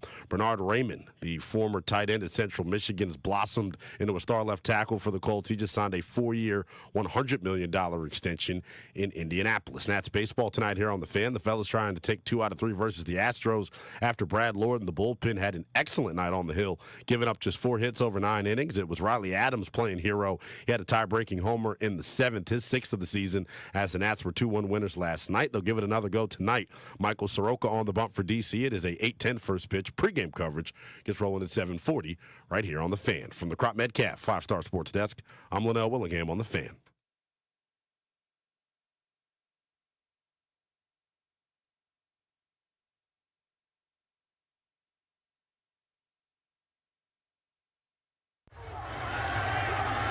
Brunell. What a catch on the sideline. Santana Moss. He's on his way to Washington's victory. His 3rd touchdown of the game. Santana Moss. Oh, my. 68-yard winner. That overtime winner against the Jags is one of my sneaky favorite Santana Moss highlights of all time. What a game he had. Welcome back to Grant and Danny on The Fan. We are brought to you today and every day exclusively. Sponsor of our show is the law firm, Condori and Murad. They help you to draft a last will and testament, set up a living trust, or put together a medical power of attorney. Schedule a free consultation with their attorneys today. KMLawyers.com. Be sure to tell them we sent you. That's KMLawyers.com. Let's go to the Rude Guest Hotline. Rude, the most reliable heating and air conditioning products in the DMV, and we find the Cowboy Killer, Santana Moss, who is the newest inductee, we found out this week, into the team's Ring of Fame over at Northwest Stadium. Santana in week 1 will have his name added to the Ring of Honor. He'll get to address the crowd at halftime. Santana, congratulations, man. Very, very cool. Thank y'all, man. What's up, fellas? Chilling. Everything's good. I got to catch up with you for a moment there at practice after you found out.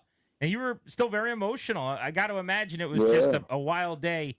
Were you completely surprised and caught off guard? Completely surprised. Honestly, man, it's crazy. 2 of my friends was there. One of them lived in the area, and we had been talking. These 2 guys talk about stats, receivers, running backs, you name it. They're those historians of the game type of friends where they always debating each other about who's who.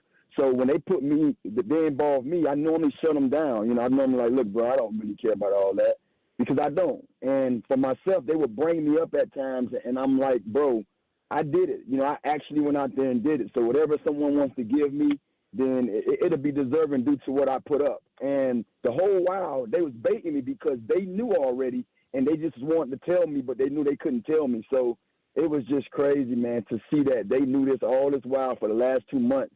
And I found out that day, and they kept the secret that good.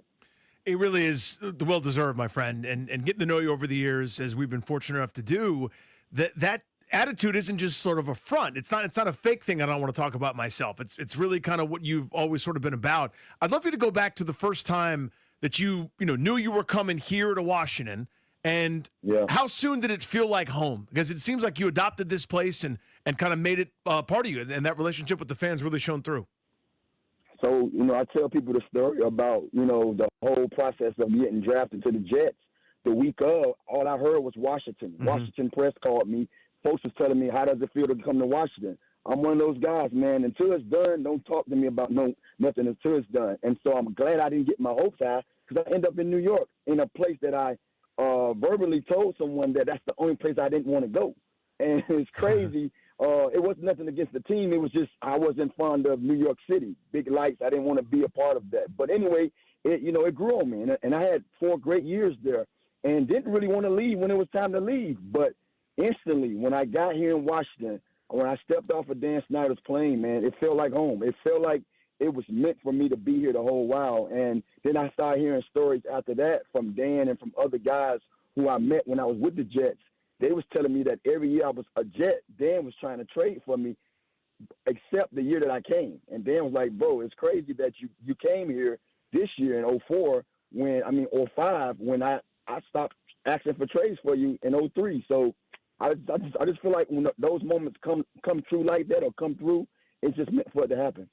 3 1,000-yard seasons here in Washington, including an 1,100-yard campaign toward the end in 2010, and a 1,483-yard season that was one of the best years by a Washington wide receiver in decades. A 9-touchdown, 84-grab season. Santana Moss is going into the Ring of Fame, joining us here on Grant and Danny.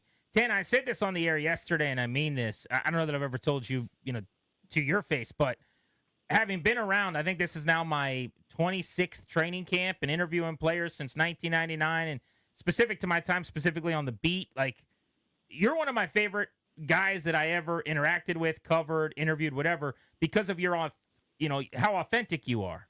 And I just wonder, like, what was your mindset with the media in your career? Because it was never, you weren't like a cameras on guy where you lit up because the camera's on. You always kind of spoke your mind, but you never did it in a way where you were calling people out. And like if you were to talk to young players about that, what would you tell them? So I would tell them a little story that happened to me in New York, where I was being the same guy that you kind of met from day one, a humble guy that, and I don't have to call myself that. That's just been my whole nature about myself. I told a reporter, I'm a young guy. I'm trying to still, get, I guess you could say, adapt to the game. And it's right after practice, I have a meeting. I'm almost late for this meeting because I stayed out to get better and catch passes. So I tell the reporter, hey, not right now. I'm about to miss meetings. I'm about to be late for meetings. So I didn't have that interview with that reporter. And all I know is I'm going to the stadium that week. And on that Sunday, that was Friday when I didn't talk to the guy. Sunday, every fan is pouring out to me like, hey, we with you. Don't worry about that. Screw this, screw that. So I'm like, what is going on? I get in the locker room. Wayne Corbett asks me, give me your book bag. And he's rolling up a paper. And he says, I'm going to put this in your book bag. Do not look at it until the game is over. Long story short, I go out and have my first 100-yard game. We playing against Randy Moss. That was like a Moss against Moss game. My first time ever playing against Randy. I'm a big fan of Randy. And I go out there and have more yards than Randy, and we win. I come in there and read. This guy put me on front page and said I was a bust. So that right there, well, you don't understand. For all the hard work I put in, I just went through a whole season where I missed my first year because I was injured. And this is year 2. I'm trying to get acclimated. I'm trying to do the best I can be. And you're going to tell me I'm a bust because I didn't talk to you. That right there was my I guess you could say, ticking point to prove to him and anybody else who thought those type of things of me. And I made sure that anytime a reporter came my way, I talked to him, not because I want to prove this guy that I would talk to you guys, but I want to prove to him that it wasn't that big of a deal for me to tell you or for you to just wait on me or just catch me next time, brother. So, I took it upon, it was my duty, man. Every time I got around guys like yourself, I understood a little more about, you guys have a job, I have a job. But as long as we on the same page, I'm going to talk to you regardless, good or bad. I never cared about, getting in front of that camera and just speaking my mind because I felt like I have a chance to kind of rewrite the narrative every time I'm in front of that camera. Santana Moss with us here on Grant and Danny. So go back to those first couple of years, Santana. You mentioned the injury, and I always forget, like we're in such a microwave society, especially when it comes to sports, that we just expect first-round pick, instant success. Otherwise, let's write them off and we got to move on to the next thing. Go through some of those tougher times, and how did you sort of maintain your confidence level when the production probably wasn't where you wanted it? That third season when you broke out, my goodness gracious, what an incredible year! 1,100 yards, 10 touchdowns for that Jets team. But when was the lowest, and how hard was it to kind of still believe in Santana Moss? Man, year 1 was so tough for me as a rookie. Man, first time I'm away from home. You got to think about it. born and raised in Miami, played college ball in Miami. Now I'm in the Big Apple, and everybody and their mama is banking on me to go out here and be this hit. And I'm not. I got injured in training camp and fan appreciation night. So I'm sitting there just trying to be healthy as I can be, having a positive mindset, but the papers are killing me. And I'm like, well, what can I do injured? What can I do hurt, brother? I didn't ask for this. And so fast forward, I tried to get back out there. Week 12, I believe, was my first game. I'm not even sure. I know I played the last 4 games of the season. Would you believe that the first game that I played was at home in Miami? And guess what? I don't tell anybody, but I tear my quad because I'm not ready. And everybody wants me to be ready. They throw me out there. They want to see fast Santana. They want to see me beating guys deep. They want to see me be this punt returner. And I'm not physically ready. So, man, I went through so many things emotionally, physically. And then year 2, I just told myself that offseason, I'm going to rebuild myself. That offseason, I got another surgery on that same knee to clean up some things. And I went straight into the lab. And, you know, people don't know this, but year 2 was my breakout year because year 2 I led the league in punt return touchdowns, and I was the first team All-Pro that year. But people don't talk about that. You talk about all the other stuff. So I think year 2 was the kind of, I guess, stamp that Tanner, you can play in this league. Mm-hmm. And then that's why year 3 was so special because that was my first chance getting a chance to start. When Coach left, they started me in week 5, and I took off. Santana Moss on Grant and Danny's going to the Ring of Fame, joining us here on The Fan. So, Tana, I think some people forget the Cowboy Killer that was born in Dallas, one of the great games of I call it childhood, but I was a teenager at the time. But Monday Night Football, the 2 long touchdowns when you guys were down 13-0 to single-handedly beat Dallas, Mark Brunell having to crow hop into those throws. That was only your second game here. I think people kind of sleep on the fact they traded for you going into the 05 season. You had a really good first game. You had 95 yards. And then the second week ever with this team was when you beat the Cowboys. And I mean, what better way to indoctrinate yourself to this fan base than that? What do you think that did, not only for your career, but for your being a fan favorite? Like, how much did that change things, and how noticeable was it? That was it, man. That was welcome to DC. That was my moment of telling you this is who you guys got. This is what I've been about from day one. This is the guy that I wanted to prove to the world that I was in New York out the gate. And everyone saw that. Aaron Glenn was one of the guys that played on that team with me in New York that practiced with me before I got hurt. He used to be in my ear every day like, Tanner, you are finna kill this league.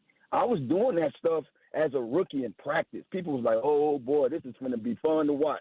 And Glenn was the corner, right, with Roy Williams on both of those touchdowns. Exactly. Yeah. Exactly. So that's why I said it was funny that happened against him because the first touchdown that I caught, I asked Coach, can I run that? Because I remember Marvin Harrison running that against Aaron Glenn and Marcus Coleman back in the day when I was a Jet, and he would always get open on that. So I put that in that week, hoping that I can get to run it, and they forgot about it the whole game into the late parts of the game. And then Coach came and asked me, did I want to run it? And I'm like, what the heck? And the rest has been history. So that 2005 team, if you'll go back, receiving options, obviously besides you, was Chris Cooley kind of in the middle and then Clinton Portis underneath. There weren't other receivers there that contributed a lot of catches and looks. How challenging was that, right? I mean, just to not have kind of an opposite number of Robin to your Batman on one side. Those other guys are really good players, good receivers, but just different than not having someone that terrified defenses, maybe going over the top or doing something else. How challenging was that? It really wasn't challenging that year. Like I was on a level of I didn't know what was going on, but we was literally drawing plays up as the week went on. Like they was putting me in situations. That was the first time in my career that a team had actually used me for what I was. I was a weapon. I can play the slot. I can play in the backfield. I can play anywhere on the field. Up until that point, I had only been used on the outside at 5'9.5". Who would do that? I didn't do that in college. In college, I was in the slot a lot. Then I would go outside. You know what I mean? So it was just funny that here I am in the NFL where people told me at my structure I won't even make it, but then I proved them wrong and showed them I can play outside, but then they just leave me outside. But 05 was the first year when Coach Gibbs kind of went into that little bag and said, look, man, we notice you have a skill set. You have a skill set to track the ball. You can jump out the gym. We didn't know you was a jumper. I'm like, I don't understand how I jumped over 42 vertical when I came out. We didn't know all these things, and we see it now. We're going to use you in these spots. He's going to write up plays. If you can run them, tell us yeah or nay.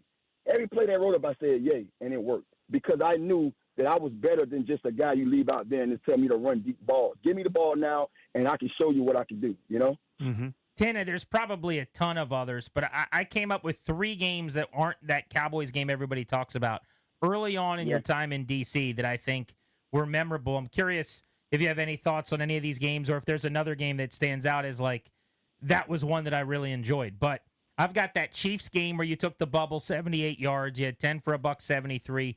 That was a few weeks after the Cowboys game. And if I remember correctly, that was the day that Jaron Allen just killed you guys.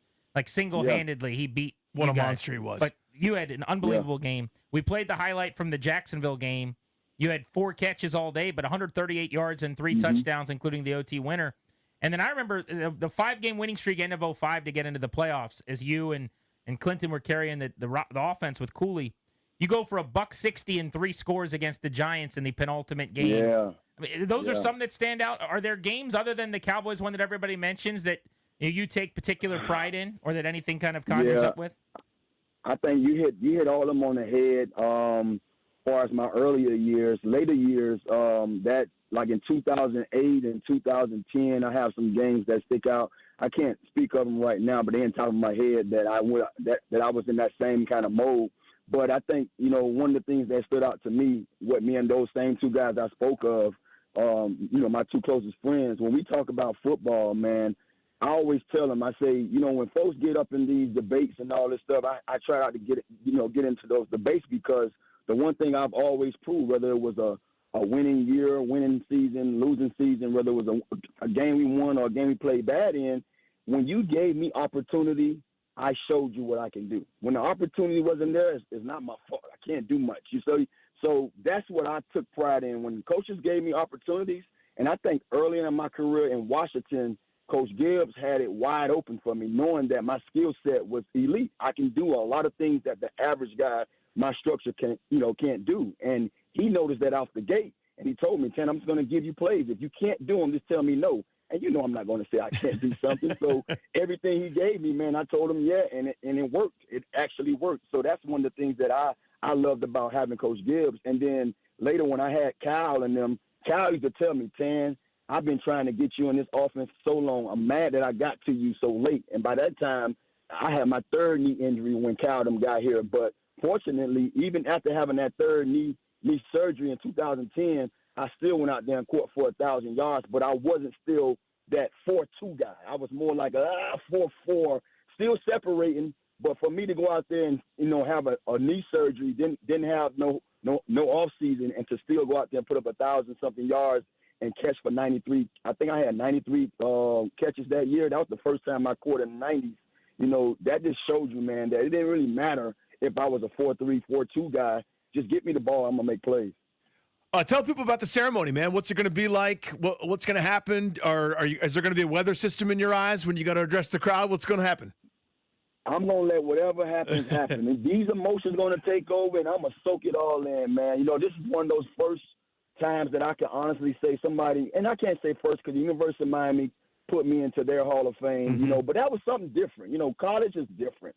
I accepted that, and I remember being a little emotional that night. I didn't shed no tears that night, but this is different because, man, it's a lot of guys to go through, you know, those halls down there in Ashburn, man, at Coach Gibbs Park, and it's so many different players and receivers, you name it, man, and to be this 52nd guy, man, that they put up there, man, that's going to be something that I will always cherish, and I will always be able to, you know, whether I'm in the city or not, I can look and say, there go my name right there in that stadium, you know?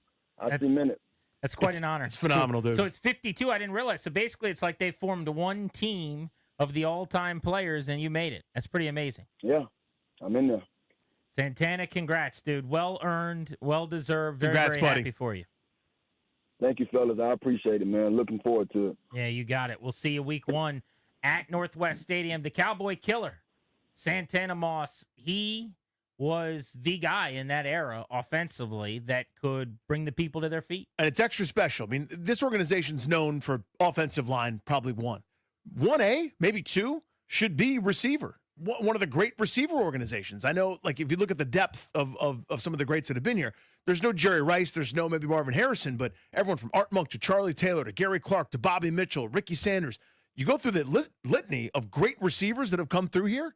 To be among that number, it may be a little bit extra special, man. It's really cool and well-deserved.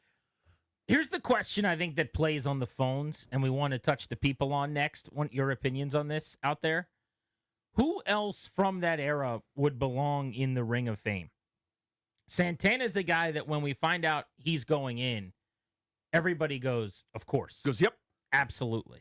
But it was an era where the team didn't win, which you don't want to hold against guys. But because of that, and it's kind of what came first, the chicken or the egg, there's not going to be nearly as many guys that get in from the 2000s or the 2010s than from the 80s and the 90s. So the question becomes, what other players from the Santana Moss era, 2000 to now, over the last quarter century, deserve to be in the Commanders, Redskins Ring of Fame? 800-636-1067 is the number on G&D.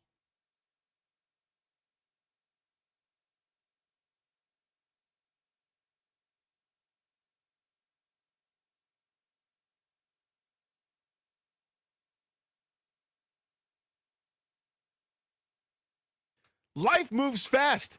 Your home should too when you're trying to sell it. What's up? It's Danny Rouillet here for my friends Debbie, Sarah, and Reynolds of Power Home Team with Keller Williams. They have perfected getting your home sold fast and for top dollar. And that doesn't have to mean nonstop showings, last-minute cleaning frenzies, or scrambling to get the kids and the dogs out the door. With their exclusive cash offer program, it's literally never been easier. Here's how simple it is. You call Debbie and Sarah and tell them about your home.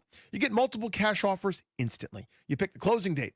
There are no showings, no contingencies, no inspections, just quick, hassle-free offers from ready buyers. That's the deal. They sold my place a few years ago. We are in our dream home because they got us more money than we thought. That happened. The whole thing was done in a weekend. Sarah and Debbie Reynolds are great at this. They will get your home sold for the most money, and for some reason, if it doesn't sell, Debbie and Sarah will buy it at a price agreeable to you. That's their guarantee. Do what my family and I did. Give them a call at 844-654-SOLD. That's 844-654-SOLD, or visit DebbieHasTheBuyers.com.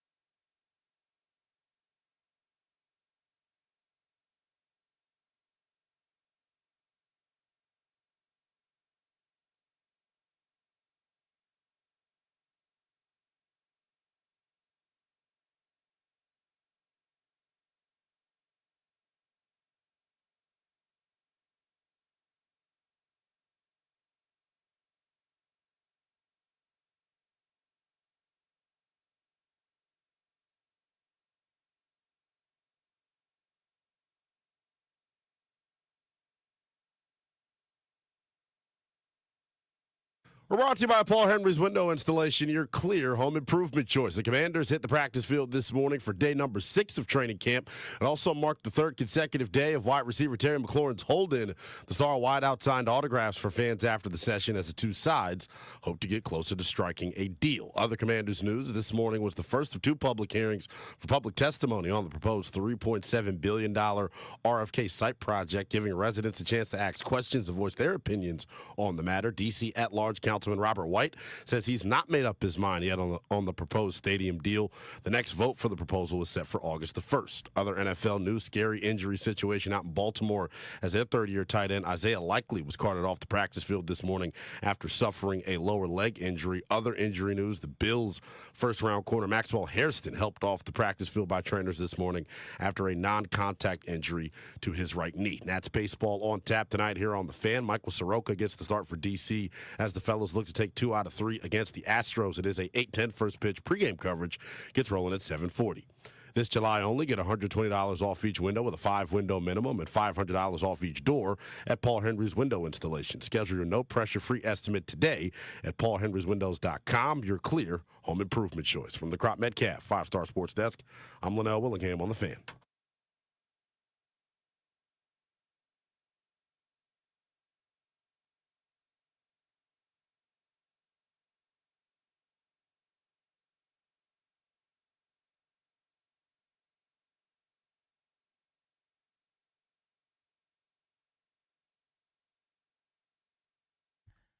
Welcome back to Grant and Danny on The Fan. Big thanks to Santana Moss for stopping through. He's been out at training camp. All of our camp coverage on The Fan's presented by Paul Henry's Window Installation. PaulHenrysWindows.com, your clear home improvement choice. Santana Moss is Ring of Fame bound. Who from his era should join him? That is the question. At 800-636-1067. We'll hit the calls in a moment when we get to our double play coming up at 3:45 as well. We're going blitzing in about a half hour. Brian Boldinger's on the show today at 5, and you're going to hear from Trey Amos, the rookie cornerback. Second-round pick, was having a good camp. I caught up with him after practice, and you'll hear that interview for the first time live on The Fan at 4:30 today in 1 hour. Danny, give me one player from the Santana Moss era who should also go to the Ring of Fame. Chris Samuels.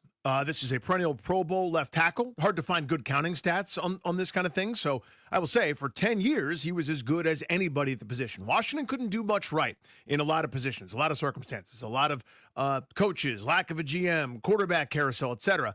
They were blessed for whatever reason to just have a couple of guys baton passing between each other. 2 decades, basically, of excellent left tackle play. The one position they didn't have to worry about.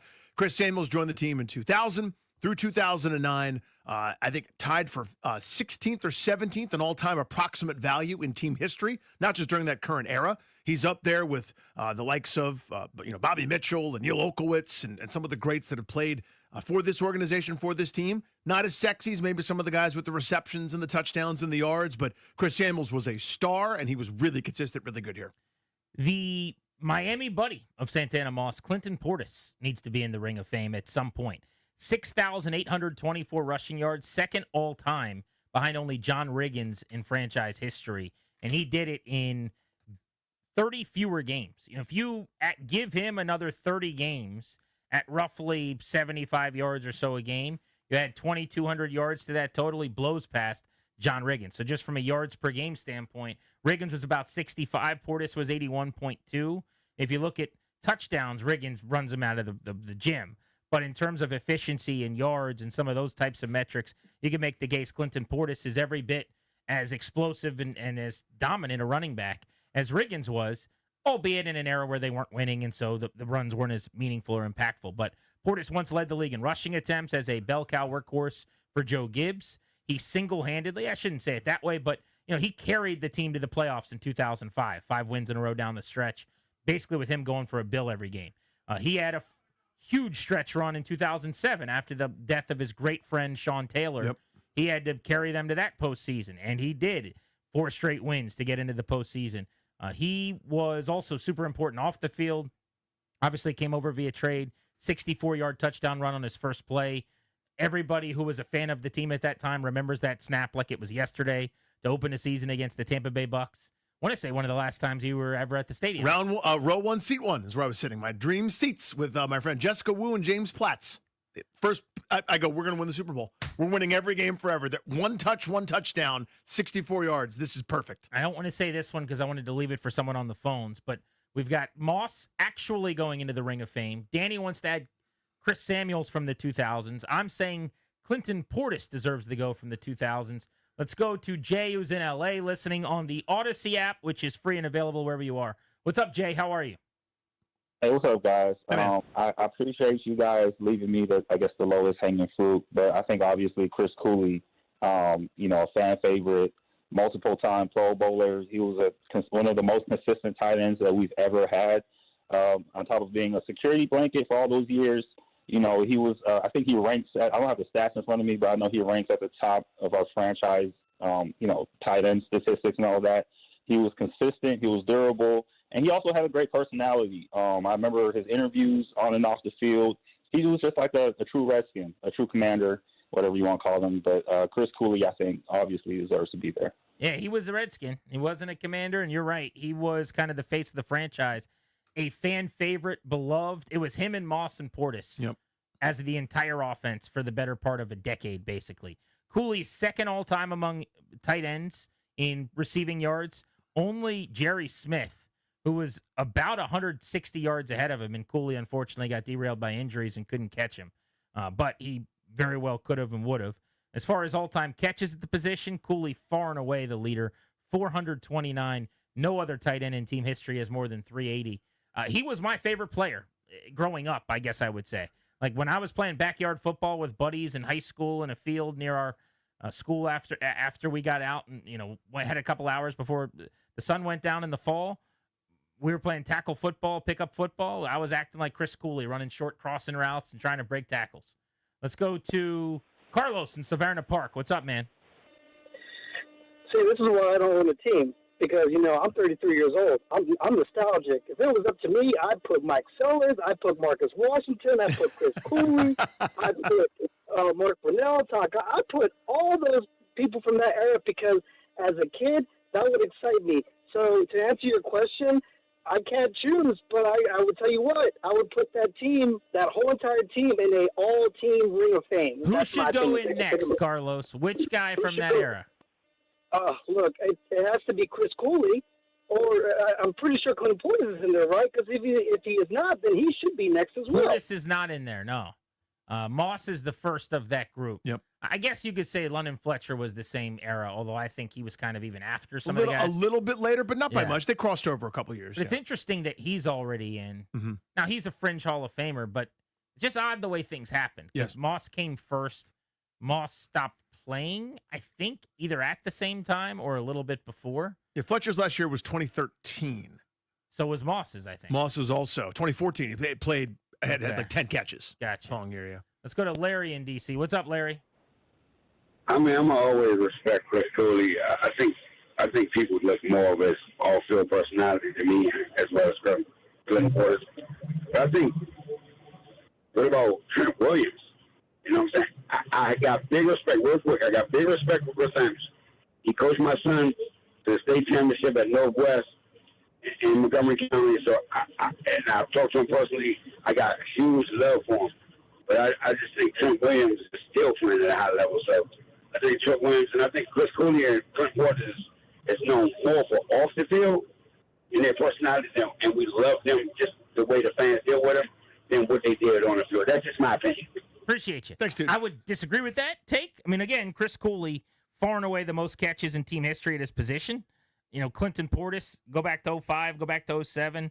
This guy's he ran for 1,500 yards in a season. He carried the team, but well over 300 attempts 3 different times. Yeah, I agree with you that they were both very personable, big personalities, and that helped the fame and the popularity. But those were really good football players. Don't get it twisted, I don't think, on that. Trent Williams is a great answer, and I'm surprised nobody had said him yet, or you and I didn't even bring him up. From this perspective, it ended very badly in the way of like him being at odds and hating the team. And would he come back? I would think so now that Dan's gone and Bruce is gone, and those are some of the guys he had issues with. But if you add in what's happened later, this is an 11-time Pro Bowler and a 3-time first-team All-Pro who he is going to the Hall of Fame on the first ballot. How many guys that have played for this team can you say that about overall, let alone post-Super Bowl era? Yeah. Post the last time this team lifted a Lombardi trophy, that 91 Redskins team that was so good. How many guys that have played here are legit first ballot Hall of Famers? He's probably the only one. You would say so. I mean, even during that era, it was impossible to get guys in. That's Joe Jacoby and Art Monk for whatever reason. It took years of scratching and clawing by advocates to finally convince enough of the masses to get him in there. But yes, the point's well seen. And the majority of his career will have been in Washington because he's at 9 years with Washington and 5 with San Francisco going into this year. I didn't mention Trent Williams, A, because he's still playing, and B, I figured someone else would, but yeah, that's one of those, I think you got to finish playing before you're inducted into the Ring of Fame. I don't know if that's a rule, but it's been long enough that maybe you could. If they come visit here, you could say he's a Ring of Fame player. I don't know if there's a rule that's you got to be retired. But we're not asking who's the next one. We're asking who else should be in from that era. Yeah. And Trent Williams sure as heck should be. That's an answer. Let's go to Simon in Richmond, Virginia. How are you? Yes, good afternoon, gentlemen. I was thinking in the 2000s, Ryan Kerrigan was good on the field, off the field, kind of face of the franchise. And I think you guys mentioned London Fletcher was already inducted. Other than that, like I was a huge Champ Bailey fan, and that Chris, if Clinton Portis is on there, then maybe he's worth considering as well. Thanks, buddy. Appreciate you. Yeah, Bailey just wasn't here long enough. Not his fault, by the way. Sad. Yeah. 5 seasons, and then he went to Denver. Unlike Portis, who started in Denver and then came here and spent the span of his career here, Kerrigan is a perfect answer. Yes. There are certain guys that I would say, if they don't eventually end up on the Ring of Fame roster, an injustice has been done. I would say that about Portis. I would say that about Cooley. I would say that about Kerrigan for sure. I would say that about Trent Williams.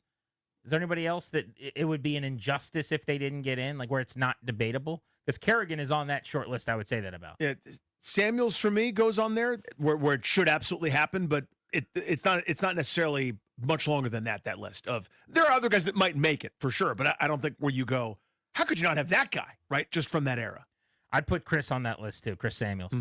10 years he did play. Yeah. You think because of the neck injury that derailed him, 6-7 years. Now, he was a 10-year player. Now, the last year, he only played the 5 games, but for the first 9 seasons of his career, he only missed a few games. And more often than not, he was a several-time Pro Bowler. He was on a Hall of Fame-type track. Yes. Because at that position, as we're seeing with Trent Williams, you can play deep. And sometimes it's not until your 32, 33, 34 season like Trent. He never was a first-team All-Pro here. That happened in San Fran when he was on some really good offenses later in his career when everybody already knew he was great. And who knows if that would have happened for Chris Samuels. At that time is kind of when his body started to break down on him. But another fantastic human being. Just a really, really good guy. Former number 3 overall pick as well. That's right. LeVar went 1 pick ahead of him at 2 when Washington was picking 2nd and 3rd in the draft. Can you imagine if that happened in this era, by the way? You get picks 2 and 3. 2 picks in the top 3 for Washington, what that would be like on this radio station. I think we'd enjoy that. I think I'd have some fun. Double play is next. That's always fun. What's going on in our lives? Nothing to do with sports.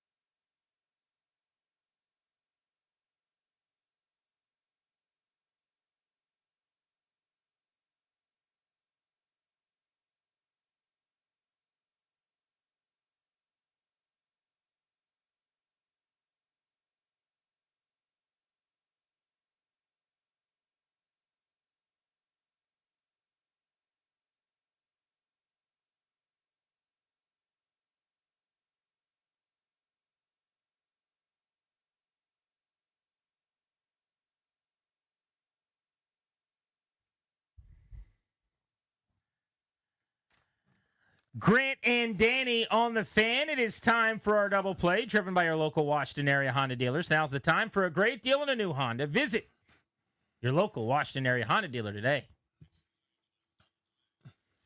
Brian Boldinger in an hour and 15 minutes at 5. John Keim with the latest from Ashburn, covers the team for ESPN.com at 6. And remember, Commanders rookie corner making news by having a great camp.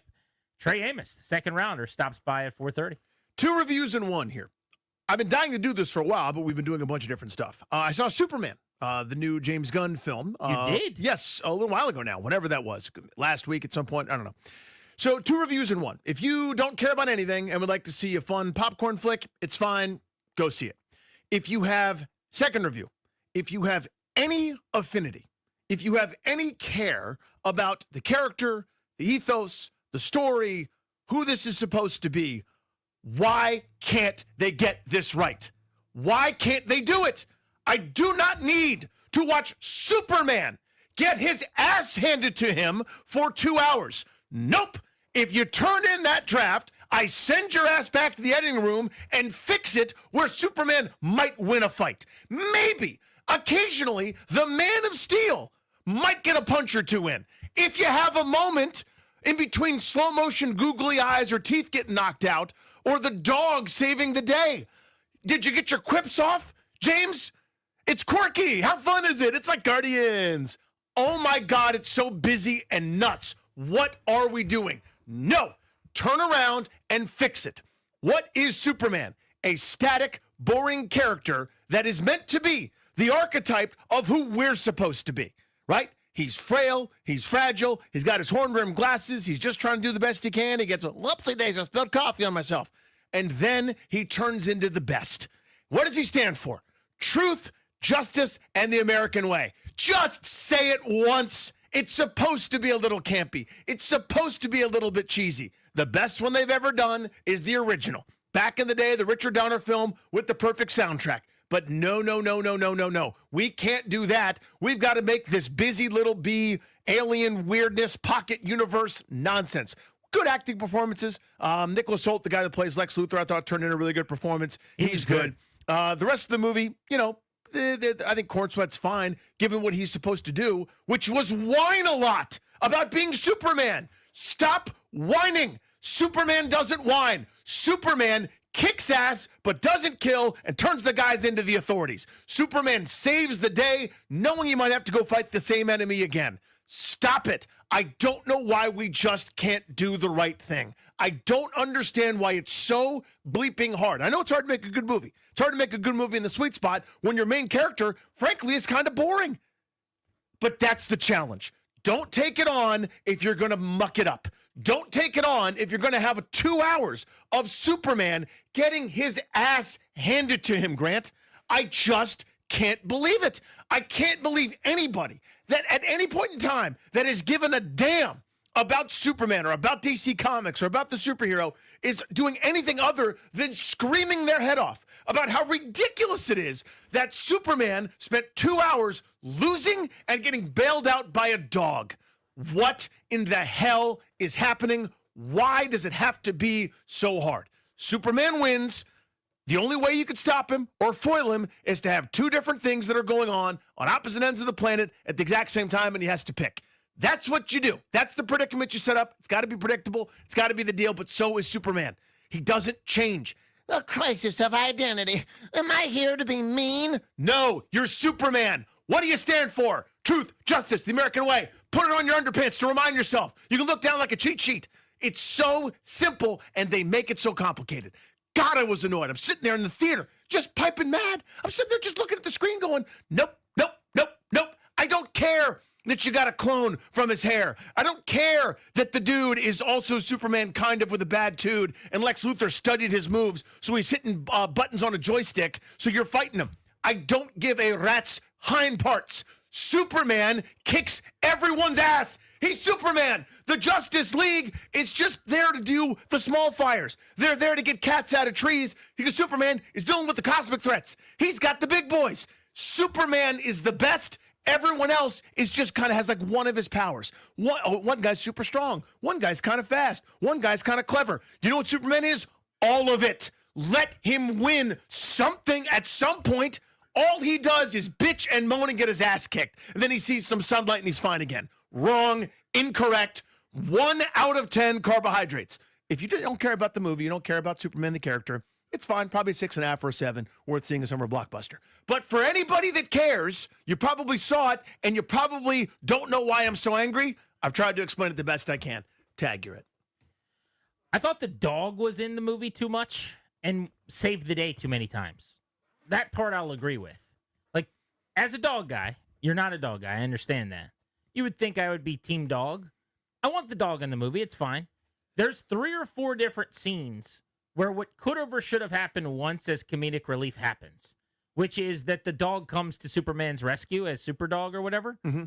It happens in the opening credit scene where he just got beat up and gets thrown on the snow, and then they drag him back to his house. It happens at the end of the movie when he's about to lose, and then the dog saves the world and saves everybody, including Superman. It just felt like they used that note too many times for my liking.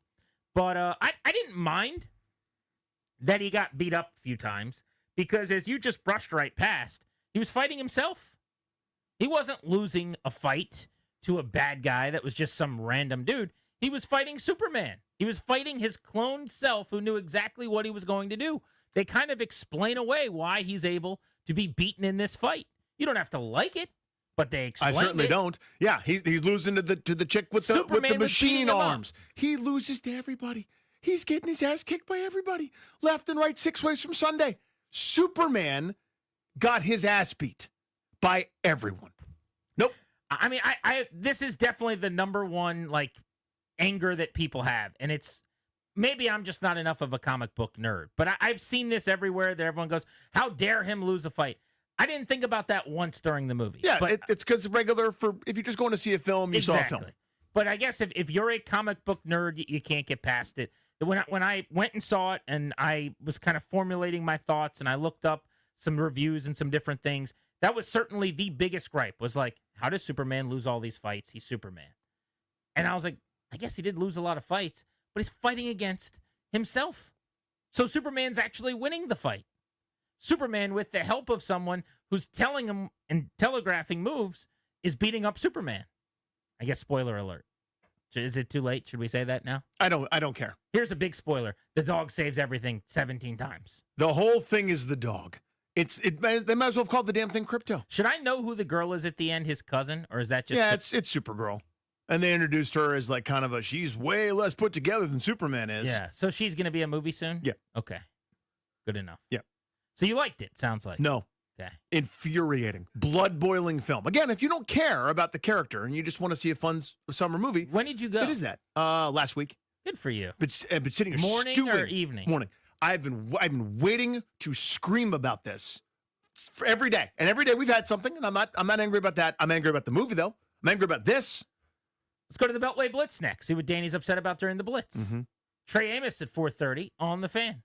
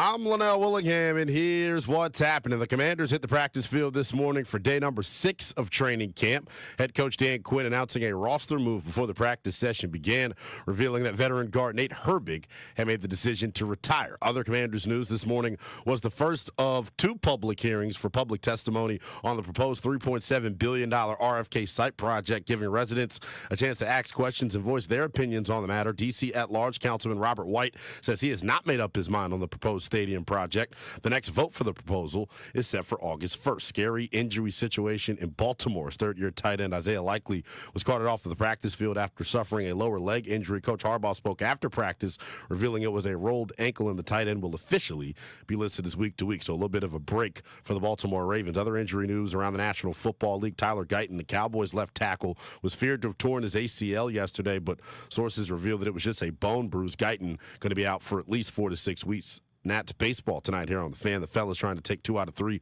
versus the Astros after Brad Lorton, the bullpen, had an excellent outing last night on the hill, giving up just 4 hits over 9 innings. It was Riley Adams playing hero. He had a tie-breaking homer in the 7th, his 6th of the season, as the Nats won 2-1 last night. They'll give it another go tonight as Michael Soroka gets the ball for D.C. It is a 8:10 first pitch. Pregame coverage gets rolling at 7:40. From the Crop Metcalf 5-Star Sports Desk, I'm Linnell Willingham on The Fan.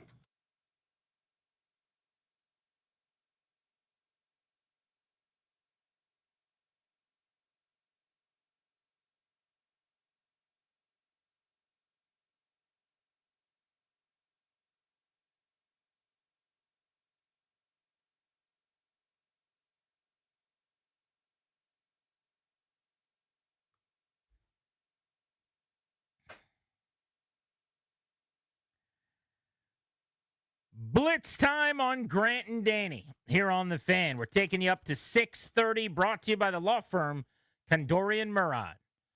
They are the sponsor of our show, and they will help you to draft a last will and testament, set up a living trust, or put together a medical power of attorney. Schedule a consultation. It's free with their attorneys today. Go to kmlawyers.com. They got a Fairfax office. If that helps, be sure to let them know we sent you. That's kmlawyers.com. Local guys, Lake Braddock High, George Mason University, huge D.C.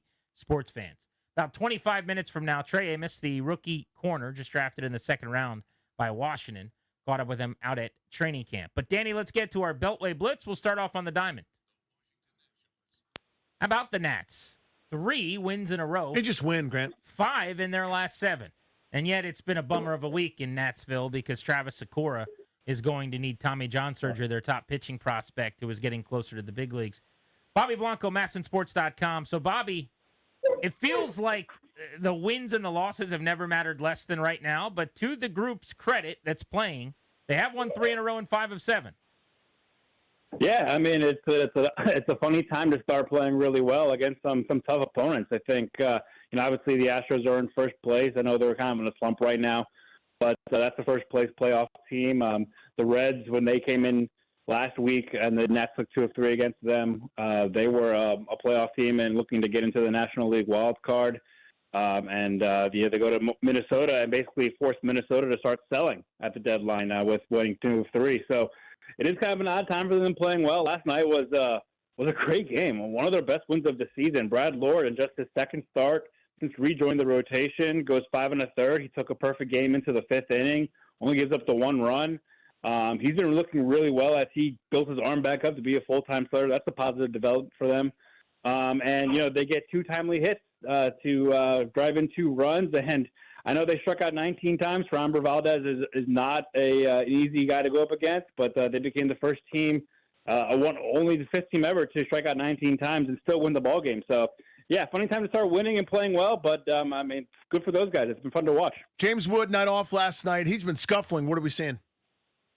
Yeah, just a lot of frustration, honestly. I mean, if you go back to Sunday's game in Minnesota, he struck out 3 times. I think he struck out 3 times in all 3 of those games. And he's been striking out more and more recently. A lot of frustration. And I will give him the benefit of the doubt here. Like, one of those strikeouts was not on him. He took the right pitches. They were out. There were bad calls by the umpire. But it was really the first time that anyone has ever seen a show of frustration from James. He kind of talked to the umpire. He never does that, good or bad. unless it's just like a positive conversation. But he kind of lingered and chatted with him as he walked back to the dugout after striking out. And that was really the first time that we've seen some frustration from him. And I think Miguel Cairo did the right thing, noticed that, and be like, hey, let's just give you a day. We got a tough lefty coming up against Valdez on Monday night. Take the day off. Take a mental breather. Get on the last bus. Don't even take BP. Try to get a reset and then come back strong. And so hopefully that worked. Hopefully we'll get him back in the lineup tonight and the rest of the week and see if he can kind of shake the slump. Davey never gave James Wood a day off in a year and a half, and Cairo's given him 2 in a couple weeks. Just interesting to me. Cairo also manages every game like it's Game 6 of the World Series, which with a developing team I don't really love very much. But he is really aggressive in like, we'll go to the bullpen. We'll go to the next guy. We'll go to the next guy. It's almost like he knows he's not going to be managing for long, so he wants to get as many moves in as possible. Yeah, I agree. And, I think for the guys, on the team, it's probably fun because, you're managing to win every ball game. It's they're not like here just thinking about the future. They're here for the here and now and trying to win every ball game. And, guys are being put in tough situations to try to help the team win. So that's kind of fun to play for. But I agree. I think he knows that he might be considered for the job this offseason, but probably not going to be going into as one of the favorites to be the full-time manager. So maybe just kind of showing his aggressiveness as a manager to get his next job.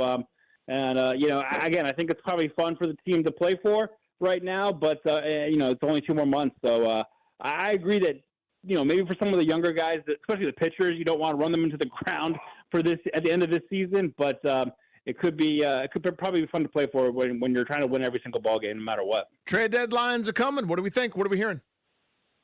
Yeah, I think, we saw Ahmed Rosario get moved over the weekend to the Yankees. I think a lot of the guys, Josh Bell will be an interesting one to keep an eye on. He's been on fire recently. Does a team take a risk on him and try to get a switch hitter into their lineup? You could maybe get a similar return that the Nats got for Rosario for someone like Paul DeJong. He hasn't played a lot this year, obviously, because of the broken nose. But he's a versatile guy in the infield. I thought it was interesting they played him at second base last night. He can provide some pop. I think the big names we're going to be watching, of course, are Kyle Finnegan, what kind of return they could possibly get for him. And then the multi-year guys, Nathaniel Lowe, do they offer, do they try to trade him off and then not worry about his salary arbitration this offseason, try to get someone a bigger haul back in return? And then, of course, Mackenzie Gore is the big one. Do you trade someone with 2.5 years left of control like they did Juan Soto, your ace of the staff? You could get a really big haul for it, or, but what kind of message is that sending to the fan base if you're sending your ace off, while this year was supposed to be competitive and you're supposed to be better than sooner rather than later. So we'll be interesting couple 48 hours, definitely keeping an eye on all the news and everything over at the website. Bobby, thank you. Yeah, thanks, guys. Have a good one. You got it. Let's bring in our buddy Earl Forsey. He's keeping you up to date every 30. Earl, I know you are hard at work in the studio, so you're not out in Ashburn, but I want to know from afar where you're watching, do you have any growing concern on Terry McLaurin and the holdout at this point? No, I've always said all along. Look, he's under contract this year. No matter what happens, he's going to play for them this season. You could talk about, well, if there's no deal, he's going to be disgruntled. So what? He's got a contract. That's what from a team perspective, guys, if that's what it takes, okay.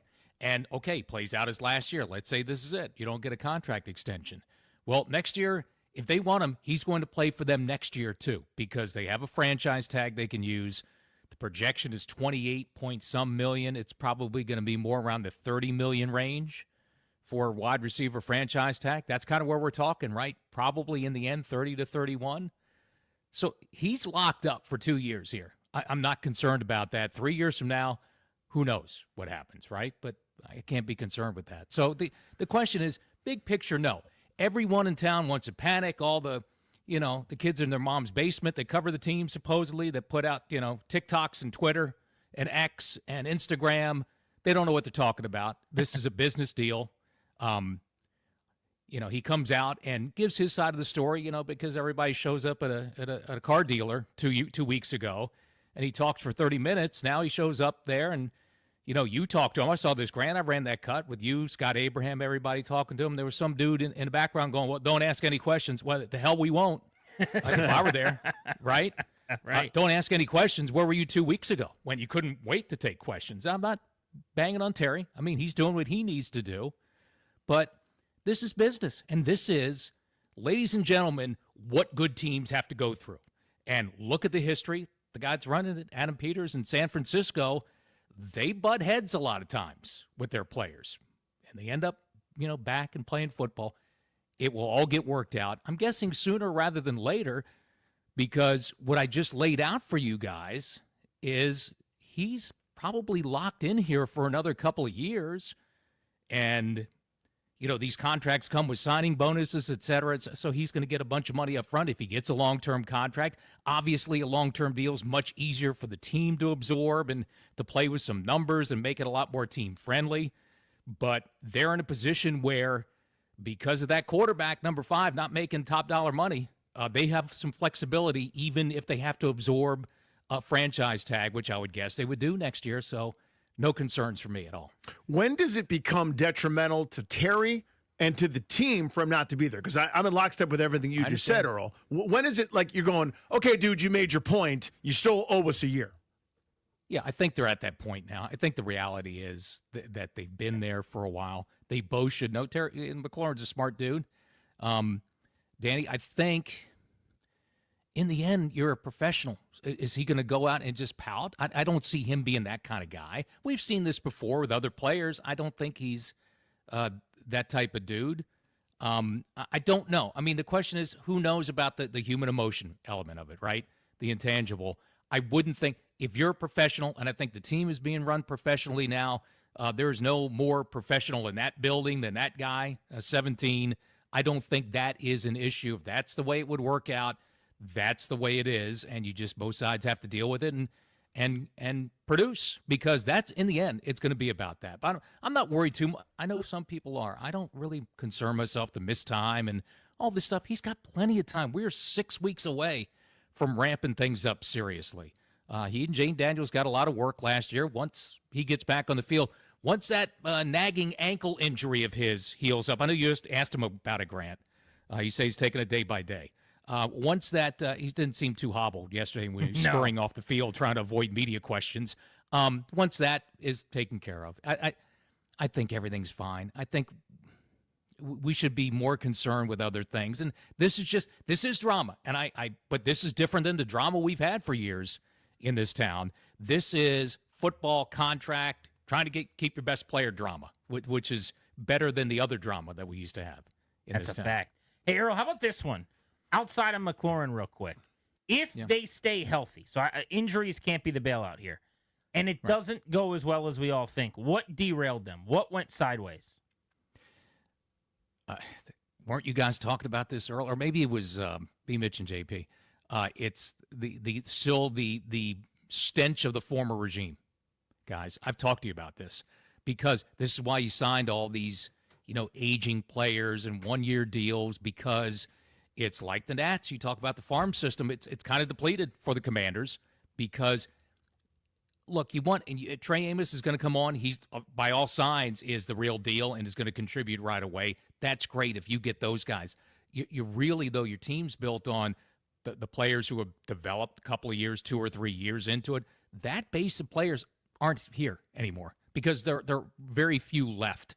So in the end, that would be the undoing. It's still rebounding and trying to make up for the ineptitude of the former regime, the former coach, the Martys, the GM, the owner. They're still trying to recover from that, and part of it is they were so good at doing it last year that now they could be victims of their own success, because now the expectations are ramped up. And the beginning of the season is going to be interesting, because we're going to find out, I think, pretty quickly if last year was kind of a flash-in-the-pan fluke or if this team is really on its way. Are you buying Marshawn Lattimore this year? Yeah, because I was last year. I think I was one of the few guys that would come on and say he'll be fine. And he wasn't last year. I think much of that was probably more the injury and everything. That was a nagging deal that he had, and probably just wasn't healthy enough to play like he should. It's a concern, there's no doubt, with, aging defensive backs are like aging receivers, right? And aging running backs. there might be a finite shelf life there, but by all signs, everybody around there seems to be okay with him. I don't see practice. What I saw last year is not great, right? But there's going to be more help. I just mentioned Amos. Mikey Sanders still has another season under his belt now. He's got a full camp. I don't have too many issues with that because I think they've done some good things on defense.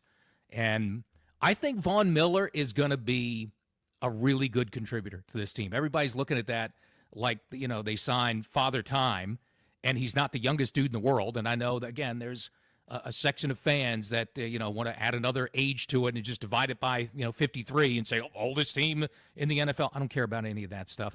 He showed he can play last year. He's still got some speed. All he has to do is rush the quarterback.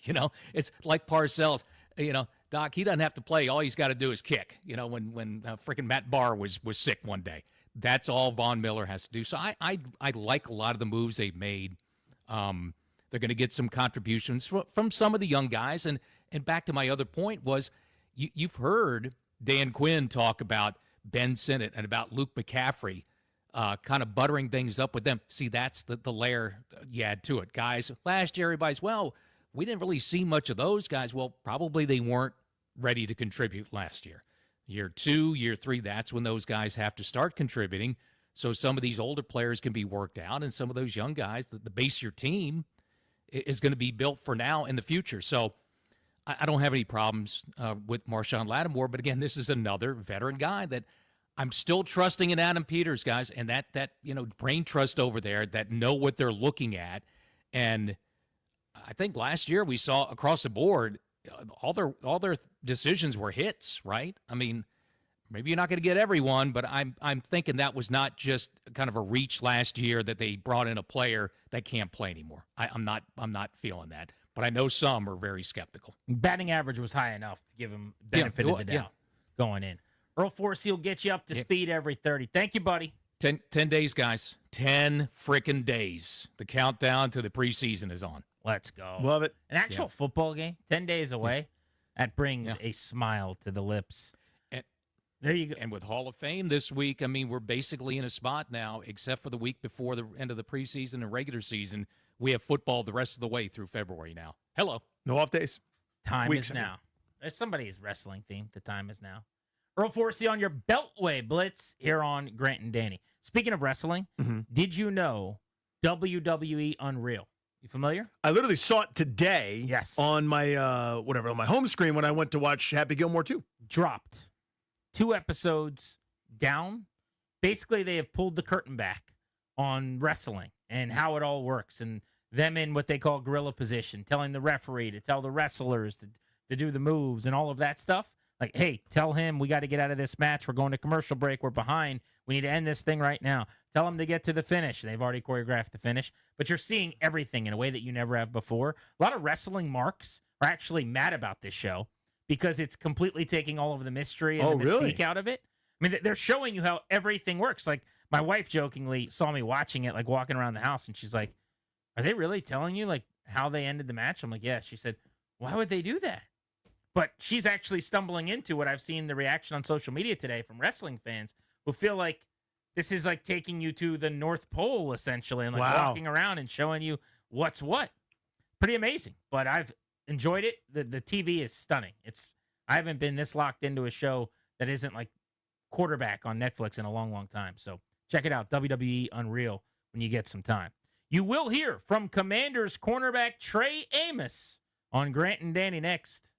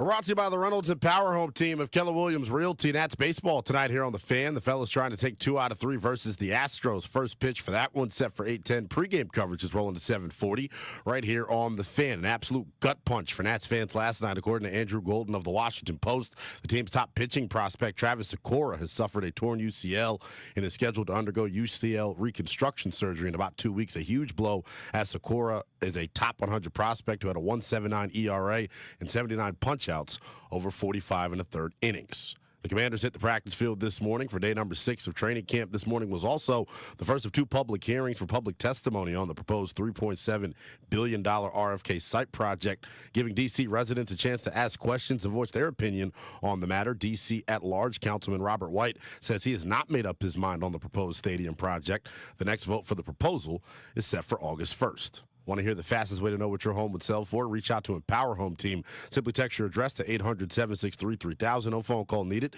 Just text your address to 800-763-3000. From the Crop Metcalf 5-Star Sports Desk, I'm Linnell Willingham on The Fan.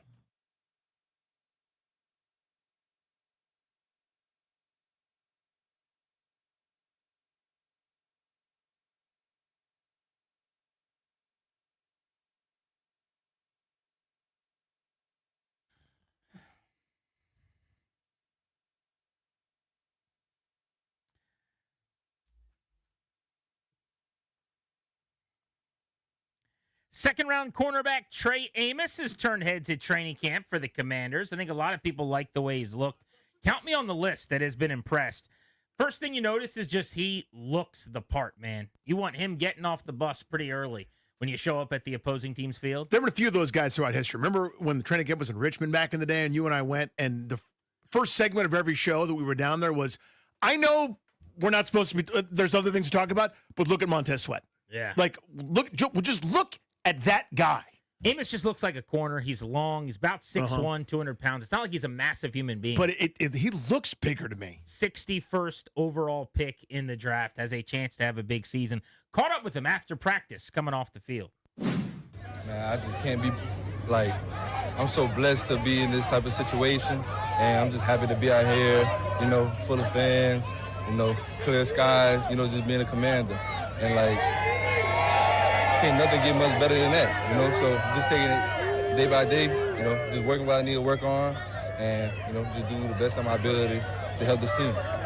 Speed of the game about what you anticipated? I feel like you got to match everybody's speed.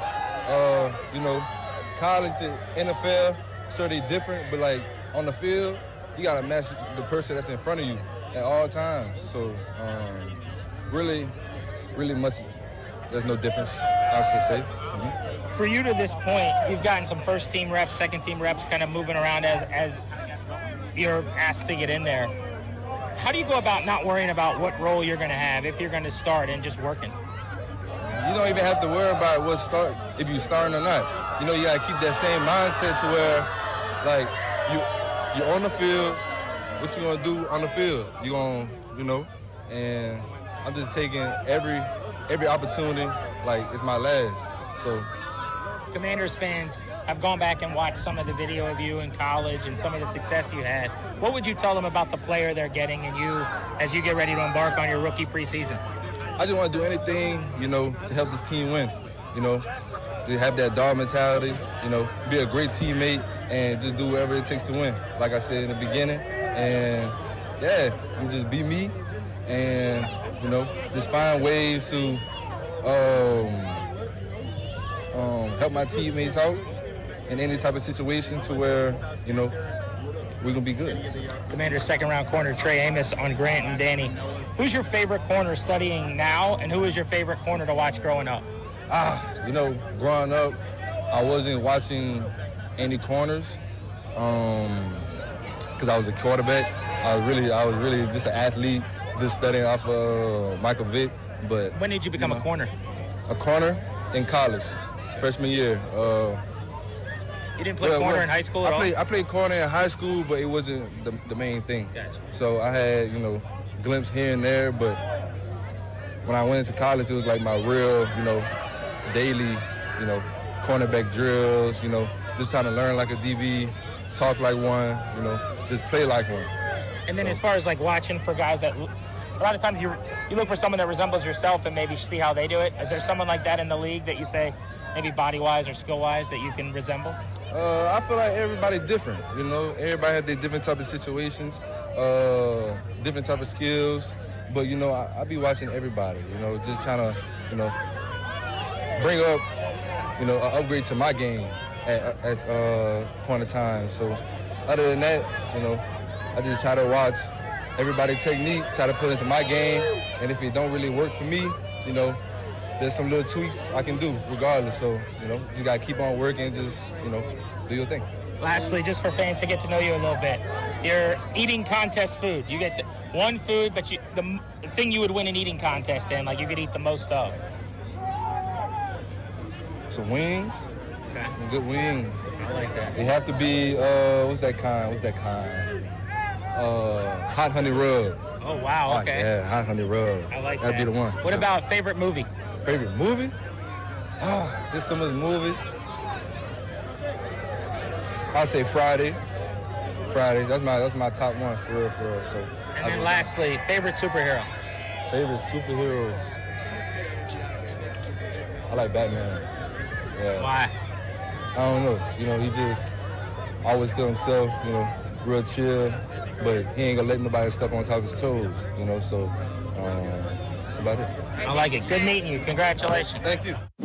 Batman is the right answer. He's the best superhero. You were very upset about the Superman movie. Yes.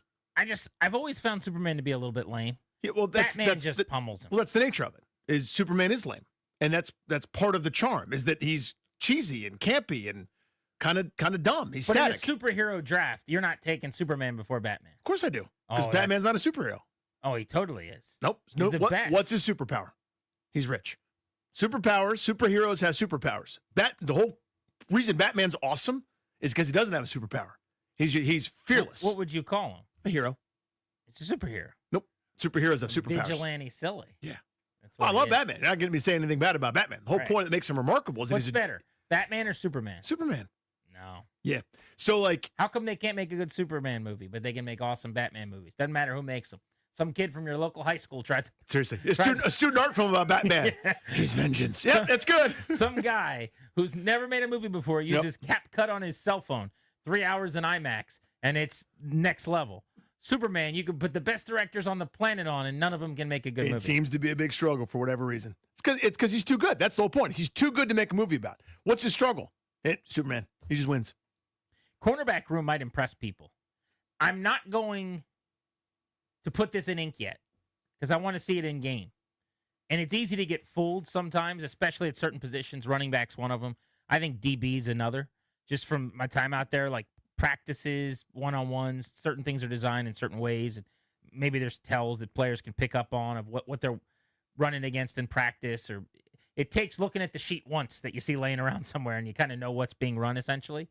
So I'm not throwing a party yet, but the combination at corner of Lattimore, who looks healthier and is running better than he did last season, Jonathan Jones, who looks like he's going to be a really nice veteran addition, massive upgrade over the guys they had last year in that role, whether that's Benjamin St. Juste, who just couldn't cut it for whatever reason, who I liked, or even Michael Davis, who they brought in and it backfired on them.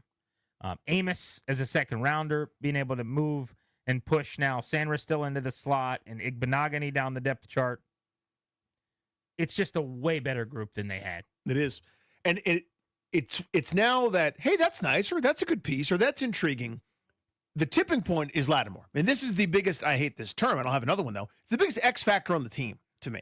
As disastrous as it was last year, and you could say, well, he was injured. Well, that's been the case for 4 straight years. Just injured players that are injured all the time get uninjured as they get older. Click on something? Yeah. You've said you hate the word X factor like 3 times in the last week, and I've never heard you say that before. Since when have you hated it and why? It is the most cliched, like, I don't know if it's a sports talk thing or sports thing. Like, no one has a better term for it. It's like, what's the biggest X factor? Like, it grinds my gears, and it's like nails on a chalkboard to me. So I've never been bothered by it. I've come up with the phrase pendulum swinger. Yeah. Just because it's like it could go bad or good. But X factor, I get it. It's overused. But Because it's overused. There's a lot of things that are overused. I mean, it used to be the idea of doing a Mount Rushmore like made everyone want to like spit up in their mouth. And now Pardon My Take does a Mount Rushmore on their podcast, and every show in America is doing their Mount Rushmore. You know what I'm saying? I know exactly what you mean. Yeah. The reason that things are overplayed is because they work. That makes sense. I know. I think we, at least I do, and I know you do too, try to take great pride in not doing exactly cookie cutter style like everybody else. But yeah, so for whatever reason, that one sticks with me more. Where it's like it feels hackneyed when But someone's just an like important player that could be Well, that's a what it is. determining factor. He's a fork in the road player. Like, is this defense good? He's one of the 2 or 3 guys where it's instrumental. Like, if Jonathan Jones isn't great, all right, you got something else. You got Sammer still there. You got young Trey Amos or whatever, right? If Bobby Wagner slips up with injury, you've got some replacements. You've got McGee hopefully this year or otherwise. So there are a couple guys where if Javon Kinlaw's good, this defensive line, and these guys are geniuses for paying him like he's a frontline starter. If he's good, and if Marshawn Lattimore's the guy they thought they were trading for, then this defense not only better, but like legitimately good. All right, I'm just seeing this on the internet, and I have to assume that it's true. There's been a lot of stuff on this story that was misinformation and was wrong and fake. But best I could tell, it's a reputable enough outlet, and it seems like it might be true. So if anybody knows this to be me being got, let me know. Okay. Story a week ago of the CEO from Astronomer who was at the Coldplay concert in the suite, and he had his hands wrapped around his HR lady who he happened to be having an affair with, and they got caught on the video at the Coldplay concert, right? Mm-hmm. Apparently, he is suing Coldplay over the Kiss Cam scandal. Do we think you buying that or selling that? Oh, I buy that. So what could he claim? Could he claim that they put us on camera without our...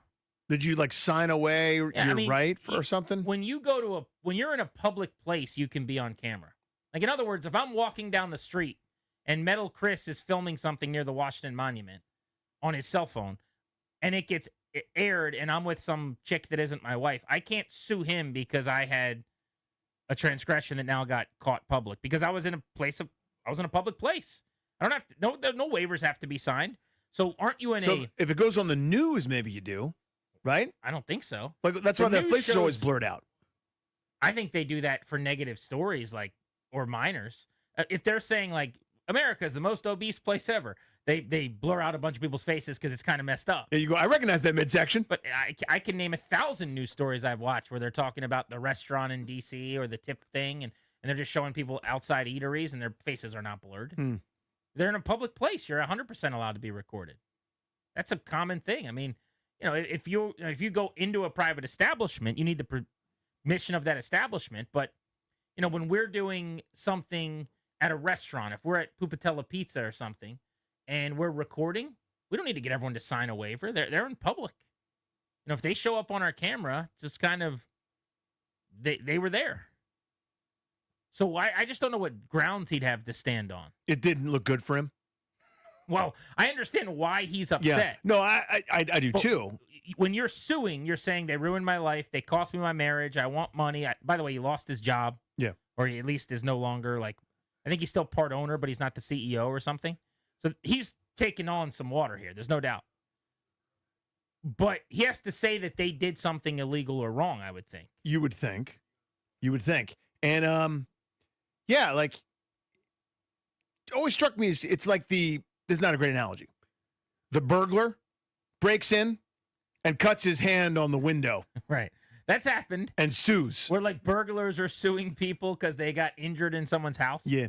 And it's one of those if there's only some sort of before and after, there's some sort of precursor that the whole thing would have been avoidable. But yeah, me as the homeowner, I guess I'm liable or something. I mean, this one, hits maybe a little close to home for a lot of people in terms of being a touchy subject. But someone breaks into your house and gets injured or, gets shot or whatever. Like, who's at fault? State to state can change. Mm-hmm. Where are they facing you? Or I remember one time through the radio station, I took a firearm safety course. Do you remember this? I do now. That's right. It was up in Frederick, and it was actually a really cool thing. I had no experience with guns in my life and didn't know anything about them and had never been a gun guy, wasn't comfortable around them. And so I said, you know what? I want to learn how to, if I pick one up, I want to know how to take some bullets out of it. And I just want to be a little less creeped out around them. But I remember going there and learning and watching this video. And basically if someone's in your house, theoretically, depending on the state you're in, You have to say, basically screaming at them, like, go away, stay away from me. You can't just start shooting, essentially. Like, even if they're in your living room or in your bedroom, just to protect yourself. It's all very, like, situationally dependent on, are you at risk? Were they trying to leave? Are they shot in the front or the back? And, like, all of this stuff. And my point is, this all could have been avoided if someone just didn't break into my house. Yeah. Like, it should be pretty easy. So it's always where I fall on that one. The person who's Maybe I'm the supposed to weirdo. be living here is probably going to get out of it if I'm the judge. Like, look, Your Honor, what was the first thing that happened? You can just say it. He broke into. You see, right? Isn't that the whole? Who was in whose house? Right, like bad guy, good guy. What's so weird is that I wasn't in his house. You know what I mean? Like, and anyway, sometimes though the lines in society get blurred. Good guy, bad guy. Like if we wanted to play that game where someone will just kill someone, and then there's a debate as to like how bad was it, and it's like no. Someone used a weapon. Yep. Someone was walking to work. Someone got shot and killed. Pretty easy one here. Good guy, bad guy. We should be able to call balls and strikes on that one. Now, if you're calling the Orioles game last night, you're going to call a strike in the middle. My man, Scuffle. Was it Walsh was the umpire there? It was Back to the Minors, I believe was his name. Yeah, it was Future Robot was his name. But anyway, the CEO suing. Again, I would love to know what the legal precedent is. In the case of adulterer versus band? Yeah, like U2 or something when they put him on the Jumbotron. Bro. No, dude. Like, sorry, you got caught. To a game. You might get on the scoreboard. You might get on the big screen, the Titantron, the jumbo screen. It's going to happen. Yeah, so imagine someone, they do that lookalike cam, right? Where, like, you see, hey, that lady looks like Kate Winslet, or that dude looks like Dumbledore You get or whatever. humiliated, right? Yeah, well, like, there was one I saw, like a highlight on my Instagram reel, where a guy, they did some famous cartoon character that's a billy goat. And then they showed some dude with a beard. Does that dude get to sue for emotional distress or whatever? Possibly. If this adulterer guy wins the case, maybe it's open season. Maybe when a couple people say mean things about me after I show up on the scoreboard at a Caps game with my beard not looking just so, maybe I can sue the Caps or something. So Coldplay is going to have to turn over some portion of royalties and revenue to this clown shoe? They'll go full disclosure, I guess. Ugh. Hulk Hogan did what? He sued. Remember, he sued the newspaper that released the video of him cheating on his wife, and he won. Yes, he did. That's true. That's like the only case I can think of like that. It was Gawker and It was Deadspin. Gawker, yeah. And they're basically out of business. Yeah, because of that. Yeah, Gawker Media stole the thing, published it against his will. Right. And he's like, that was kind of messed up. Please don't do that. Very, very different thing than what we're talking about, as one is in the privacy of someone's bedroom. He was cheating on his wife still. I mean, that is... That is true, but again, not really related to what we're talking about, which is a public place, just being on screen. But yeah, I mean, Hulk Hogan was also cheating. I guess that is the link between the two. I'm pretty sure that was like in his house. I don't think he was cheating at a Coldplay concert. It was at a home. Or was it a Coldplay concert? It might have been. Was on it? stage at a Coldplay concert. Terry Bollea at Now I see why Coldplay. you're linking the two. Bryce Harper wants to fight the commissioner, apparently. We'll explain next on Grant and Danny.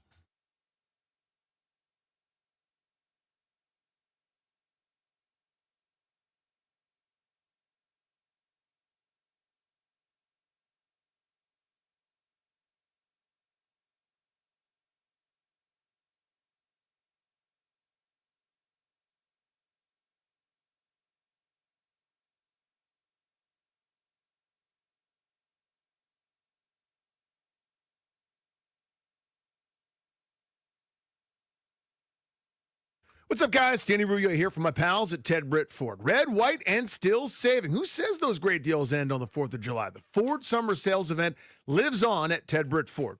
Ford F-150 Super Duty from Ted Britt. Your F-150 HQ? How about $24,000 off the MSRP and no payments for 90 days? Almost $20,000 off a new Ford F-150 XLT. Again, plus no payments for 90 days. Bronco from Ted Britt Ford. Score over $3,500 off a new 2024 Bronco Wild Track. Again, no payments for 90 days. They don't want your money for 3 months over there at Ted Britt Ford. That's how they do it. Or 2025 Explorer ST, close to $3,000 off the MSRP and no payments. You guessed it. For how long? 90 days. And don't sleep on the Ford for America. That's 0% limited term financing plus 0 down payment plus 0 payments for up to 90 days on a bevy of new Ford models at Ted Britt Ford. And your trade-in worth more now than ever. Let Ted Britt Ford show you how much. Go see him, and please do me a favor. Tell him at Ted Britt Ford that Danny sent you.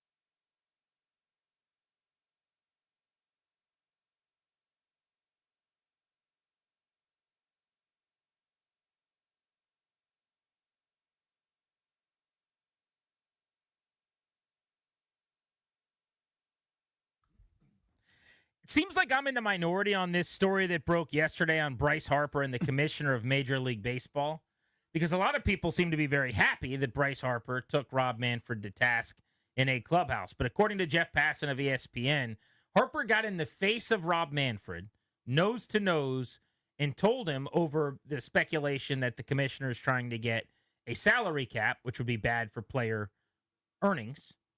Quote, get the F out of our clubhouse. Except not one letter, like the whole word. but nose-to-nose, confrontationally, as if he was kind of squaring off with him in front of all the Phillies. I can only imagine Nick Castellanos, like, cheering him on, because that just seems like something Nick Castellanos would do. But so many buttons unbuttoned on his jersey while he's doing it. the amount of, like, tough guys that thought this was awesome, I couldn't believe. I guess I should, because, I mean, what is decorum anymore? That's what wins. But, like, you think Max Scherzer's going to go nose-to-nose with Manfred and curse him out? I'll bet you he's just as upset as Bryce Harper is about sticking it to the man and the upcoming labor negotiation that's going to lead to a massive dispute that's going to lead to a eventual, unequivocal, and almost certain lengthy work stoppage. I mean, it's going to be many, many, many weeks of games that are missed.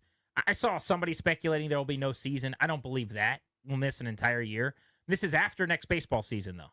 So you get the 26 year, and then in 2027, we're going to get a significant work stoppage almost certainly. But as we get closer to that, the animus is going to continue to grow between the owners and the players, and the commissioner working for the owners is going clubhouse to clubhouse. But Bryce getting in his face nose to nose, I don't know. It just seemed, I was texting people around baseball yesterday, including some agents and different things, and obviously they're on the side of the players. And a lot of them were like, oh, yeah, someone needed to send a message, like, good for Bryce. And I'm like, are you kidding me? Yeah, there's so many ways to send a message without, like, getting nose to nose and physically threatening somebody. It reminded me of, like when a guy strikes out and slams their bat or gets really angry or breaks their bat over their leg or whatever, as if they're the only person that's upset. You know who else is really upset? The guy that strikes out and just goes and puts his bat down in the bat rack and puts his helmet away without slamming it and then sits there quietly stewing. Like, you don't have to show everyone that you're the angriest. The loudest one in the room is the weakest one in the room in so many ways. It's just an act to me in some way. Like, I'm the tough guy. I'm the leader of this clubhouse. But I just thought that was the dumbest thing I've read in a long time, that Bryce Harper got in the commissioner of baseball's face, the commissioner, and was cursing at him and screaming at him to get out of the clubhouse. So I don't mind impassioned discussions behind closed doors, right? Which it sounds like it was until it escalates to the Harper part, right? Where he stands up and does the tough guy thing, according to the story I read here from Jeff Passan and company. So the players feeling passionately and having a one-on-one conversation, which is, by the way, the design. Rob Manfred's going team to team to have these kinds of frank dialogues with people to say, hey, here's what's going on from our perspective. FYI, you guys were partners in this thing. I want to include you in the growth of the game, the economics of the sport. Here's what's going on. Players might have questions, objections, and that's the forum. But shouting matches are even expected. Sure. Like, raised voices, I can get that. I mean, there's some decorum you hope there's a line that doesn't get crossed. But to stand up, and if this is all true, which supposedly it is, and to walk over and get nose to nose with the commissioner of Major League Baseball and tell him to get the bleep out of the clubhouse, I'm sorry, zero part of me thinks that that's cool or impressive or a leader. Like, I just think that that's ridiculous. The message, very simply, is we don't agree with the salary cap, and if it's a prolonged fight that you want, we'll do that. And that was one of Harper's messages, again, allegedly in this conversation. That, by the way, again, stated positions, very reasonable. Adults are talking with a different point of view. By the way, if there's no salary floor, there can't be a salary cap. I'd be on the player's side. Unless you want to give teams a salary floor that they have to spend over, don't even bring up the word salary cap. So I'm not even against Bryce Harper in the conversation. I would probably be pro his point. But you saw the reaction to it like I did. Like, oh, don't mess with Bryce. Bryce is that guy. He's that dude. 10 toes down, or, you know, whatever. Like some prideful, admirable thing that he did. Get out of here. Yeah, so is he eventually, let's play it out. Is he eventually going to swing at the commissioner? the 65-year-old guy that's in the clubhouse that he's looking down at nose to nose. Come on, man. That's the cool thing to do. The grown-ups like Scherzer are probably going to handle themselves a little bit differently, I bet. Yeah, I guarantee you plenty of players are upset about the idea of limiting player salary, right? It's something that I'm sure the union will be addressing and they'll take up. But I don't know. I just kind of roll my eyes at that because that sort of fit, right? Everything about that, where it's like the bandana wearing tough guy did a fake tough guy thing. It was applauded and lauded as some sort of like heroic act. Just kind of silly to me. Brian Baldinger is on his training camp tour around the NFL.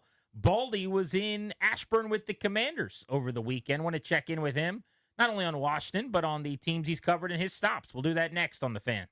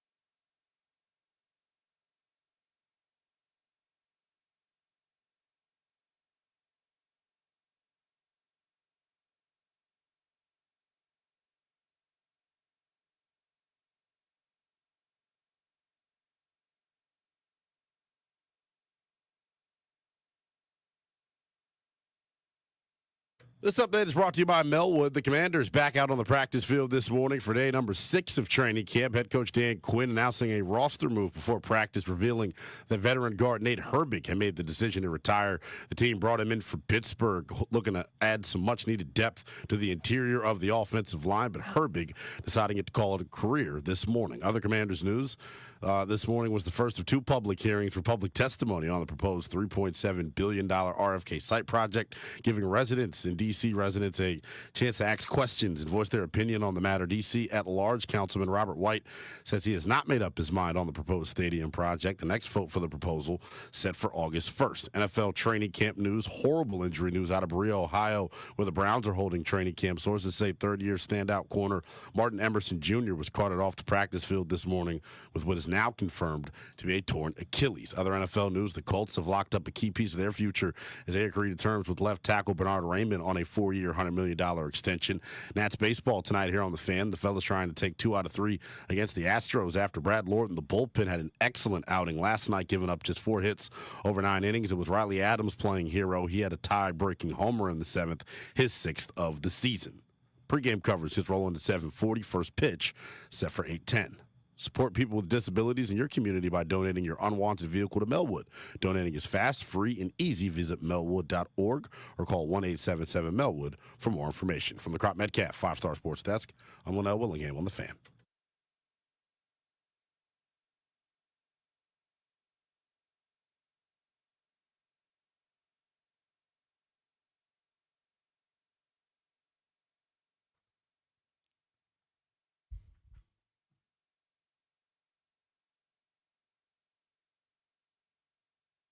Training camp coverage on 106.7 The Fan is presented by Paul Henry's Window Installation. PaulHenry'sWindows.com, your clear home improvement choice. We're going to catch up with Brian Baldinger of NFL Network in just a couple of moments, who's on a camp tour, and John Keim of ESPN, who's out at training camp every day covering the Commanders locally, will stop by at 6 with his thoughts on the team. The show's brought to you by the law firm Condorian Murat. Exclusively so. Planning, elder law, real estate transactions, probate administration. Their attorneys are always there to protect you and your family's assets. Schedule a free consultation with their team today by visiting kmlawyers.com, and be sure to let them know that we sent you. That is kmlawyers.com. You asked a question earlier today when we were talking Terry McLaurin of one of our guests on the Blitz, and that was, when does the McLaurin hold-in, hold-out become a detriment to the team? Mm-hmm. I think Earl Forsey said we're there. I don't necessarily think we are yet. I don't think we are either. But a detriment to the team needs to be defined. I think him not being there is obviously a pain in the butt. It's worse than him being there. But I don't think it makes preparation for the Giants or their effectiveness against New York any less likely or watered down. When does that change? We can open up the phones on that at 800-636-1067, 800-636-1067. So I don't think he's playing in the first preseason game anyway. Most of the starters may or may not for a minute or two, but okay, fine. The second one, you would think it's more of a dress rehearsal. He'd probably sit the third game, as most of the starters will, because that's your new de facto fourth preseason game, right? So to me, it's not necessarily that he needs all the reps or the team needs him to be there for all the reps. It's a combination they're in. Brandon Ayuk last year signed, I think, August 29th, like the week of the regular season. Never got off to a good start, just wasn't right, wasn't really football ready, then tore his ACL. That's my kind of number one fear here, is the guy holds out for too long, won't cave in, team won't cave in, finally something is reached. But I don't want to say it's too late, but now you make yourself vulnerable for the soft tissue injury or for some other kind of serious injury. You're not in rhythm, or you're not yourself to start the year, and everyone's kind of going, this is what the holdout was all about? And then you've got more controversy that compounds what you already have, and you've got some ill will generated potentially. Like, you need at some point to get in, and it's different than running sprints on a hill or, like doing Jerry Rice used to do, run up on the beach and everything else. You need to be practicing football to play football effectively. I don't know how long he needs. Everyone needs a little bit different. So whether it's 2 weeks or 10 days or, 6 days on the grass, I have no idea. But at some point, he does need to get ready to play football, both for himself to have a good year and for the team to have a good year with him. I was going to say, what does that have to do with the team? But your point is, all of the problems with him not being at practice and participating are kind of McLaurin specific. And if he's not his best, then it does hurt the team. Yes. But aren't there direct ways that it hurts the team just by way of distractions? You're hearing in all these interviews I'm doing now with Dietrich Wise or Trey Amos or whatever, it's the Terry chance, the MVP chance. He is in the meeting room. He's at the facility, so the camaraderie is not dissipating. But there's a timing with Jaden Daniels where maybe it affects Daniels directly. The fall off in talent is obvious, but are there other ways that the team is directly affected? Use the word, the football parlance of conduct detrimental. Is his holdout right now conduct that is detrimental to the team? It might be early enough that you could say no, but at some point you say yes. It would be yes, yeah. When does that shift? Again, we'll hit the phones on this at 800-636-1067. I think it's whenever you turn the page from preparing for the season to the regular season, right? So that might be different for every single team. Like the preseason, while an important metric, you and I have debated this for years. I always look at the clubs that, hold out starters and see how they do. And I think you're seeing now that the conversation in week one every year is, oh my God, the performance, the quality of play is worse. Well, there's less practice time than ever. Mm-hmm. There's less preseason time than ever. Teams take it less seriously because they don't want the injuries. And the result is worse football and teams getting off to slow starts. What did the Cincinnati Bengals, who are the notorious slow starters in the NFL? Oh, they love being 0-2 so much. But what are they going to do? They're actually going to take it more seriously this year. And they say they're going to play guys in the preseason a little bit more. So, I think there's some merit to it, but you can still get into shape. You can still get it on the same page. And it's not going to be devastating to McLaurin and Daniels in the tandem quarterback receiver if he only has a week or two leading up. But as soon as you turn that calendar into it's regular season mode, which for a lot of teams is the Monday after cuts, right after Labor Day, which is generally the first couple of days of September, going into a week one against the Giants, and it's a short week. You play 2 games in 10 days from that Monday. So my answer would honestly be cut down day. If I'm cutting down my roster and I'm releasing somebody that I might have kept if you weren't around or vice versa, I'm having to keep someone because you still haven't shown up. And then a couple of days later, you walk back in the door and they get cut and it's not fair to them after the work they've put in. Now that's conduct detrimental. Now you're affecting way more than just yourself. But even that late in the game, Danny, while I think he could still get off to an okay start, he's not going to be in the same shape. He's not going to have prepared his body the same way. Right? I mean, 6-7 days leading up to the regular season, right. 10 games in his first 10 days on the job when he wasn't in any practices. You're asking for problems. This is my view. So maybe I got to go back before that. Yeah. But that's first blush, first thought. That's what I would say. Yeah, and that's my view on it. Is if you can't, in other words, the team is hurt, Terry is hurt. If Terry can't be Terry, how does Terry get to be Terry?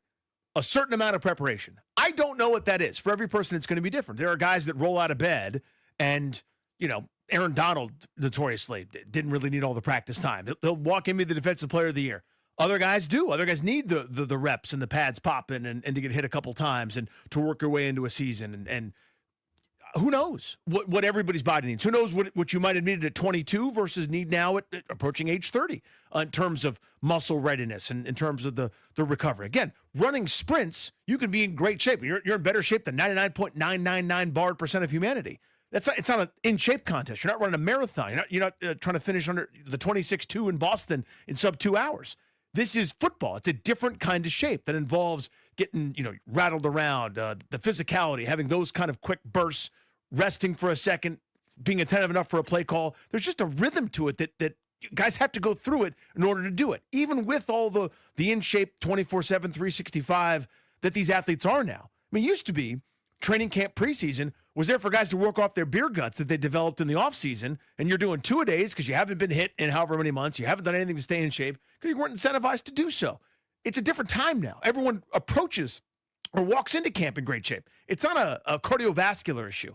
It's a football shape thing, and enough football guys have talked about it where I know it's a thing. How long does it take for Terry? I don't know. But at some point, if he's not doing that, then he's not going to be Terry, and it's either going to be an injury of some kind, he won't be ready, won't be himself, and all of a sudden that's not at his detriment, that's to the team's detriment. So when that is happening, and I won't know when that is specifically, we'll be able to see it with a big enough sample. I'll go, dude, it went from you're trying to make a point, and I respect it, to you're now hurting this year, and that's not cool. Clearly, the holdout is bad for the team. And I'm going to say holdout, and you guys can get upset. It's still a holdout, people. The hold-in phrase is like a couple of years old, and everyone thinks it's cute because you're there. You're in the facility. It's a hold-in, bro. A holdout just means you're refusing to practice. That's what it means. I don't care if you're at home or you're watching La La Land at the movie theater at AMC Hoffman or if you're at the facility. It doesn't matter to me. You're holding out. So regardless, not participating, it is bad for the team. It's worse that he's not doing it, but there's a big difference between that and being a detriment, taken away from their chances to be their ceiling. When does that start is the question. Let's go to Chris in Oxon Hill on Grant and Danny. What's up, Chris? Hey, how's it going, fellas? Appreciate y'all taking my call. I really feel like this has been a big holdup. My opinion, I'm not the one with the ink pen. It's always Adam Peters who's going to make that decision as far as the signing things. I really feel like he deserves at the least a $94 million 3-year extension with at least maybe 60 guaranteed. I feel like he deserves that. And I always got to take it back to wrestling. Hulk Hogan recently passed, but Terry McLaurin, he is a minor version of Hulk Hogan. The Washington area, we love him. We are really rooting for him, and we're hoping that this thing gets done. And just like how Hulk Hogan, he changed the game of wrestling. He's made a huge impact for us. Look at the wide receiver.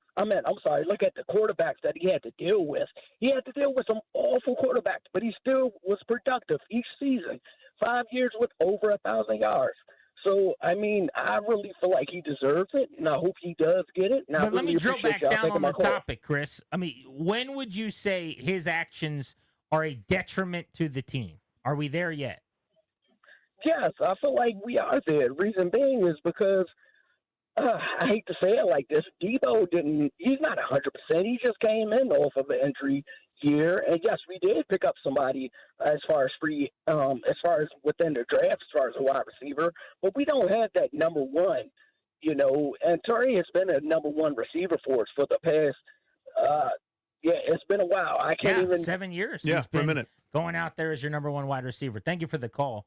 They're worse off in practices. Jaden Daniels is not getting the work with McLaurin that he would prefer, so I guess that part of it is a setback. But as Earl said earlier today on the Blitz, you still got a lot of time here. You have all of August and a week in September. There's still 5 legit weeks away from NFL football. He doesn't need 5 weeks to get up to speed with the guy he played with all of last year. I don't know what he needs. Is it 2 weeks? Is it 3 weeks? That's what makes it so hard to answer for me. Exactly. But, yeah, I get the point if Chris is saying, yeah, it's already a detriment because look at the practice field. Look at defensively, you're not getting those reps. Trey Amos should get to work against him. We talk about Connerly getting to practice against Von Miller and how helpful that is to him. You know what would be a lot better to know how close Marshawn Lattimore is if he's working against Terry McLaurin in one-on-ones and locked up with him in practices instead of Luke McCaffrey or Chris Moore or something. Let's go to Mark in Landover Hills on G&D. Hey, Mark. Thanks for taking my call, guys. Hey, buddy. You guys are great, man. But, Grant, I tell you, Danny, I got to kind of disagree with the subject because, man, it's already a detriment, buddy. When you take the number one piece out of your offensive synergy away from the team and there's distractions like you were saying with Dietrich Wise and everything, it's already affecting. Whether it will carry through and be a detriment for the whole year, that would be pure speculation. But believe me, guys, you're leaning that way like the first caller. Man, it's already a detriment to the team, and, man, they need to get it together, man. And, I agree with him about Hulk Hogan, and, man, it's like that, man. When's the last time this team had somebody like Terry and somebody that was faithful? And fidelity, as much as it's going down the toilet in this day and age, guys, man, it still means something to good human beings, buddy. And I'll get off here, Grant. Danny, great job, guys, as usual. The cream's still at the top, buddy. Thanks a lot. Appreciate you, pal. Appreciate you, Yeah, Mark. so I guess Fidelity, by the way, Danny, faithfulness to a person, cause, or belief demonstrated by continuing loyalty and support. Fidelity, looking for fidelity. If you're playing a game right now and you're going on a binary 1 or 0, is this a detriment? I guess I could understand. I could buy the argument that it maybe is. I think it's such a small one at this stage. I think we've raised that bar, you and I, higher than what they're talking about, and they're right. This is now a detriment to the team. I think that by definition that's correct. The way I'm thinking of it, and I'm assuming the way you're thinking of it is, Is their chance of beating the Giants lowering at all yet because of what Terry McLaurin? And my answer is no. So again, hypothetically, if Wednesday the 30th he's at practice and we never think about this again, and it's all solved, then nothing was really hurt. Right. I'm talking about when is it hurt? When are they a worse football team? August 6th he comes back, they're fine. Right? August 13th he comes back, they're fine. August 20th he comes back. Now I don't know. I think they're probably fine, but it's getting tight. August 27th he comes back, and now you're talking about being 10 days away from the start of the regular season. 20 days from then you're going to have played 2 games. That's probably too late. So now where am I drawing the line? It's between, I don't remember the dates I just said, but the 20th and the 27th or whatever. Yeah. So it's somewhere there in August. But yeah, he is currently taking away from what could be a very seamless, smooth, positive storylined training camp. That was the case last year. Everything was very harmonious. Everybody was on the same page. And ultimately, you ended up having a 12-win season. For the first time in a long time, it was nothing but positivity. And already this year, there's a major negative cloud swirling above the facility. And what's amazing is it's being created by the guy that helped keep those clouds away at a time where that's all there was. And now it's not to say that if a tackle's missed against the Giants, that it's because Terry McLaurin and this time the field goal went in, so it was because of McLaurin. It's always going to be hard to point to the correlation or causation or otherwise. All we have though are relevant data points when it comes to these kinds of bits of analysis. They didn't deal with this last year, and everything was everybody in the locker room at all times pulling the rope in the same direction, and it was magic. Quite frankly, they were better than the sum of their parts. I think there's no doubt about that. They think they're better this year, and there's a good argument to be made for that. And this now is some level of distraction, some level of detriment. I don't think it's risen to as high a one maybe as we perceive it on the outside. These guys understand. They're not stupid. They get it. At a certain point, though, and this is the point I keep bringing up, so it sounds like I'm harping on it, and I don't mean to, but at a certain point, it will become more negative. The little snowball that's, look at this, it's a snowball. We'll look up in a couple of weeks, and it's now an avalanche. It's not an avalanche yet to me. This is a player exercising every option he can, every available lever to try to earn as much as he can. I understand that and respect it. In fact, I'd encourage him to do so. The next level, though, I don't know when that turn happens, but it's going to, in my mind, if it continues. Tim's in Maryland. What's up, Tim? Hi, good afternoon. Yeah, I think it is a detriment. Here's the deal. He's the weakest link right now. And if you're actually preparing to be a contender for the Super Bowl, the chain is getting weaker and weaker. And to me, this is like in a high school classroom where you have a student who doesn't really want to be there and participate, and he's causing all types of problems in the back of the room. And I think it is a huge distraction because Debo needs McLaren, but McLaren also needs Debo. You cannot, you can double team somebody if you got one guy, but it's hard to double team or decide how you're going to play defense if both the guys are out there. But so Tim, let me ask you this. I think it is a detriment. But if he comes back a week from today, was anything really lost? I would say I'm going to stick with my guns. Yes, I think it's a detriment because it is a loss because, as Danny was saying, we don't know, workout-wise how this affects him. I understand that. But I do believe you're losing time with Jaden Daniels in the timing, and you're losing time with the defensive players going up against somebody who is your number one. So, yes, I do think it's hard to repair that damage, yes. Appreciate you. Yeah, so I can see the sentiment, and I get it. I would say it is a slight negative.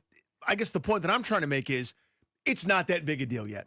And I know it's a major story, and we should be focused on it, rightfully so. But in terms of the damage it's doing to the team, a few practices where Lattimore or Amos or Jonathan Jones isn't getting to go up against Terry, and Jaden Daniels doesn't get a chance to throw to him, they'll be fine. I mean, think of the number of vets that are just resting because they're a vet, right? I mean, guys are getting a chance to sit out a third of the practices so far.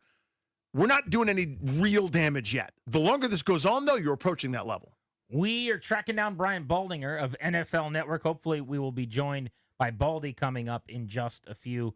Also, Mackenzie Gore on the trade block. That is the rumor around Major League Baseball, that the Nats are listening to calls on Mackenzie Gore, should they be, Want to get into that as well on the Fan.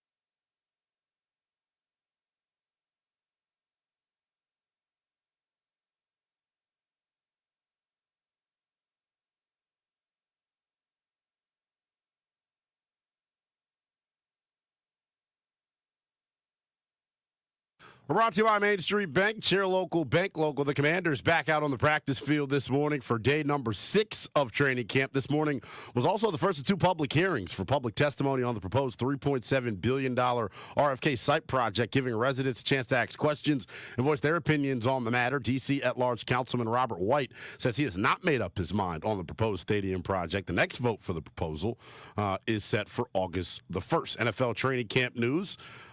Tough injury news out of Brio, Ohio, where the Browns announced that their corner, Martin Emerson Jr., was carted off the field this morning with what is now confirmed to be a torn Achilles. Other injury news from NFL training camp. Dallas Cowboys and their left tackle, Tyler Guyton, avoiding an injury scare. It was initially believed that he suffered a torn ACL during yesterday's practice, but MRIs confirmed that the ACL is still intact. Guyton, though, going to be out for 4 to 6 weeks with a bone bruise. Nats baseball tonight here on The Fan. The fellas trying to take 2 out of 3 against the Astros after Brad Lorton, the bullpen, with an excellent night on the hill, giving up just 4 hits over 9 innings. It was Riley Adams playing hero with a tie-breaking homer in the 7th, his 6th of the season, as the Nats were 2-1 winners last night. They'll give it another go tonight. Michael Soroka on the bump for D.C.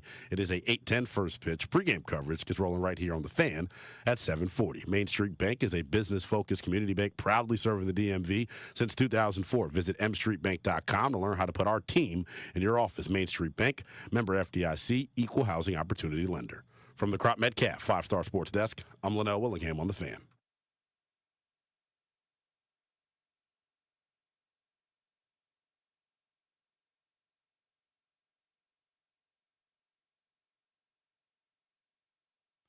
Good news, bad news. Which one do you want first, Danny? We found Baldy. The good news is I found Brian Baldinger. The bad news is right now as we speak, he's live on NFL Network. Looks like he's in Cleveland, maybe? He's at Browns training camp, which is in Berea, Ohio, I think they call it. I think his Pinky's at Bengals training camp. How are you going to do Baldy like that?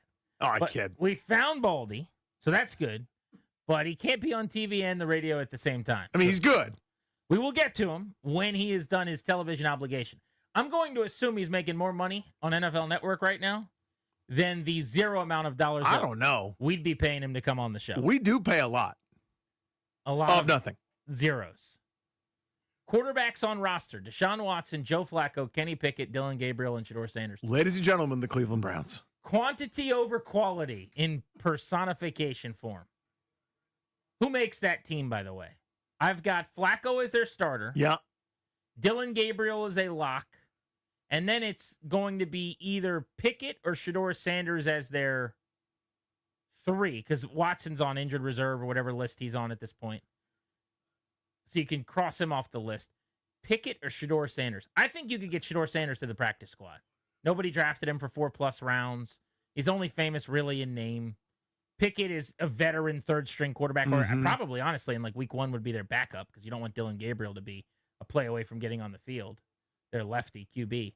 So I would say their depth chart will be Flacco, Pickett, Gabriel, and then you put Shedeur Sanders on the P squad. What a wild time, by the way. And if people will say, oh, maybe he's not going to get to the practice squad, someone will claim him. So what? You've already got your quarterback of the future, in theory, your project that you're grooming in Dylan Gabriel. Did you see the story a couple weeks ago from Browns camp? It was one of the dumbest things I've ever seen in my life. Absolutely egregious. Like, take this person's credential. It was written that the Browns, sources say the Browns have liked Dylan Gabriel more than Shedeur Sanders or something like that. It's like, oh, the guy they drafted 2 rounds earlier? Great report. Any other brain busters for me? What a stupid thing to say. They were like sourcing it as if they had some inside information. Like, the Browns are higher on Dylan Gabriel than Shedeur Sanders. Well, they were both available in the draft. Is that right? And they took one way before they took the other one. They didn't do that in reverse order because they were excited to take the better guy later. That's not how the draft works. They're said to prefer first-round pick Mason Graham over 7th rounder. Yeah. Do you have more updates for me? But Shedeur Sanders, man. Browns 15.2 points per game last year, lowest in the NFL. That is horrendous. Really bad. That's a terrible number. Let's go to Tom in Annapolis. What's up, Tom? How are you? Good. You guys there? Yeah, buddy. What's up? I'm going to go with Terry on this one. The last jersey I bought was Terry McLaurin. and I'm a diehard, by the way. First time calling in you guys. I talk to junks here and there. But, you know, he's a good guy. You know, he means well. However, he's hurting this team because the ownership, you know, is focusing on him. I'm a restaurant guy. I did a lot of restaurants, operations, whatever. When an employee, a manager, or a district manager, literally you talk about them every day. Like, what do we do? What do we do? They become a topic, and when they surface, it's time to let them go. I don't want Terry to go, but your energy should be spent on other positions, other hirings, other whatever you have to do. In me, when I have an employee or a manager or a district that's their topic of conversation, it's taken away the energy of the room, of the meeting. I totally get that, but here's my question then really quickly. Go for it. If they solve it in a week or two, isn't it like nothing happened? I mean, my point is, has anything really happened that does irreparable damage that can't be walked back? Yeah, but here's the kicker. He literally is a stand-up guy. I love Terry. And, you know, again, diehard. But at the end of the day, the focus is starting to shift, you know, to Terry and not the team. I don't like that. That's not a team player. I'm sorry. I love Terry, but I don't get it. Understood. Yeah, I hear you. Again, I don't think players understand in this league, because it's not like any of the others. In basketball, somebody does this kind of crap. You're going, God, this is so selfish. Are you kidding me? You're just whining and throwing a temper tantrum until they trade you to one of your two preferred cities. Like, again, this is what we're doing. Because the money's guaranteed. It's not in this league. They will cut you at the drop of a hat. The instant they feel you're no longer worth it, they talk about you like you're leftovers that have been left in the fridge for too long. The instant you no longer are able to live up to that deal, they're looking for ways to replace you. We'll casually do it ourselves. I find myself doing it because it's the nomenclature. A guy's a cap casualty. You mean the player that we don't think of as being useful anymore that costs too damn much. They'll move on from you. Players understand, in general, fighting for everything that you can get in this extremely limited window violent sport, that the average career is less than 3 seasons. So they get it to a degree. But once this season starts, whenever that is, to them, once it's ramp up time, it's now, you know, people look at their watch and go, hey, I get it, man. You're fighting for yourself. You're doing what you need to do. It's a business.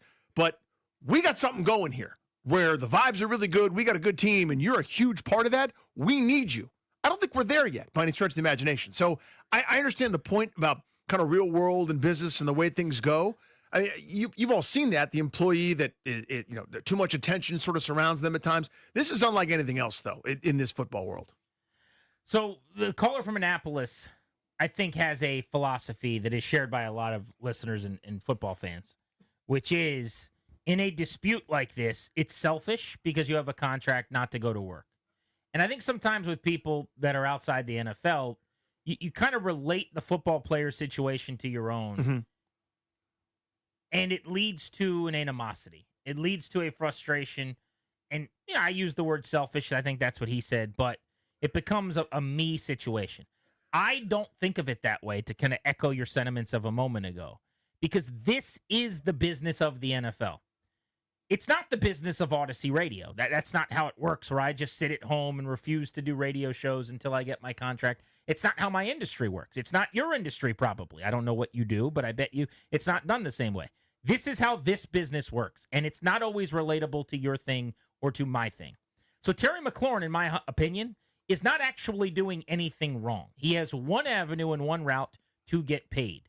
But eventually, the idea that he's not doing anything wrong changes, because it gets to a point where you can agitate, you can be the squeaky wheel to try to get the oil, you can be the loudest one in the room and try to get the attention that you seek that way, because this is your only way to get it.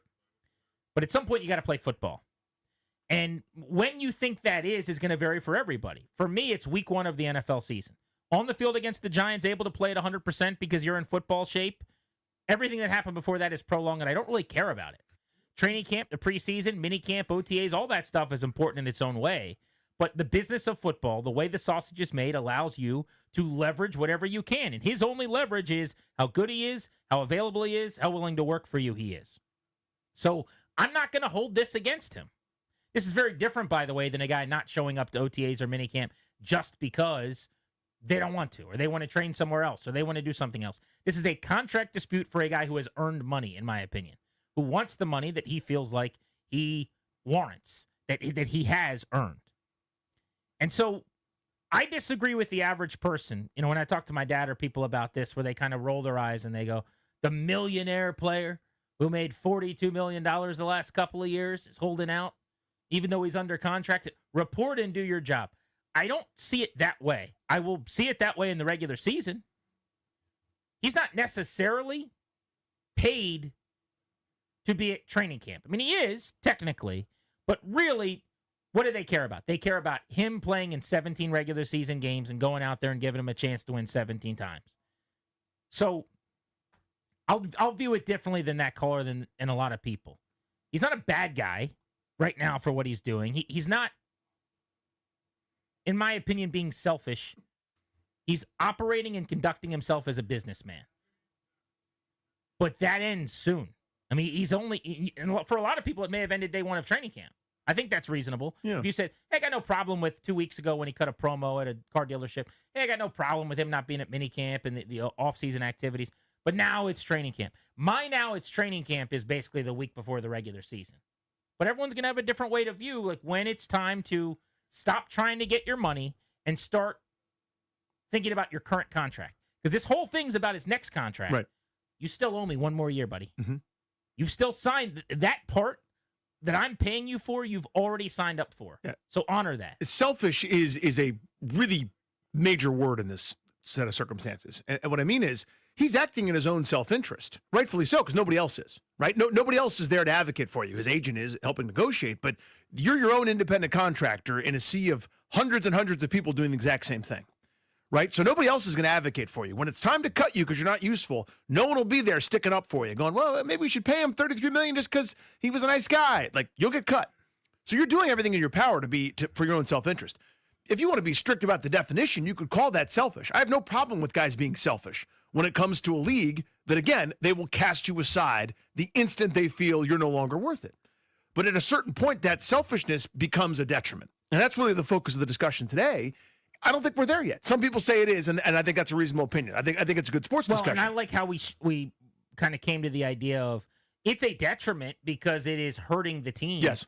But when we say is it a detriment, at what point will it make it harder to beat the Giants that he's not there? Right. And you and I are saying we are not there yet. Yeah. And I wonder if people disagree with that. And I think some might. To me, like, there is a certain drop-dead point, and we won't know until we get a full sample. Like, if he's not himself for the first month of the season, let's say he signs when Brandon Ayuk did last year, August 29th, I believe was the date that Ayuk signed. Let's say he signs August 29th, which means he doesn't play in any of the preseason games, isn't ready to go. And let's say he has a bad first month of the season by whatever standard you want to put. Maybe he's got a nagging injury, something soft tissue, a foot thing, or he's not quite ready, not in football shape, and you have a bad month of the season. Normally, you sort of just chalk that up to having a bad month. That happens. He's had slow starts in years past, but he hasn't had a holdout or hold in that lasted all through the entire preseason. He hasn't had animus against the org. That's kind of what we're talking about here. You can't give away a month if you want to be a contender. Occasionally, some teams can. The Patriots would sleepwalk through September when they had Tom Brady and company. Kansas City can sleepwalk through a September. But when you're a team that's got one good season in the last 30, it's kind of hard to start giving away a month, when you're trying to rise to the cream of the crop here. Grant and Danny on the Fan. We can take more of your thoughts on whether or not McLaurin's costing the Commanders a chance at regular season success right now at 800-636-1067 as we go. Plus, I want to get to our Metropolitan Moving and Storage poll of the day, which is asking Nats fans whether or not they think the team should trade Mackenzie Gore at the deadline. Yes or no? We'll get into that as well as we continue on the Fan.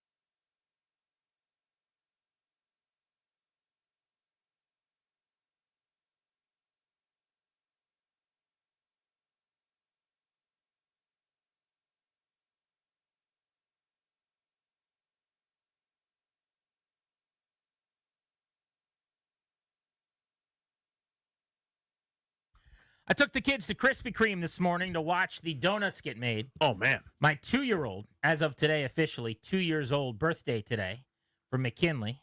So Mickey and the kids wanted to go get a donut. We put a little candle in the donut, did a happy birthday at the house. But I don't know when the last time you went to Krispy Kreme and just watch them make donuts was. That is quite a conveyor belt situation. It is mesmerizing. And also, I mean, it's intoxicating. I just wanted to get my kids a donut. I was going to take them up, get in line, and get a donut, and they couldn't pull themselves away from the window. We just want to watch the donuts get made. But we've been doing that for like 8 minutes.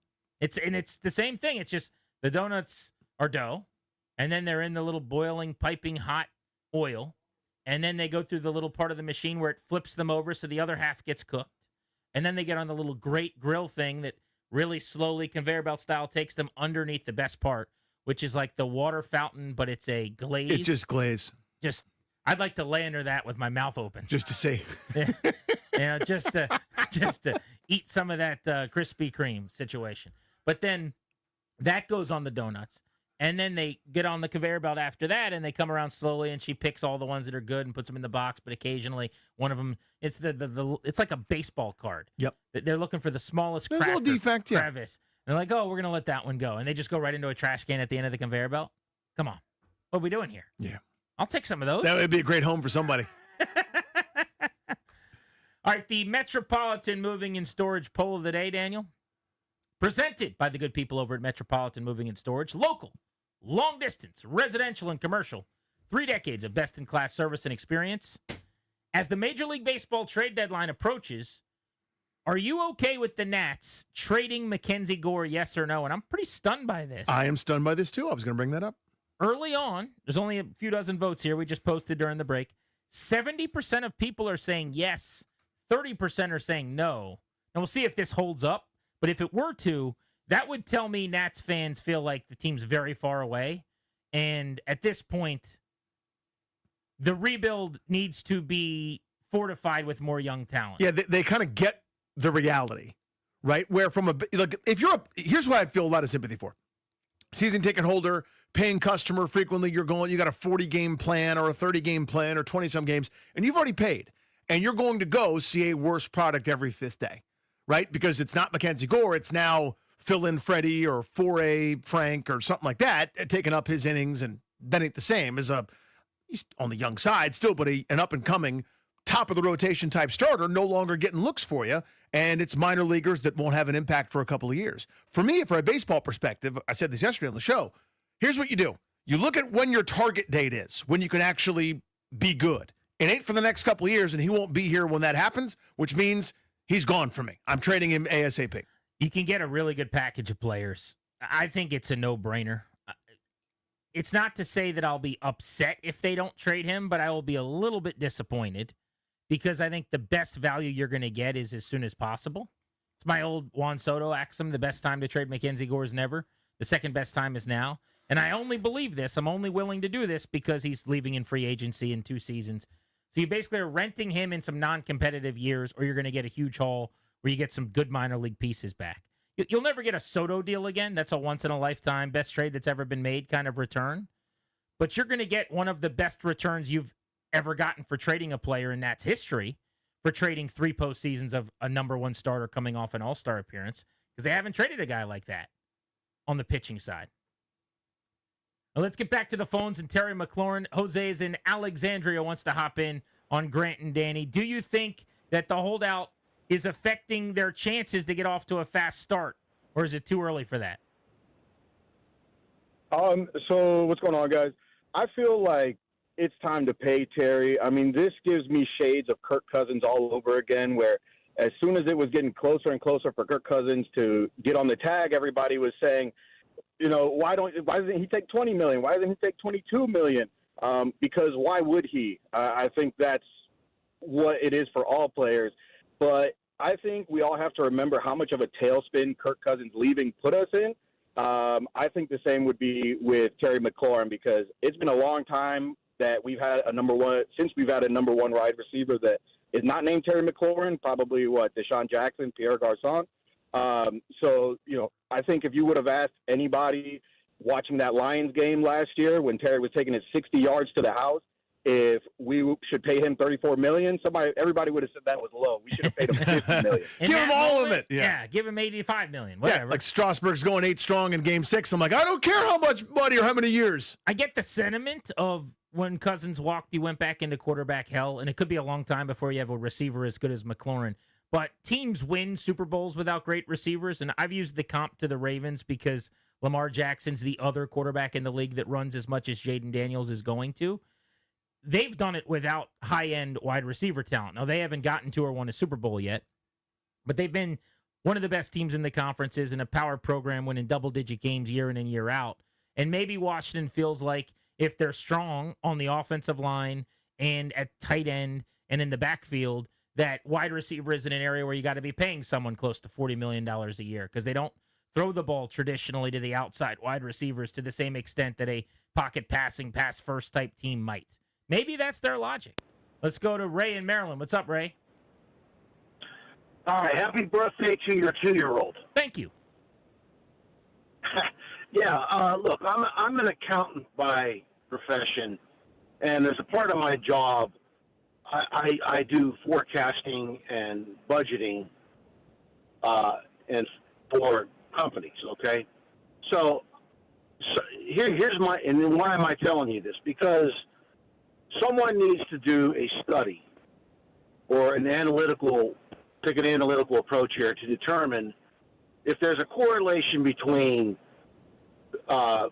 the slow signing of players in comparison to teams having slow starts. And, of course, you can layer this by weeks so that if you want to know that optimal point or that point of no return, as you guys have been talking about, you have the optimal point, which is, you want to sign them before the season starts, and then then that point of no return, that's the point of debate that everyone's talking about here with the last several callers. So someone needs to, again, make a determination. Yeah, I look into that. I don't think there's lack of signing of players versus slow starts to teams, and my gut feeling tells me there's a correlation. Hey, where in Pittsburgh are you from, Ray? As time goes on. What part of Pennsylvania are you from? Where are you from in Pittsburgh? No, I'm from Maryland. No chance. Like where it touches Pennsylvania? You're not a Yinzer? I sound like one, don't I? Oh my God! Respectfully, yes. I've never been more sure anyone was from Pittsburgh. I thought you were born in Heinz Field. Like I thought you were going downtown. I was sure that you grew up going to Three Rivers. I remember last year, everyone was real high on hiring the coach, the football coach at Did Pittsburgh. he just go right back? Thank you for the call. Thanks, buddy. We're late for our break. I appreciate you, though. He was not interested in us talking about his good swim move on Miller. Yeah, that was the old Dwight Freeney spin move. He's a guy from Maryland. Anyway, the Pittsburgh coach John Keim of ESPN.com joins us next. We're late to get to that conversation. What is the latest on McLaurin? What are some of the other key camp storylines? We'll get those as soon as we return on the Fan.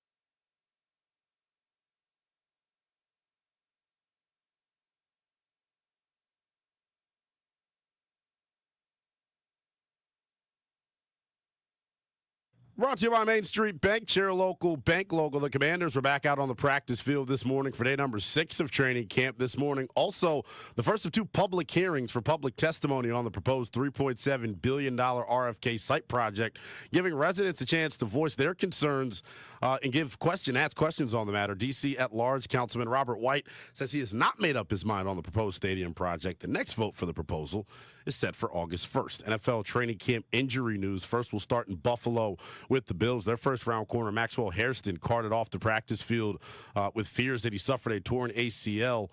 Still waiting on an MRI, but it was not a good look earlier today in Buffalo as he was carted off with a non-contact injury to his lower leg. Out in Dallas, they survived an injury scare yesterday where their left tackle, Tyler Guyton, was carted off the field. It was feared that he had torn his ACL, but after an MRI, the ACL still intact. He'll be reevaluated in 4 to 6 weeks. Good training camp news. The Indianapolis Colts locking up a key piece of their future as they agree to terms with left tackle Bernard Raymond on a 4-year, $100 million extension. That's baseball tonight here on The Fan. The fellas trying to take 2 out of 3 against the Astros after Brad Lord in the bullpen throwing gas on the hill last night, giving up just 4 hits over the span of 9 innings. It was Riley Adams playing hero. He had a tie-breaking homer in the 7th, his 6th of the season, as the Nats secured the 2-1 victory. They'll give it another go tonight. Michael Soroka on the bump for D.C. It is a 8:10 first pitch. Pregame coverage is rolling right here on The Fan at 7:40. Main Street Bank is a business-focused community bank proudly serving the DMV since 2004. Visit mstreetbank.com to learn how to put our team in your office. Main Street Bank, member FDIC, equal housing opportunity lender. From the Crop Metcalf 5-Star Sports Desk, I'm Linnell Willingham on The Fan.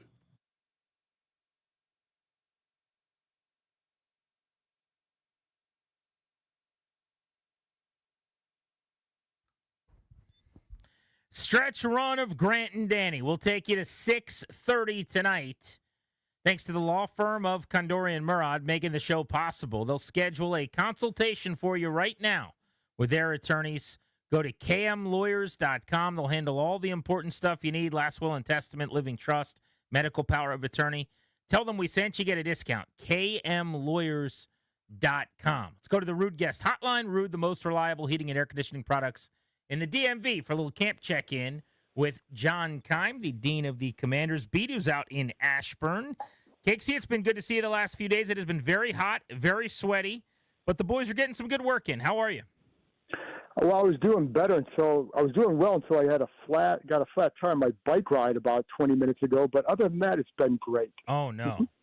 Yes, it's all good. That is a gigantic pain in the butt. That is a pain in the biscuits. And you got the day off tomorrow, so you would have been bike riding, and now I guess you got work to do.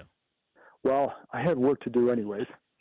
But yes, it's all good. But yeah, it's been the last few days have been kind of brutal. So I'm glad that they started practice earlier. So it's a fast-paced practice, as you know. So let's start with Terry McLaurin. It's the most talked about story in camp for good reason. I hate that every conversation is dominated by this, but this is where we are now. A, how surprised are you that we're talking as the calendar's about to be turned over to August and he's still not practicing? And B, how and when do you think this ends? I'm not at all surprised because I've always felt like this was going to be very tricky to get done. The age thing is a big deal. And right or wrong, fair or not, it is. And when you're at that stage, you're just not going to get certain types of money for a receiver because their analytics would show, and most people say like that's when receivers start to fade, fair or not. But that was one, but then I knew it would be tricky too because I know on the other side, Terry McLaurin is a very resolute person, and he places a high value on himself, and he wants others to acknowledge that, or at least to. He wants to be viewed that way, right? And he's very strong in his beliefs. And he believes that he should be paid in that, clearly the receivers getting paid this offseason, DK Metcalf, Garrett Wilson, guys like that, like that's the neighborhood that he clearly feels he belongs in. And so that's why I felt like it was going to be tough. So not at all surprised when it gets done. I could see it getting done before the season, maybe after that last preseason game or so. When both sides realize, like, okay, you cannot take this into the season, and if it does, then it's like, you just don't want this to be a season-long topic. And so I think this is just a guess that it would get done before the season, but both sides are going to have to budge to get that to happen. Get done as in a new deal, or get done as in eventually he just shows up because he doesn't have a choice? Yes. How's that? I think I would lean toward an extension at that point. Will McLaurin, here's the other thing, like McLaurin could always do the Kirk Cousins thing, right? Hey, listen, you don't want to pay me this amount? All right, then I'll go out and do this. And if I do well, you can franchise me and I'll get over $30 million, right? And then you could do it again the next year if you're still doing that well. But it's always, again, at this stage, when you turn, he would be going 31 in the next year. Would you be able to get that on the market if you didn't? So like, that's where I think this, they're going to have to look at that aspect. Like, okay, this team is willing to pay you whatever. Like, could they get up? Would they get to that between 28 to 30 range to maybe get this done? That would be something that I would wonder. But like for him, do you want to go into free agency? I'm sure I would expect him to have a very good year. But again, you just know how the league looks at receivers at that stage. And, so that's why I think it would get done with an extension before the season starts. When does it become a detriment for Terry's season and the team by consequence, right? Or by corollary. In other words, like if he signs the day before the regular season, goes out and pulls a muscle because he's not football ready, that hurts everybody, right? I'm kind of thinking of the Ayuk example from last year. Yeah. When's that date for him? It's probably a floating target, right, John? I would think so, and that's a hard one to answer because the one thing I know about McLaurin is that he's going to be in really good shape because that's just who he is. And, but what kind of work is he doing here? But you're right, you're not doing football movements because you're not out there.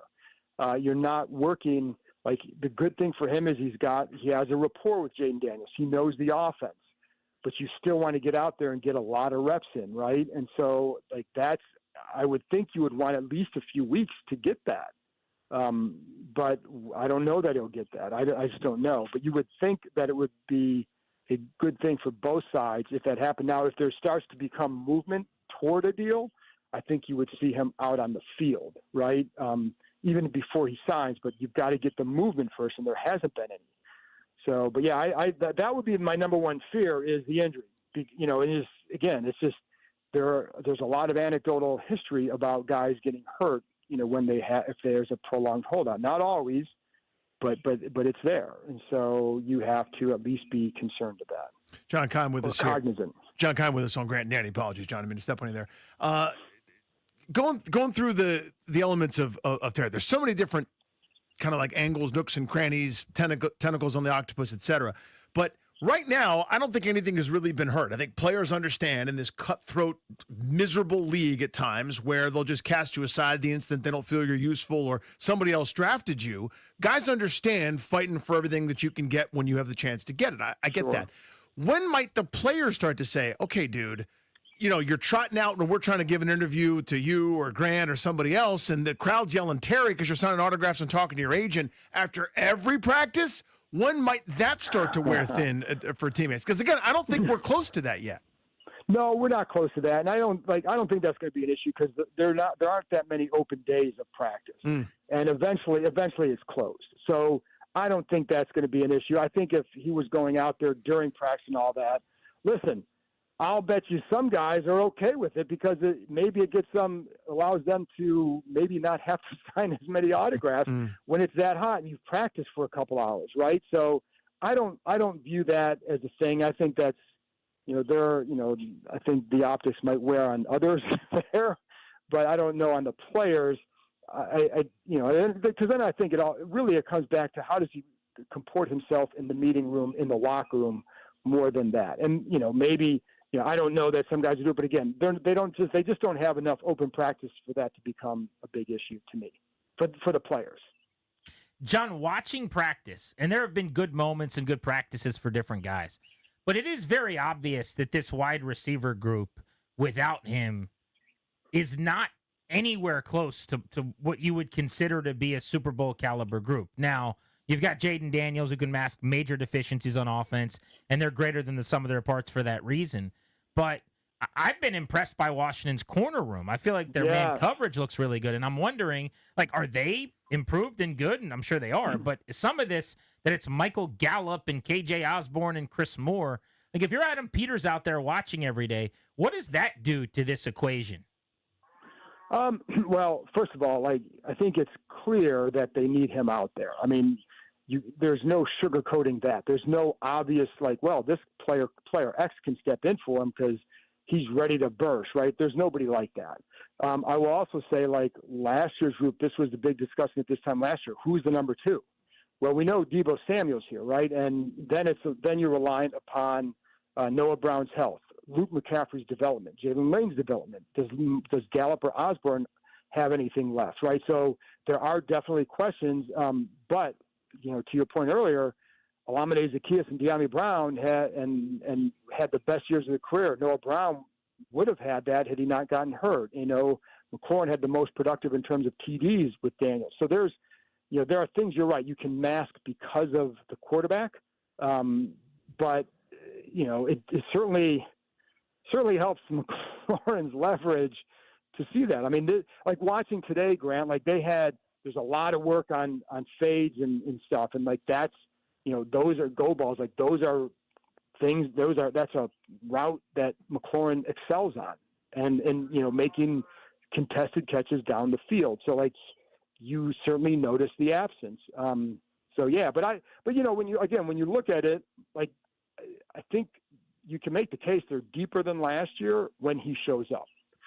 But then you have to have, like, Samuel's got to stay healthy. Noah Brown's got to stay healthy. And if they do, then you have something different. But yeah, I will say this too. And you brought up, like, the corners look really good. John, they signed Javon Kinlaw to it's a friendly cap number this year, 5.3. Right. If you told me they signed Javon Kinlaw, that's the 3-year AAV, I'd go, oh, that's good, kind of post type sleeper. Maybe, you know, another change of scenery. The change of scenery might do him good. Right. But the next couple of years, it's a $16+ million cap hit. They're paying him like he's really, really good when the production hasn't matched that. Just kind of want your State of the Union on Kinlaw. Sure. So yes, and that's all fair, and I think that's something that you would hear. That was a big question in the offseason. I will say, like, if he plays pretty well, 16.3 is a pretty good deal for a defensive lineman at this point, like right inside. So, you know, I think it's like, so I don't look at that as prohibitive as long as he plays well. And then it's like really after that second year, if he doesn't, then it's really 1 year of a higher cost. So I don't know that, you know, and there were a couple other teams interested in him, my understanding. I'm not sure who they were. So I think, so it is a question. And I think what they're clearly hoping is that, one, Adam Peters know him, Darryl Tapp coached him, and Dan Quinn has cut his teeth on coaching defensive linemen. And so that's one thing. And then the other part is, like, they feel like he's finally had a couple years where he's been healthy, and that the inability to stay healthy early in his career, not just during the season, but then having to rehab in the offseason, not really working on your game, was a big, was a problem from early in his career. So I think their feeling is that he's starting to ascend now, right? So if he hits, then you have a really good, you know, cap hit next year. If he's just okay, then it's a little bit more for sure. And if he's not good, well, then you're going to have to live with it for a year. But watching him out there, like, he's a big presence inside. They're moving him all over the place. So they clearly had a plan for how they want to use him. And the big knock on him when you talk to people around the league is consistency. And, you know, will he become more consistent? That will be the key. And, but he is a big presence there. And they'll put him. They have their 3 defensive tackle sets. He can play end in that set. He can play over the center in some pass rush sets. He can play, you know, he's defensive tackle, right? So I think that presence is something they're hoping really kind of helps his game and helps them for sure. Our buddy John Keim covers the Commanders for ESPN. He's John_Keim on social. I wanted to run this by you and just see if you think this is fair or not. Everyone takes this as super negative, and I don't mean it that way, but I wanted to go to camp in week 1 and watch Josh Connerly and come away saying that guy's got to start at right tackle in week 1. Right. And I don't feel like that when I watch him. To me, not only is there not a gap between him and Wiley, but right now I would say Wiley should probably be the right tackle to start. Is that a hot take, or like how do you feel about what you've seen from Connor? I think that's fair. I think what you now listen. They just put the pads on. We've seen them in pads one time. Yeah. You got to see them in games. See him in the joint practices. There's a long way to go.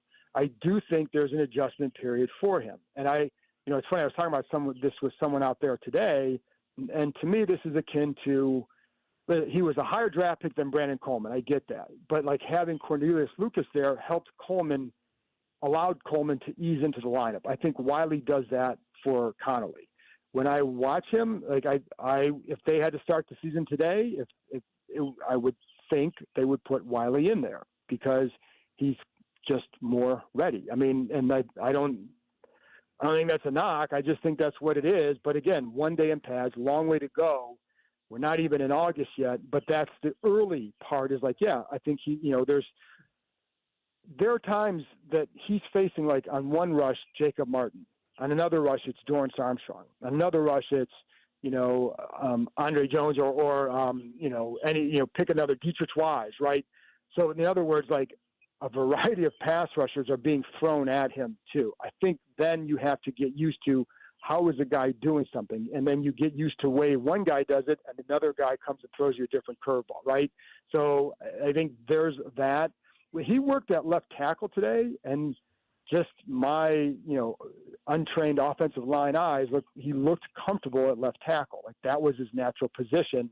I don't think they asked him to do a whole lot different at right side, but it is a different side. So, there's sometimes you get a little bit off balance because you're getting used to how guys are against you. So it's funny you say that because my thought was, I bet you he'd look, even though it's quote unquote harder position to play, I'll bet you he'd look better on the left side because it's what he's always done. And so far, and they don't need him there because of Laramie Tunsil, but right. Yes, I think clearly they feel like, if he had to down the road, it could be a left tackle. But I do think like there's an adjustment period for him. And I think they're lucky to have Wiley still around because, I think it would not shock me if Wiley is the guy early in the season and then Connolly just kind of eases his way in, gets more used to it. But again, like I want to see him in the joint practices. How does he handle that, right? And how does he handle the preseason? And then we'll learn a lot more. But right now, yeah, that's certainly how it looks. John, previous winners of the Marcus Mason Award have gone to Jarrett Patterson. We've seen a number of honorees over the year. The hype train has left the station. McCullough, yeah, Nehemiah Broughton. Lake Seastrunk, we know it. Oh, yeah, Lake Seastrunk, Bryce Love never even took a snap. He was an all-pro in August. Yes, he was. The hype train has left the station for Ja'Cory Krosky Merritt. Talk to me. Listen, so a couple things. When you watch him on tape, very violent runner. So but he played one game at Arizona, so one game at a high college competition, right? And so it's really hard to see, but you saw traits. And when you see him out here, like you do see, I'll give a comparison. Like when Alfred Morris was here in his first camp, even though running back is one of the harder positions to gauge in camp because you don't know. I mean, you guys, if you've been at a camp, like I remember the year Larry Johnson, I'm going to bounce around, but when Larry Johnson was here the 1 year way back when, he looked, really good in training camp. The fans are cheering, he runs the ball, and everybody's like, oh my God, he looks great. You get in the season, he was averaging 2 yards a carry because he was done. But you don't see that in camp all the time because would this guy have tackled him? How would he have handled this cut? So I think it's really hard to always say. But what you see from him is, and Dan Quinn talked about this, it's called the violent cuts. So I think you see the patience and vision as well, along with those kind of cuts. That's why, to me, those traits, how will they translate? But, watching him run routes has looked pretty good. But I think he's definitely the guy. I think at GP, you did the video yesterday. He had to be the consensus guy that everybody wants to see. He's the biggest mystery because he didn't play last year. And you saw stuff I like what I've seen so far. But again, you've got to, pads. You have to do more in pads. You got to see it in the game. But the early returns, he looks good. Cakes, we will let you go on that. Thank you, buddy. Look forward to seeing you out there in a couple days. Enjoy the day away from the facility tomorrow. Awesome. Thanks, guys. Thank you, buddy. Got it. ESPN's John Keim. Check him out on social at John_Keim. All of our camp coverage on The Fan is presented by Paul Henry's Window Installation. PaulHenry'sWindows.com, your clear home improvement choice. I think the position that Krosky Merritt plays is kind of the reason for the big story. Not only has he impressed, but there is room for somebody to step up there potentially. You can, one would think, right? Fight your way onto the roster. Jeremy McNichols is the number 3. The last time we saw him, and he had a productive enough season down the depth chart last year, stepped up many times over and took advantage of opportunities. But he was fumbling in the NFC Championship game, on special teams. There's no reason that Merritt, who they just drafted, can't be a third running back to start the year. And if you're on the roster and you get some opportunities, you could fight and scratch a claw and battle your way to more work. I mean, Brian Robinson has had years to show that he's going to be more than a 3.8 to 3.6 to 4.2, depending on the season, yard per carry guy. I think there is an opportunity there, and so far he's answered the bell, to John's point, but the important part has not happened yet. There's well over 500 carries to be divvied out. If you're scoring at home, Jaden Daniels had almost 150 last year. Some of those are baked in on scrambles. Some of those are going to be designed here and there. I think everyone would probably sign up for that number going down at least slightly. You don't have to have him be your running game against Atlanta or, a bunch of teams down the stretch. You'd still want him to run. That's part of what makes him Superman. But at the same time, it's not as if they've got a 300 carry back in there. They don't have Saquon Barkley. Robinson led the team last year with 187. You can't overuse Eckler. He had 77 carries last year. You'd probably want to keep him in that 75 to 100 carry range, assuming he plays the full season, which he hasn't at some time. So if you go 125 for Daniels, I'm saying roughly 75 for Eckler, that's 200 carries. To get to 500, there is space because you're not doing Robinson 300 times, I wouldn't think, because you already referenced it. That's not your best use of touches.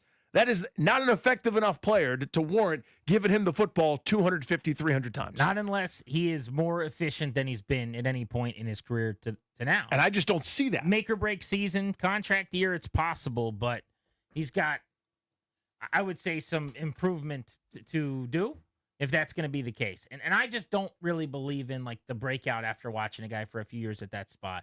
I feel like there's something missing. I don't know if it's vision. I think it's vision. A little bit of it, to me, is just explosiveness at that position. Even if he had perfect vision, he would be more decisive and he could get downhill. But it's not. He's never going to hit home runs or really be an extra base guy. Yeah, you got great vision. What are you going to do about it? The hole was over there. Yeah. He's a singles hitter, mm-hmm. and that's okay. But that shouldn't, in this 2025 era, be the guy. And I think Merritt would have a chance to hit some more extra base hits. And to turn a Robinson 7, 8, 9, 11-yard carry into 16 or 18 or 23 and pick up some of those chunks for you. Let's get you the leadoff, brought to you by The Window Man. Since 1989, The Window Man's been the educational window company. Get your free in-home estimate or visit thewindowman.com's all-new Fairfax showroom. The Nats are in Houston tonight to take on the Astros. Michael Soroka is pitching in what could be his final start with the Nats ahead of the trade deadline. Watch his velocity tonight. It was down about 3 miles per hour in his last start. His average fastball this year is around 95. He was pumping 96 earlier in the year. Last time out, he was 91, 92, even threw some 90-mile-an-hour fastballs. That'll make him harder to trade, but he has still been effective. He had a good outing, even with the velocity down. If he can throw hard enough that people don't think he's hurt, I think he could actually trade him because he's got really good stuff. One of the best breaking balls analytically in the sport this year. And when it's right, a fastball that's 95, 96. He's had better peripherals than his numbers would show, and I think someone would recognize that, certainly. Maybe as a long reliever or somebody, he could help a team if he's not injured. I think that's a very key point. Lead it off, Mike, shortstop. See, Jake Abrams back in the lineup, batting second, playing left field. That's James Wood. Batting third, playing second base, Luis Garcia Jr. Hitting cleanup, your DH, Josh Bell. He's batting fifth. He's playing first. Nathaniel Lowe. Batting sixth. At third base, Brady House. Batting seventh in right field, Dalen Lyle. Batting eighth, doing the catching, Riley Adams. And batting ninth in center field, that is Jacob Young. Big thanks to our producers behind the scene today, as always. Darius, Ryan, and Meadow Chris. Hardworking. Appreciate you guys. Tomorrow, we've got a baseball game during our time slot, so we will be on after the Nats. We got a bit of a shorty. But looking forward, as soon as the Nats game's over, to breaking things down with you as we get closer and closer to the start of the preseason for the Commanders. For Danny, I'm Grant saying so long. We're back at it tomorrow, overtime with Linnell, next on The Fan. Thank you for coming.